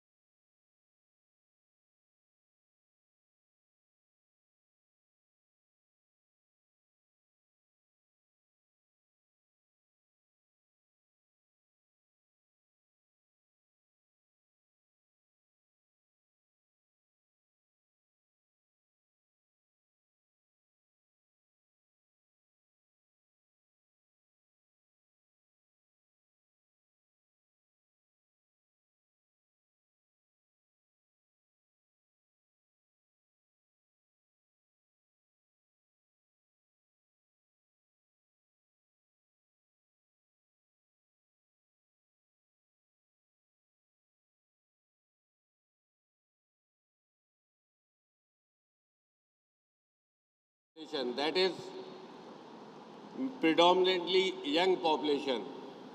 But the big question is whether the workers are equipped to meet the emerging job requirements. To ensure that we become a truly world developed nation, we need to ensure that every citizen is skilled and employable, because even with a large population, we face a shortage of skilled manpower. A skilled workforce of any country acts as a vital pillar in building a strong and vibrant economy. It derives innovation, increases productivity, and makes the business remain competitive at the global level. However, for skilling to be truly effective, it needs to be industry-led and relevant to the needs of the industry and the economy. Industry-led skilling refers to the process of providing training and education to the individual based on the need of the industry. The idea is to equip individuals with the skills they need to be successful in the workplace. This is a very, very powerful tool that can transform the Indian economy by creating a skilled workforce that is aligned with the needs of the industry. It is a process where industry takes a leading role in training of the workforce, ensuring that the skills being impaired are relevant and up to date. Do we have the right skilling infrastructure in place? That's a big question. A closer look at the composition of our workforce highlights several aspects. In both the manufacturing as well as the service sector, there is a gross mismatch between the skill that employer expect or demand from the workforce or the skills workers actually have. Majority of our workforce, we may treat them as unskilled or as the most semi-skilled. Our skilling infrastructure is not up to the mark, and the education system also needs to be more oriented towards enhancing the industry preparedness and employability of the workforce. Another factor hindering the availability of skilled manforce is lack of regular industry-academia interactions and our outdated curriculum. The technological advancements are rewriting the rules of the game in every sphere of the life. Therefore, all skilling and upskilling initiatives must be industry-led. Being part of this mammoth organization like Indian Railways, I have the advantage of witness the impact of skilled workforce in an organization. At East Coast Railway, we are almost 50,000 of workforce available with, on the roll of East Coast Railway. We have made skilling a top priority. We have kept our maintenance sheds and workshops open for training of the youth of the country. We have also invested in the skilling of the existing workforce to ensure that they remain up to date with the latest technology and the practices. We have got a very popular apprenticeship scheme, which is a cornerstone of railway skilling efforts. It provides young people with an opportunity to learn the working of the railways and acquire valuable skills. The scheme has been instrumental in creating a pool of skilled workers who are well equipped to handle the challenge of the railway sector. Additionally, the scheme offers a 20% quota in recruitment for level 1 posts of railways. which provides a much needed boost to the employment prospects of the youth. This quota is across, horizontal quota across all classes. So it's a big boost for the economy. Recently in the Rozgar Mela where we offered, Railway offered almost 50,000 employment out of the total 70,000 which overall were given in India. This reservation has played a big role for getting employment to the youth of India. In this training program, 255 candidates have already been trained in last financial year on East Coast Railway, and this year we are training 330 candidates. Apart from this, East Coast Railway Zone also imparts training in the form of internship program to the students of various engineering colleges and non-engineering courses, where in the last financial year, more than 500 students have undergone training. The Prime Minister Kaushal Vikas Yojana is another excellent scheme that provides candidates with a 15-day training in railway working, and a certificate is provided upon completion of the course. The scheme has been instrumental in creating a large pool of skilled workers who are well equipped to work in the railway sector. The certificate obtained under the scheme is widely recognized and can help candidates secure better employment opportunities. Under the program, for over 130 candidates got training in East Coast Railways.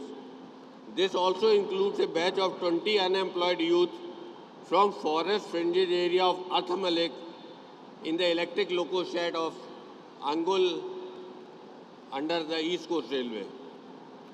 Finally, the Karam Yogi scheme is a great initiative that focuses on providing training to existing railway staff to better their skill and serve the public in a better manner. The scheme is designed to address the evolving needs of the railway sector and help the staff acquire new skills and knowledge to provide better services to the passengers. This scheme not only benefits the railway staff but also enhances the overall quality of the service being extended by the railways. In this scheme, almost 3,000 railway staff were trained and in financial year ending March 2023. Likewise, Railway also runs refresher courses for its officers and staff in various railway institutes spread across the country. To quote our loco pilots, they go training once in 4 years. The training lasts almost 30 days, and this is an essential component to ensure safe and efficient train operation and also to maintain and improve their skill and knowledge. These courses are designed to keep them updated with the latest technology. Last year we trained almost 1,000 loco pilot of railways in these courses. Similarly, as you all are aware, there are rapid developments and technical upgradation in various aspects of railway working. Like in signaling, we have transferred from mechanical signaling to the automatic electronic signaling, and to keep our staff updated with the latest development and to make them to improve their know-how about the latest technological upgradation. We run refresher courses on the regular basis so that they remain updated and are able to deliver efficient service. Railway efforts towards skilling in India are praiseworthy, and the various schemes that have been put in the place are testament to the Railways' commitment towards building a skilled workforce. Indian Railways continues to be a significant contributor to to the country's economic growth. And its efforts towards skilling will undoubtedly play a crucial role in shaping India's future. Further, railways have gone for major infrastructure boosts to improve its share in transport sector. Eyeing the present budget outlay for this Indian Railway has increased from 1.4 lakh crore in 2022-23 to 2.4 lakh crore in the current year. It is needless to say that the huge investment would require participation from all sectors, particularly from the industry. This high aim would remain a dream without the proactive participation from the industries with their highly skilled and technical workforce. Of late, there have been change in the railway working. Lot of activities are overall way they are being transferred to the industry. Even day-to-day activity which were being done by railways themselves. Now industry is being roped in to associate and do the work. We have got a wagon workshop at Badlapadi where a turnkey project has been given to an industry for maintaining a 200 wagon POH. And the industry has provided all the labor and the skilled staff for working for this. And you will be surprised to know that with only 16 employees of railway and with the active support of industry, we are able to maintain the wagons as per the capacity, as per the target laid down for the shed, and we will be exceeding the target set for us. It is so the main pool of resources is coming from the industry. And another part is that like railways undergoing taking large number of very high value projects. Again, there the railway is giving the work on turnkey basis to the various infrastructure companies. All the work which were earlier being undertaken by the railways themselves, large part of it is getting transferred to the industry, to the company, where all the planning, all the engineering will be done by them. So it will require a very, very huge pool of trained workforce, which is the need of the hour, and there's a point we have to look into. Government has taken several initiatives to enhance the skills of our people through various initiatives like National Skill Development Corporation, which was set up in 2009 to promote skill development in the country. It has been working tirelessly to bridge the skill gap in India by collaborating with the industry to design and deliver the skill training programs. However, we cannot rely solely on the government initiative to impart skill to our people. It is imperative that we also take a collaborative approach and involve the industry to skill our people. The industry has a deep understanding of the skills that are in demand in the market. They know what kind of employees they need to be successful in the business. This is why they are ideally placed to drive the skilling agenda in India. The skilling includes basic skilling for beginners, degrees for corporate, upskilling and reskilling for professional, and most importantly, learning to stay up to date. Industry-led skilling has several advantages over traditional skilling methods. Firstly, it ensures that skills being taught are relevant to the industry's needs, leading to higher employment rates. Secondly, it provides students with practical training, which helps them to develop their skill in a real-world environment. Third, it encourages the private sector to invest in skill development creating a sustainable model for the future. Finally, skilled workers are often more productive and innovative, which can lead to increased profit for business. Many leading companies in the country have established their own training programs and invested in skill infrastructure to upskill their employees and wider community. These programs not only enhance the skills of the workforce, resulting in more profitability for the business, but also contribute to the overall development of the country. Top corporate houses have also undertaken CSR in skill development. IOCL's Skill Development Institute, better known as SDI, has its headquarters in Bhubaneswar and was set up to provide opportunities for skilling to the unemployed and the underdeveloped youth of Odisha and provide skilled workforce to the industry. SDIB provides training to the students with adequate skills to pursue career as industrial electronics, welders, computer, data application, etc., etc. There are other business houses also who are doing their bit in enhancing the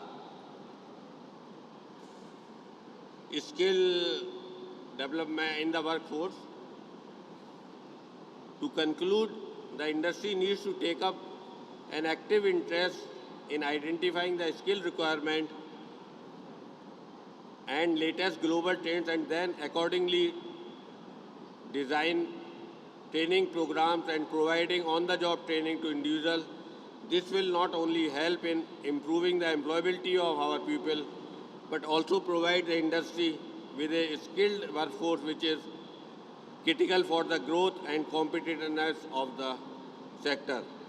It is also almost universally accepted that this is India's decade, and industry-led skilling is a crucial component in India's economic growth story.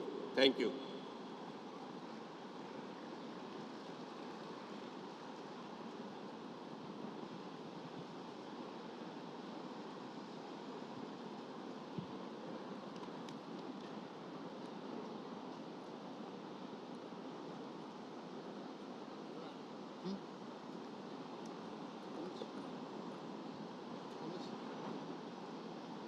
समस्तंकु पुणी थरे नमस्कार।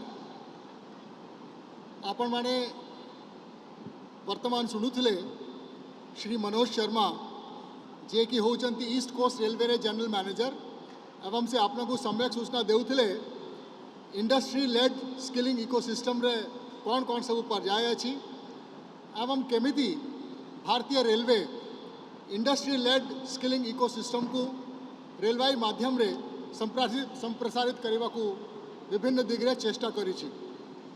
आज जो कार्यक्रम अनुष्ठित करा जाई अछि तार विषय वस्तु को अति सरल भाव रे आपण मान को बुझाइबा पाई स्किल डेवलपमेंट एवं टेक्निकल एजुकेशन विभाग तरफ गोटे छोट वीडियोटा प्रस्तुत करा जाई अछि एवं से वीडियो माध्यम रे आपण माने जानि पारिबे ये जो सेशन चली ये सेशन माध्यम रे आमे आपण मान के सहित को विषय रे किपरि भाव रे संवाद आमे करबा को चाहूछु। मु अनुरोध करी मो सहकर्मी बंधु को वीडियोटा दया करी प्ले करी।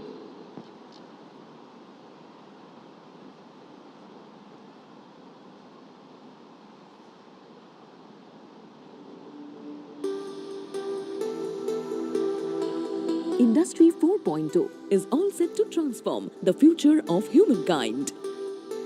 However, its associated exponential technologies have also disrupted the processes in our existing world of work. The pandemic further accelerated this predicament. Today, the gig economy, along with demographic and social shifts, have started defining a divergent future of work. This is already showing its impact globally on companies, supply chains, workers and societies. Understandably, this instigates an express need for workers to undergo refresher training, upskilling, cross-skilling and reskilling and opt for gamified learning solutions. For this, India needs to explore collaborative models with the industry. We need to seek integrated solutions where industries start leveraging capacities of institutions, use it as a hotbed for innovation and outsource their work to them. We require systems that allow the academia to design curriculums which have industry-led electives and certifications. Let's also discuss the pros and cons of having professors of practice for our academia. Odisha, fast emerging as the skills capital of India, understands this evolving need. As a resurgent global brand, Skilled in Odisha has started implementing industry-led skilling initiatives. Today, let's deliberate on how to offset the unsettling impact of exponential technologies on our world of work.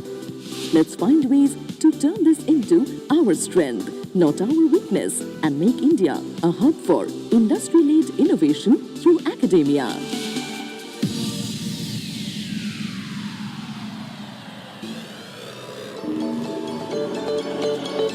Odisha Skill Conclave 2023.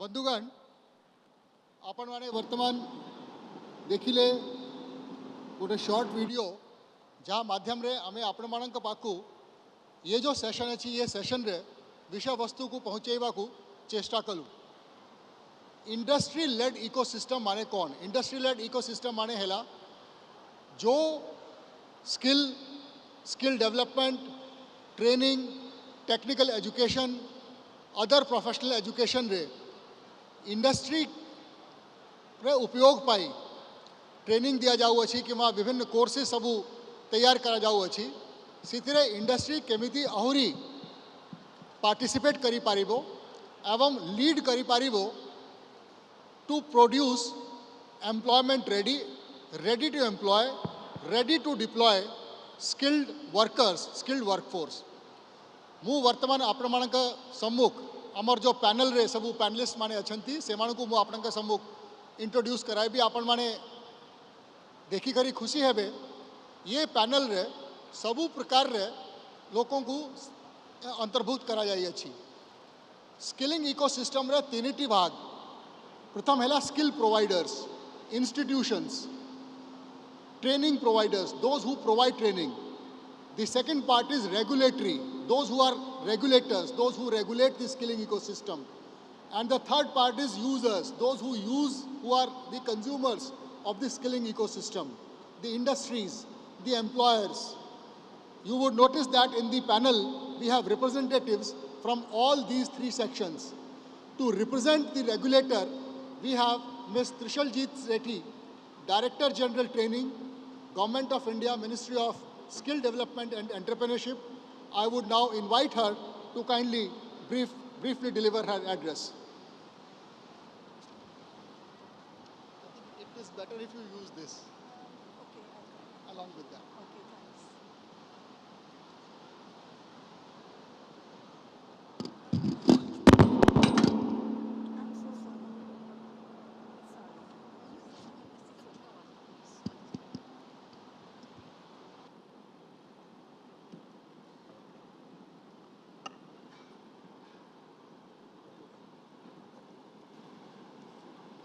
Thank you, Shri Hemant Sharma ji, and thank you, Shri Manoj Sharma, for a very enlightening talk on the subject and for setting the context for today's discussion. Respected panelists on the dais and members of this esteemed audience, it is indeed my proud privilege to be present amongst all of you here and to be able to given this opportunity to share my thoughts on industry-led skilling in the country. The industry is the biggest stakeholder in the skilling ecosystem. The ultimate aim of skilling is not only to provide jobs to the skilled workforce, but also to ensure that the industry of the country flourishes and contributes effectively to the GDP. With the advent of industrial revolution, fourth industrial revolution, which we call industry 4.0, technology, particularly the information technology, has touched almost every aspect of industry, whether it is the formal sector or the informal sector. Earlier, in companies, IT used to be a vertical, but now IT forms an integral part of every vertical of a company, whether it is manufacturing, production, quality control, sales, marketing, even HR.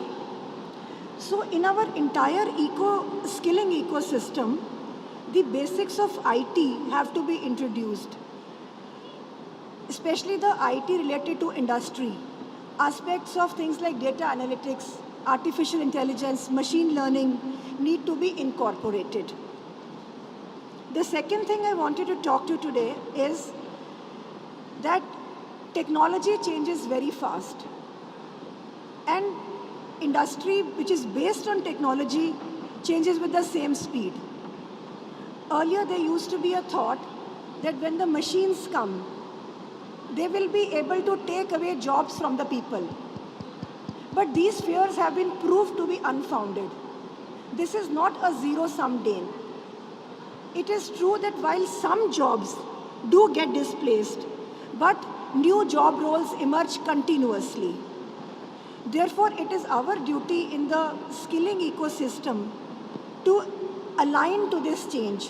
In fact, we have to keep pace with the change. Not only keep pace, we have to sometimes preempt the change and modify our systems accordingly so that we have an industry 4.0 ready workforce available. For that, what we require is flexibility and agility in our skilling ecosystem. Constant reskilling, cross-skilling, and upskilling is required. We in the DGT have also introduced several measures like OJT, DST, Flexi MOU schemes, and the short-term industry-related courses, which will help us bridge this gap. Another thing I wanted to discuss was these soft skills. It is not just the trade or the trade theory or the trade practical or the sleight of hand that is required in today's world. Today's world is actually a global village.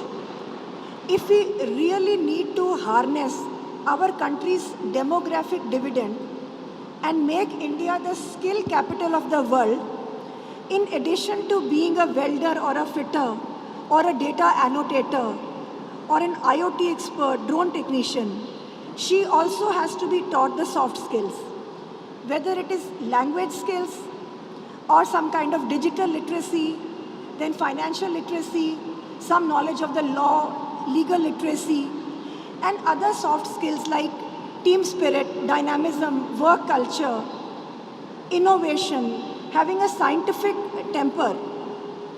So these are also industry-related skills, and these can be a game changer, especially if we are looking at international placements. The last thing I wanted to talk to you about, but not the least, is the need for gender inclusiveness. No country, no industry can progress if it leaves out 50% of its population out of the ambit. With this technological revolution, the industry is changing. We have push-button technology, high-end robotics, pneumatics are there, hydraulics is there, then flexi hours, flexi time, digital learning, then online collaborations. All these can help women, and they can help women in unprecedented ways. Imagine a woman agriculturist spraying pesticide or fertilizer in a 10-hectare field of crops using a drone, an agricultural drone, carrying a payload with the fertilizer. So now is the time for more and more and more women to join the workforce and contribute towards nation building. Thank you.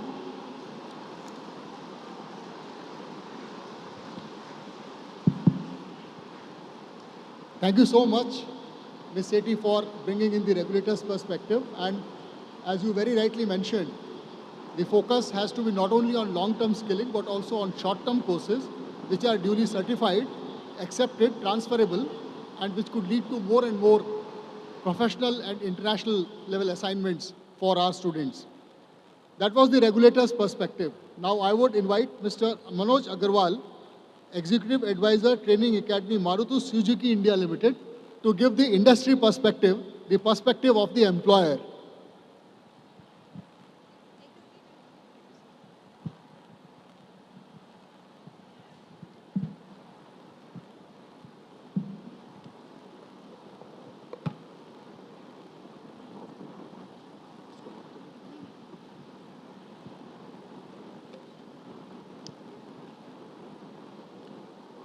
First of all, I would like to thank the Odisha government for conducting such a wonderful enclave, and the efforts they are doing for skilling is really commendable. In fact, at my own, last month I came here and I saw the entire work which is being done at Kalinga Stadium, just because I am also in the same field, and I thought maybe I can learn something to improve our skilling area at Maruti. Before I start, I would also like to thank all the people sitting on the dais, especially Trashiljit Sethi ma'am, because under her guidance, we have been doing a lot of programs at Maruti Suzuki.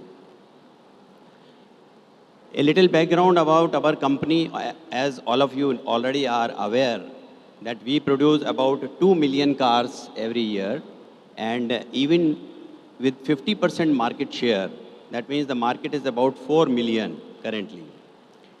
Even at this rate, our total penetration of cars are 22 cars per 1,000 population.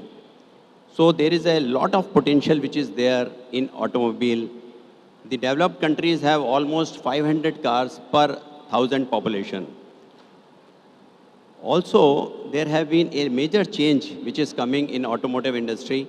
Up till now, we were only having IC engine, diesel engines, but now the completely changing to EVs.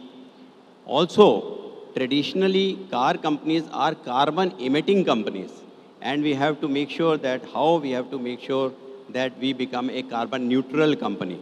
So all those challenges which are there, including Industry 4.0, we have to make sure that the skilled workforce which is required is available at the shop floor at this increased pace of production and sales. We are utilizing this train and hire scheme. That means we are taking advantage of the government scheme of Flexi MOU. So what are the few practices which we are doing in Maruti Suzuki? I will quickly share with all of you. The number one is that we have ITIs. So we take apprentices. After that, they will become temporary worker, and then they get a chance to become company worker.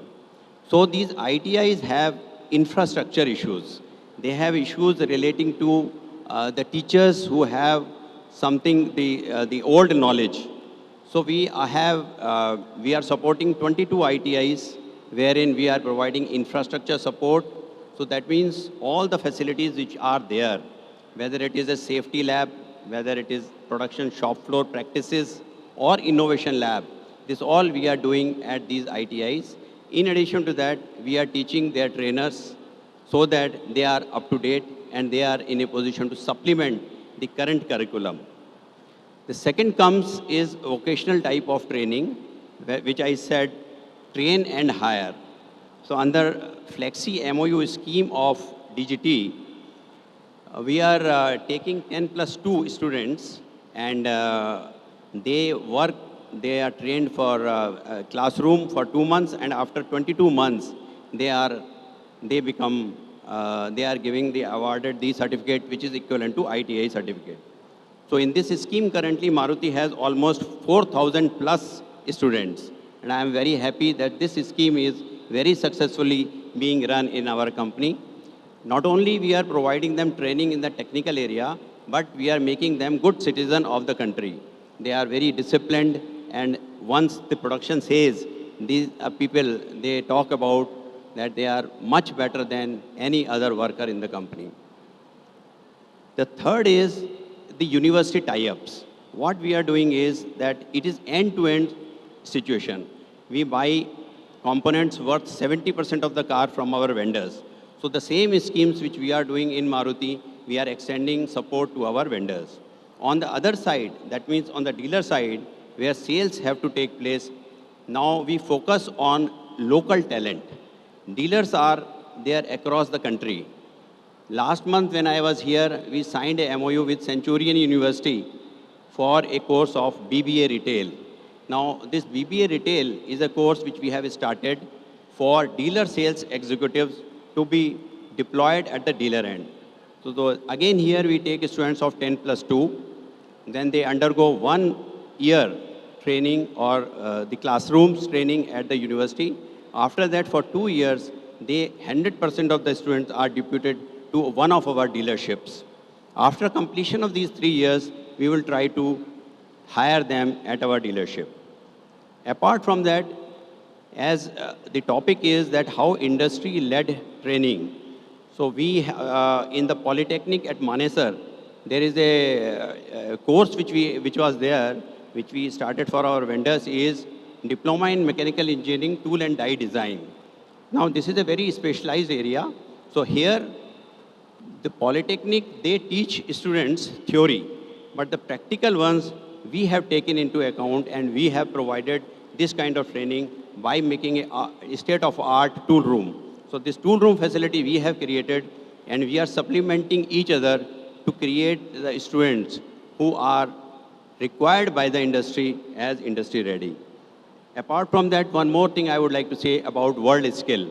We in Maruti are also supporting world skill in 2 of our trades, that is auto body repair and car painting. This year, we were number 1 in both the trades in the country. At the international level, our auto body repair, we got Medallion of Excellence Award. And in this, we are getting full support from ASDC and NSDC. So we have created Center of Excellence at Gurgaon, wherein we provide this kind of training to the students. What I want to tell all the people here is that industry has to support the academia and work together, then only we can create a very good skill pool. That's all from my side. Thank you so much, Mr. Agarwal. And I'm sure that all of you would have noticed that this theme of this session, industry-led skill ecosystem, has been very aptly captured by Maruti Suzuki in all the initiatives which Mr. Agarwal mentioned to you.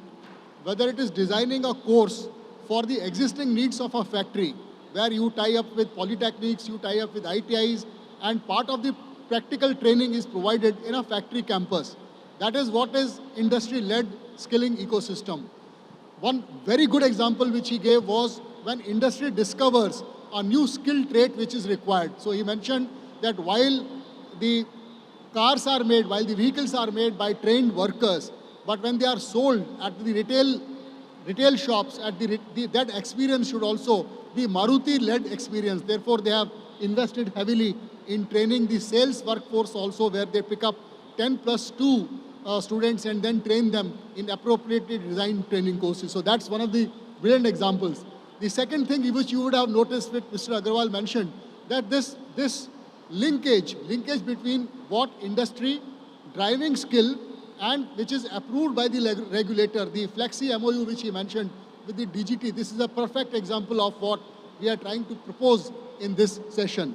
Now to take this forward, I would now invite Mr. Balwant Singh, who is the Managing Director of Odisha Mining Corporation. Mining industry in states like Odisha, Jharkhand, Chhattisgarh, Karnataka, Maharashtra is a major employment generator. And what kind of activities could be undertaken in this segment of industry to provide better workers, better skilled workers, long-term skilled workers, is what Mr. Balwant Singh would present to us. Mr. Singh. Thank you, sir. Sabu Pratham Samastanku Namaskar. आज दिन मो पाई बहुत I am very nostalgic actually being DTET director technical education 2016 रे join करथिली और 3 बरस संपृक्त थिली आपण समस्तंकर sector रे सेति पई आपण मोर बहुत सारा फैकल्टी आईटीआई बहुत सारा डिप्लोमा रो फैकल्टी इंडस्ट्री रो लोग एटी प्रेजेंट अछंती बहुत गर्व हुए 2016 रु नहीं करी आज 23 रो जर्नी रो आपण समस्तंकर आमर उपलब्धि को नहीं करी स्टेट रो उपलब्धि को नहीं करी मो संग्रे आपण समस्ते 3 थरे कहिबे मु कहिबी स्किल्ड इन आपण कहिबे ओडिशा कहिबे तो skilled in skilled in skilled in thank you मु रिप्रेजेंट करे ओएमसी को एमडी ओएमसी हिसाब रे आज जो टॉपिक दिया गला हमको industry led skilling OMC Odisha mining corporation हमारो स्टेट रो पीएसयू और माइनिंग सेक्टर हमारो इकोनॉमी रो बैकबोन ओडिशा रो इकोनॉमी रो बैकबोन मते सेति पई गर्व हुए और एई सेक्टर रे हमारो PSU Odisha mining corporation country रे स्पेशली आयरन ओर सेक्टर है 4th बड़ो कंपनी अच्छी और मोरो कंपनी रो प्रोफाइल प्रेजेंटेशन शेयर करी पारिबे please share presentation yes please next please so इटा कंपनी एट ग्लांस हमारो almost 62 year old state PSU gold category state PSU 4th largest in iron ore highest ever हमारो turnover प्रति बरस आमे record भांगू छु हमारो निजरो we are $2 billion company and highest ever production this year we had 18 operating mines and 40 ml achi amaro mining leases and 2 prospecting leases 3 prospecting leases fastest growing state PSU in country amaro product iron ore bauxite manganese bauxite chrome and decorative stone next slide please these are my operational area almost 5-6 district re amaro presence in our state next please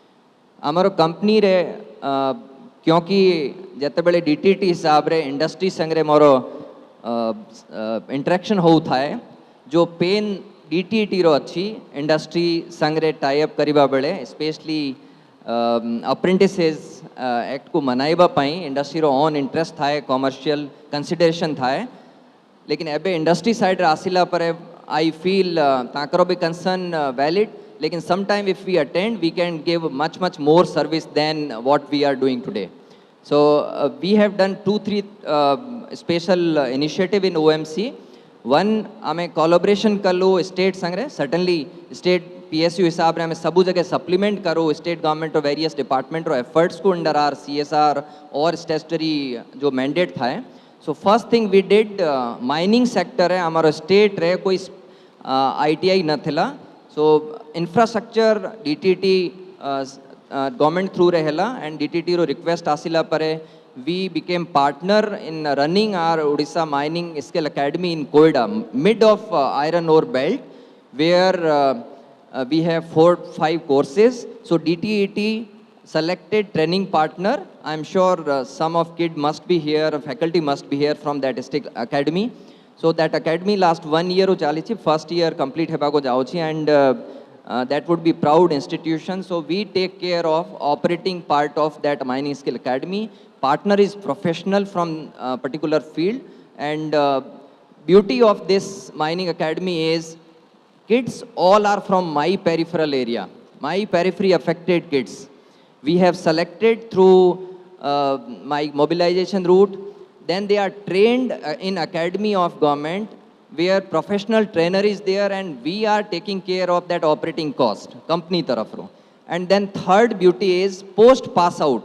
is samaste pilanko apprenticeship debaro daitva bhi OMC ro achi they will come back to industry they will learn and then certainly as per their skill set we will engage in our industry requirement as engage employee hisab re so this is something beautiful thing which is happening in our state in mining sector second we did partnership can you go to next slide please so this is what why I explained we did MOU with DTT then DTT finalized partner then mobilization of candidate then formalization of IMC where other other industry player like SAIL, MNS, JSW, JSPL, they are part of our IMC. And then, of course, full sponsorship operating cost, I spoke about it. We have 6 type of courses. So CTS is one, the biggest for trade. So we are aiming in next 2 years, 1,600 kids will be trained by this mining skill academy. Next, please.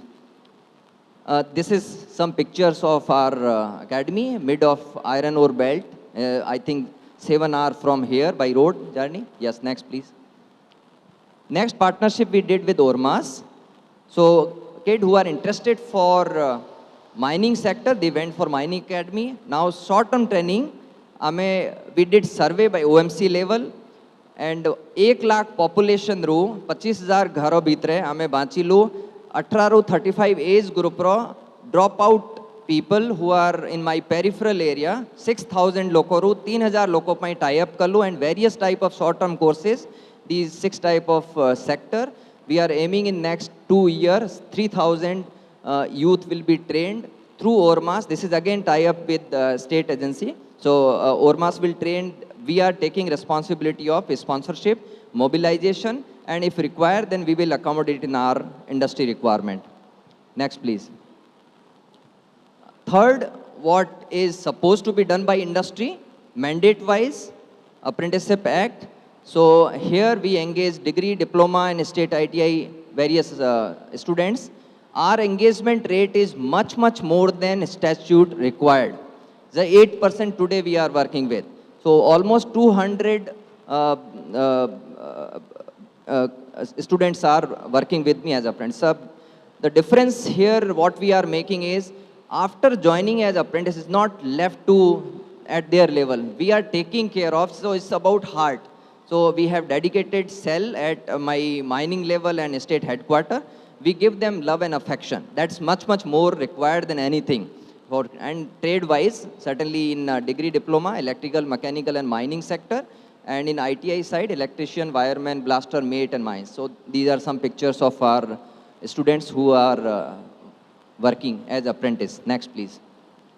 Fourth, we work with educational institution for upskilling of our own people working in our sector, and intern who come from industry for internship with industry. So both sides we work, and we are always work with reputed institutions. Next, please. So this is, I think we can hear some story from kids who are getting training in our mining skill academy. 1 or 2 sample we can see. You have video, you can run, please. Admission free, accommodation free, transportation free, dress free, plus OMC तरफ तक खेलिया पे सब कुछ दिया जाए सब प्रकार facility OMC दवारो एतपे बड़ा उत्साह लागुची ओएमसी गोटे बहुत बड़ माइनिंग अनुष्ठान जोठी की माइनिंग रिलेटेड बहुत टेक्निकल पर्सन्स थांती सेही अनुसार पिलांकर फील्ड ट्रेनिंग पे भी सेटा बहुत बड़ गोटे प्लेटफॉर्म रहउची त माने रिसोर्सेबल हे जानती whether they can work in OMC और they can work in anywhere in mining industry तो ओएमसी को बहुत धन्यवाद देबी ठीक समय से गोटे भल पदक्षेप नहीं आमर जो माइनिंग जहाँ रही माइनिंग केते प्रकार कौन जो underground mining open cast mining ए विषय जानवा सहित से जी भी क्रसर अच्छी तार स्कानर अच्छी से सब जानूँ आजी आम स्किल हेबा कथा ए विजिट किंबा जो प्रैक्टिकल आमर चली मो 100% देकी कहबी कि सेतिर हमें स्किल होउछु आगो को मधे हबु पूरा 100% ही स्किल हेइतेबु तो ओएमसी जो जॉब अपॉर्चुनिटी देछि सेतिर आमे क्वालिफाई हेइ परिबु आ सेतिर जॉब करि परिबु बोली मु आशा रखुछि ओएमसी तार जो आम पय जेति की सुविधा सुयोग देछि आ पाठ पढिवार जेति की अपॉर्चुनिटी देछि सेति पय मु ओएमसी को धन्यवाद देबी थैंक यू ओएमसी ग्रेजुएशन पर मते फाइनेंशियली इंडिपेंडेंट हेबार थिला तो मते जॉब निया दरकार थिला तो जे तापरे मु गवर्नमेंट आईटीआई कोडे जानली जोटा fully dedicated mining dedicated ITI तो वर्तमान जपन तुम एक्सपीरियंस मु गेन कर सेम सर मु कहबी मते हां माने जो थियोरेटिकल पाठ पढा थियोरिकल पर प्रैक्टिकल भी चली जे फील्ड विजिट नु तो ए अनुसार मोर माने थियोरिकल सहित प्रैक्टिकल नॉलेज भी गेन कर Thank you. I don't know how many are here present from industry side, but I would request if they are here, Please get more and more kids to your environment, visit nearby our institutions, and give love and affection to kids and respect to my faculty. Thank you so much for calling me, and all the best for coming events. Thanks. Thank you so much, Balwan. And friends, as you could have seen, he is a person who has skills as his passion, and even while he is not the DTET now, but he carried forward the work which he did being Director Technical Education into the mining sector. Now to hear from an education service provider, which is another important stakeholder in the industry-led skilling ecosystem, I would invite Mr. Sanjeev Kumar Raut, founder and president CV Raman Global University, to present his views.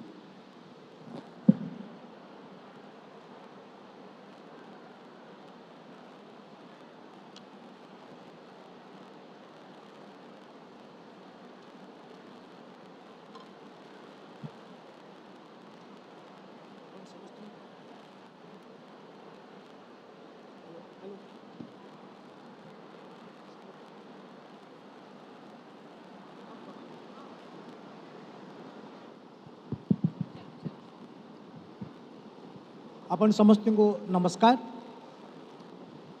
Good afternoon to all of you, the respected panelists present on the dais, and the August gathering. It's really a great honor for me to be here to speak about a subject which is very close to my heart. I am in skill and education since last 30 years. 25 years back, I started the engineering college in Mancheshwar in the rented premises. And the challenge was for me as a promoter of engineering college to place my students. So when I went around different companies and request them for the placement, the only rejection I hear that the students are not ready for the industry. We don't like to recruit students from the private engineering colleges because their curriculum, syllabus, and the technology that being trained, it's mostly outdated, doesn't fit to our requirement. And that time as a young person, I took that as a challenge. I took the help of FICCI and a couple of my friends, those who work in, a couple of them are the ambassadors. And I went to Germany, I went to Korea, South Korea, I went to France, and I went to Japan, and many more countries to understand, including the Finland, to understand how those universities, they have linked with the industry and delivering their education. Then first, I went to Germany and requested the Bosch that we are a private engineering college and we want to establish your technology center or a center of excellence in our university. With lot of communication and presentation, we first brought Bosch to our campus and they established. Then followed by Festo, then followed by Siemens, then followed by SCW, followed by Tata Technology, followed by Fanuc, and we went to US, we got Marcraft for the cyber security. Fronius then became partner with us for welding, and we went to Russia, brought partners for the drone, and today we have 26 international companies that have established their center of excellence in our university, and now within the end of this year we will have another 6 top class companies, those who will work in a different contract. Because in the early days, the industry links or bringing an industry means you have to bring them, they will set their technology center, and it is a cost. Then we realize that by only bringing them, establishing the center, it is not going to help, but we need their help in designing the curriculum. Then, most of our partners, we tried working with them. They started changing our curriculum. Then you realize that curriculum doesn't only help, we need to develop our manpower. So we again went to the MOU with them.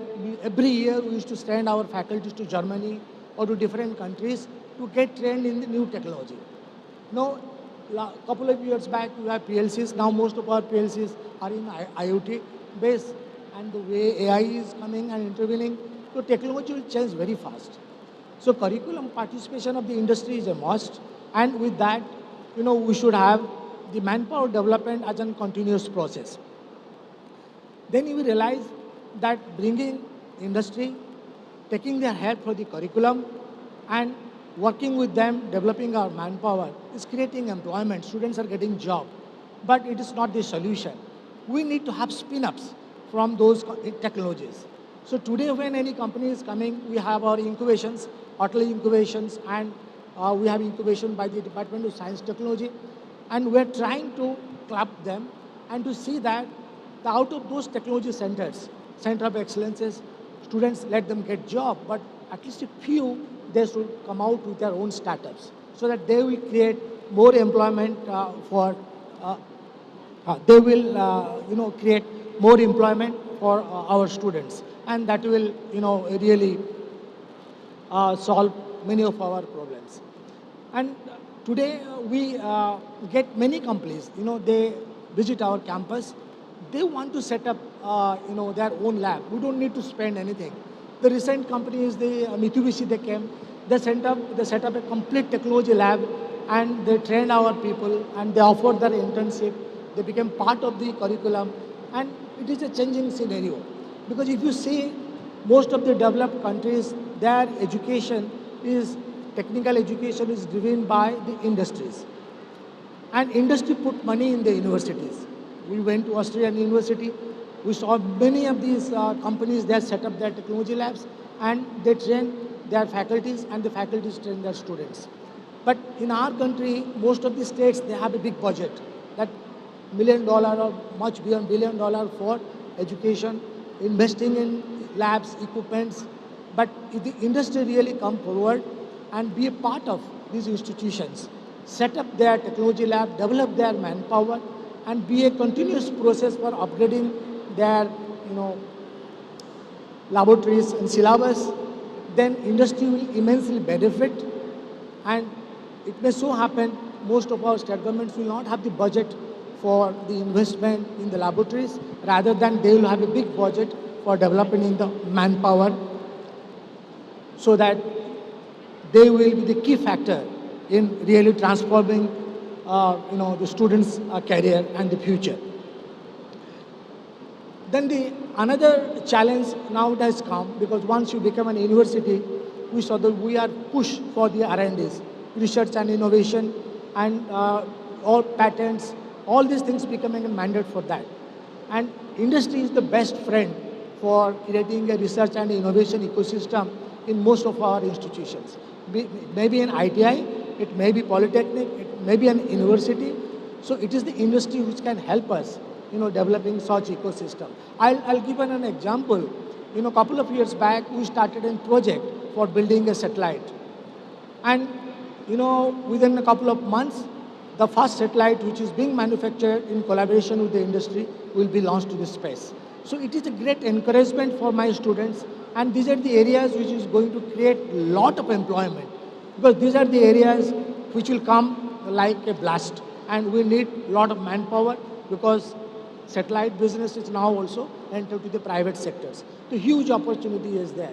So research and innovation will play a major role, and industry will be the best friend for that. And for the students of polytechnics and ITIs and the engineering college, those who are here, and the best part the industry can help these young children are the internships. If the industry offer paid internships to the students, nowadays with the NAP, most of the internships are credit-based. You go to an industry, you would do 6 months work or project, live project, and you come back.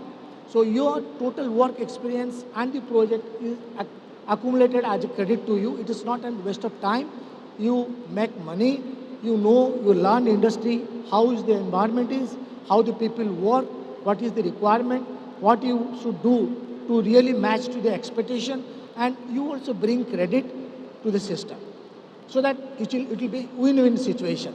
So to sum up my presentation today, that the industry-linked education will be the best when the industry come forward to set up technology labs in the institutions, and they be part of the curriculum development.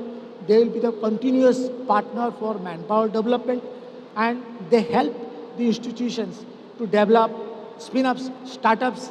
You know, in Odisha, our government has started micro startups. They give around 1 lakh rupees funding, and the ITIs, childrens, they go and do that. It is a beautiful thing.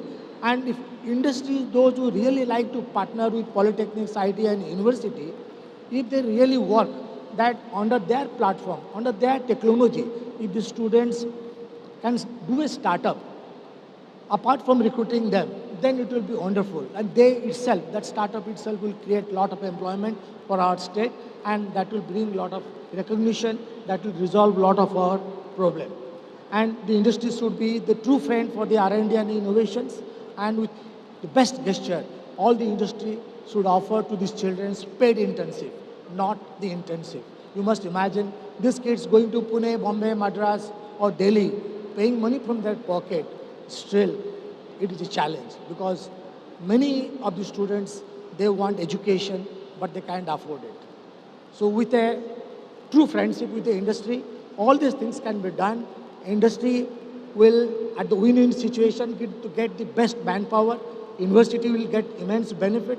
Their students will be skillful, they can be employed, and the real, the slogan which we say that we are skilled in Odisha, it will be added with one word. It will be skilled in Odisha, best in the world. Thank you very much. Thank you, Mr. Raut, for giving us the perspective of a skill provider, and also enlightening us from your experience, from your vast experience on how higher educational institutions can evolve and can serve the needs of industry by developing new courses and by rediscovering the existing courses and reinventing them to suit the industry needs. Finally, I would invite Mr. Rakesh Kejriwal, President Philips Education, to provide his perspective.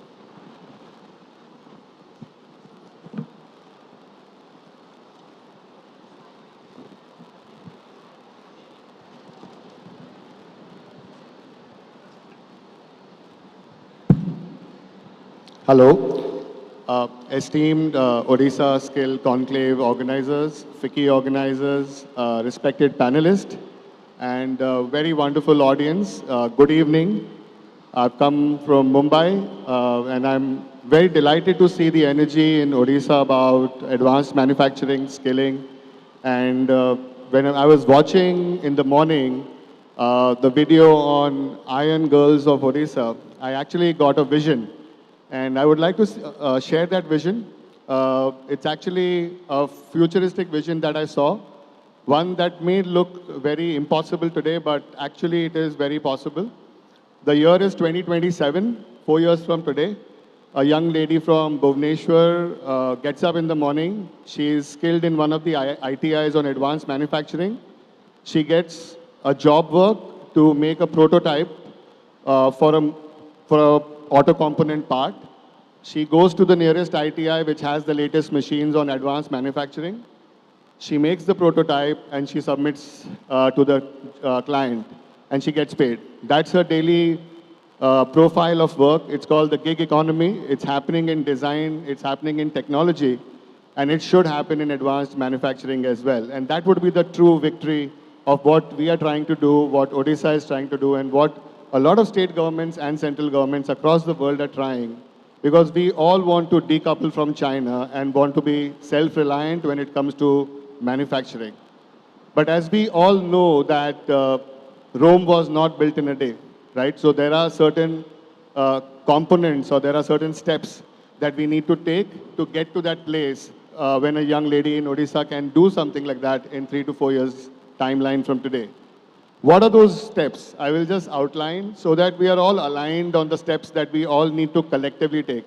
And I would congratulate the Skill Conclave over here, that the distinguished panelists represent almost every aspect of that. The first is, of course, the government, without the government push and the government incentives and the government help, something like this is not possible. So the state government or the central government is the central glue around which everything works. The second is the academia, because they have to be humble enough to know that they can partner with industry and kind of make their curriculum more relevant to the society today. The third is, of course, the industry that comes in and brings the curriculum from their latest know-how and technology. The fourth is the World Banks and the CSR funds, without which sometimes projects cannot offtake. So they are very, very important component of that. And fifth and final for us are foreign governments also, because we learn a lot from them. We exchange ideas, we exchange technologies, and we also sometimes place people from India abroad. And I will come to that, how that is happening wonderfully already. So these 5 things have to come together for a public-private partnership to make it successful. The second thing is, what is the offering? And the industry has to really step up over here, that they need to come up with the cutting-edge technology. By that I mean, when we deploy machines in any of the ITIs, they should be world-class, they should be industry standard, they should not just be for the educational purpose. Because if the student is learning on world-class, industry standard machines, then only will the learner be able to apply that in real life. So we take pride that when we put a milling machine or a turning machine or a 3D printer or a robotics arm, it is world-class truly and industry standard in any of the ITIs or polytechnics. The second is, of course, the curriculum. We have to be taking rigor in the curriculum, that what we do in the manufacturing unit or the factory is what we translate to the classroom. Hence, that translation has to be smooth and that has to be very genuine. Third is train the trainer. We have to train the trainers effectively so that the further dissemination takes place effortlessly. And lastly, which is the most important, which we are almost obsessed with, is the jobs, internships, and the gigs. The gigs that I talked about, the small job work that I talked about, if that can come on a platform to people all over here, you will be micro entrepreneurs. You will get job works, which is happening in technology sector already, and we can translate that to advanced manufacturing. Now, how does all of this come together? Unless the young minds, I see so many of you here. I'm sorry, I can't speak your language, but I would have loved to, so that I can tell you that if you don't really understand the power of technology, the power of advanced manufacturing, you will not appreciate it. And hence, we need to start putting that seed at the 9th grade, 10th grade, the polytechnic, the ITIs, of course the engineering colleges also. We are doing some bit of that. We need help with it. So these 3 factors, when it comes together, we believe that a difference can truly be made. Now, what have we done as Philips Education? We have taken some steps in the last few years. The first is that we've built a mobile app. It's called the Philips Machinist app. Currently, there are hundreds of jobs listed on that app. If you download it, you can see the jobs which are paying 30,000, 20,000, 50,000 just as an operator. We have thousands of clients, and we are just talking to them and putting those jobs on the app. That's the bare minimum we could do. We are also working with foreign governments like Qatar, Dubai, Saudi Arabia, Malaysia, so that their requirements can be fulfilled from India. So we are training people specifically to be deployed in foreign countries. We are working with the state governments of Karnataka to revamp the ITI. We've done the train over there. We've given curriculums and machines to the state of Uttarakhand. And we are exploring ideas and possibilities with this wonderful state of Odisha. So we are making our steps, but for that vision to come true that I talked about, I think a lot of components, a lot of stakeholders, a lot of partners have to come together, so that what happened for information technology or the IT sector, by which Infosys, Wipro, Flipkart, Ola, Paytm, if they could come up, the seed was sowed in 2000. And hence, after 15 years, we saw all these beautiful companies coming up in billions of dollars. Similarly, the seed of advanced manufacturing and skilling in manufacturing started only a few years back when the pandemic started, right? And before that. But it's not a whole lot of years. And you will see the result in the next 5 years, 10 years, and the results will be amazing. I invite all of you here to partner with each other, partner with us. We are here for the next 2 days. It'll be wonderful if we can collaborate and take the dream to reality. Thank you so much. Thank you, Thank you so much, Mr. Kejriwal, for this brief but brilliant views on how skilling could be advanced in advanced technology areas and how skilling actually advances the needs of industry by opening doors of new industry verticals. He gave examples of the IT industry, which started with emphasis on education in computer science and engineering and led to a boom in the information technology industry in India. And he also said that in the years to come, it is automated manufacturing, use of advanced technology in manufacturing, which could bring about similar revolutions in industrial manufacturing, modern day manufacturing in India. So you heard all the panelists, you heard the regulator's perspective from the DGT, you heard the employer's perspective from OMC and from the Indian Railways. You also heard the service provider's perspective from Mr. Raut and also from Mr. Kejriwal of Philips Education. And you heard a practitioner, an actual practitioner from Maruti Suzuki, who is both a service provider as well as an employer. With this, I think we have completed the deliberations of this session. This session has proved to us once again that it is important for all stakeholders to come together to provide relevant skilling to the youth of India so that the skills which they acquire are actually useful and can advance the cause of skilling as well as serve the needs of the industry. With these, we can close this session unless there are any more views. We can, and I extend my sincere thanks to all the panelists who made it from all the different places, who came from different places. And we have a small ceremony to perform to provide mementos to our guests on this occasion. I would request my colleagues to come forward for the ceremony.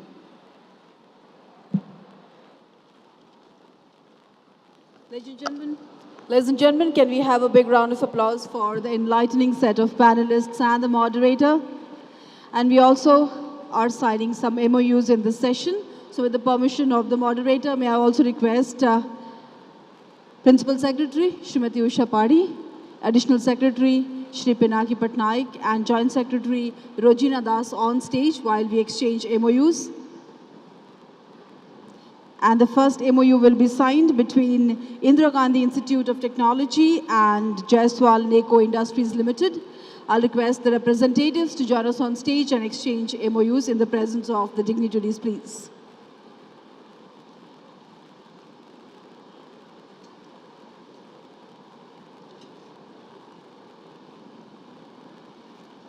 Reminding all of you that we are signing more than 20 MOUs in this conclave. This is one really important one between Indira Gandhi Institute of Technology and Jaiswal NECO Industries Limited in the presence of esteemed Principal Secretary, Department of Industries, Principal Secretary, Department of Skill Development and Technical Education, Additional Secretary and Joint Secretary. And the panelists are also on dais. That makes it a very special moment for both Indira Gandhi Institute of Technology and Jaiswal NECO Industries Limited. Congratulations, both parties made this agreement and MOU take the youth of Odisha to another level of skilling and confidence. And the next MOU will be signed between IMMT Bhubaneswar and IGIT. I request representatives from both organizations to please join us on stage and exchange MOUs. IMMT Bhubaneswar, IGIT.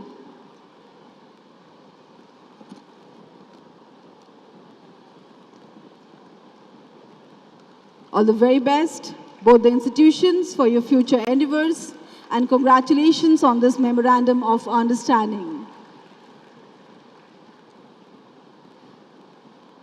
May I now request moderator, esteemed Principal Secretary Industries, to present small tokens of gratitude to all the panelists on the dais, please. It indeed was an excellent experience to hear their perspectives, views, and experiences on the topic. We cannot thank each one of them for adding so much information to the first edition of Odisha Skill Conclave, presenting traditional Angavastra. The moderator himself, esteemed Principal Secretary Industries, Shri Hemant Sharma. We are presenting the dignitaries with a touch of Odisha and heritage. That speaks about our skill set and artisans.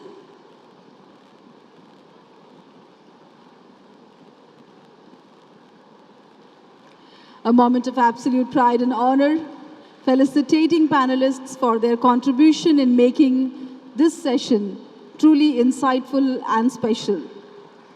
And may I now request Principal Secretary, Skill Development and Technical Education, Srimati Usha Pari, to present a traditional Angavastra to esteemed Principal Secretary, Industries, for so wonderfully moderating this session. We would like to have a group photograph with the dignitaries and the panelists.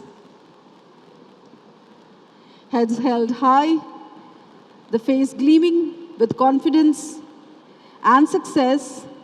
That's the team standing right in front of you at the first edition of Odisha Skill Conclave, speaking about the future of the youth in Odisha who are skilled in Odisha and ready to face the world. Congratulations and thank you so much, dignitaries. That was wonderful to hear you all.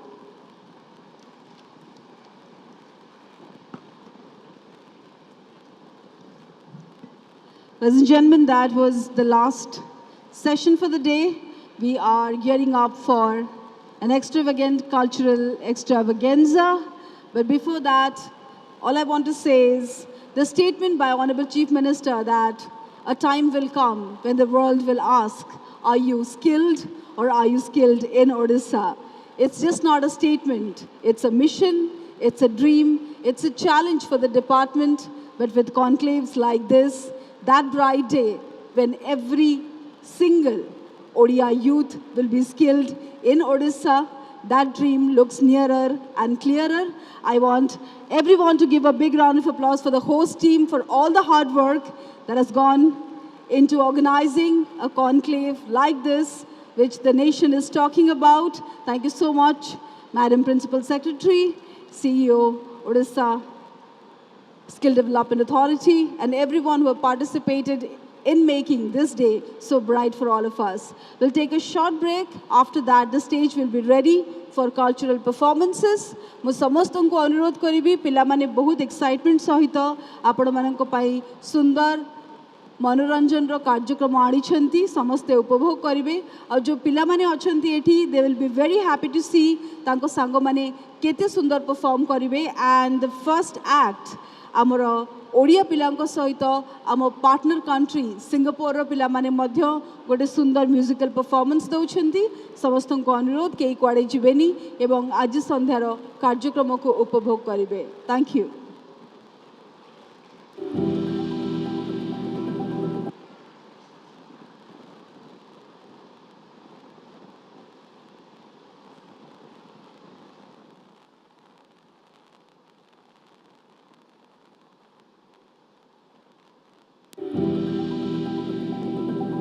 Odisha एक कृषि प्रधान राज्य राज्य में प्राय 70%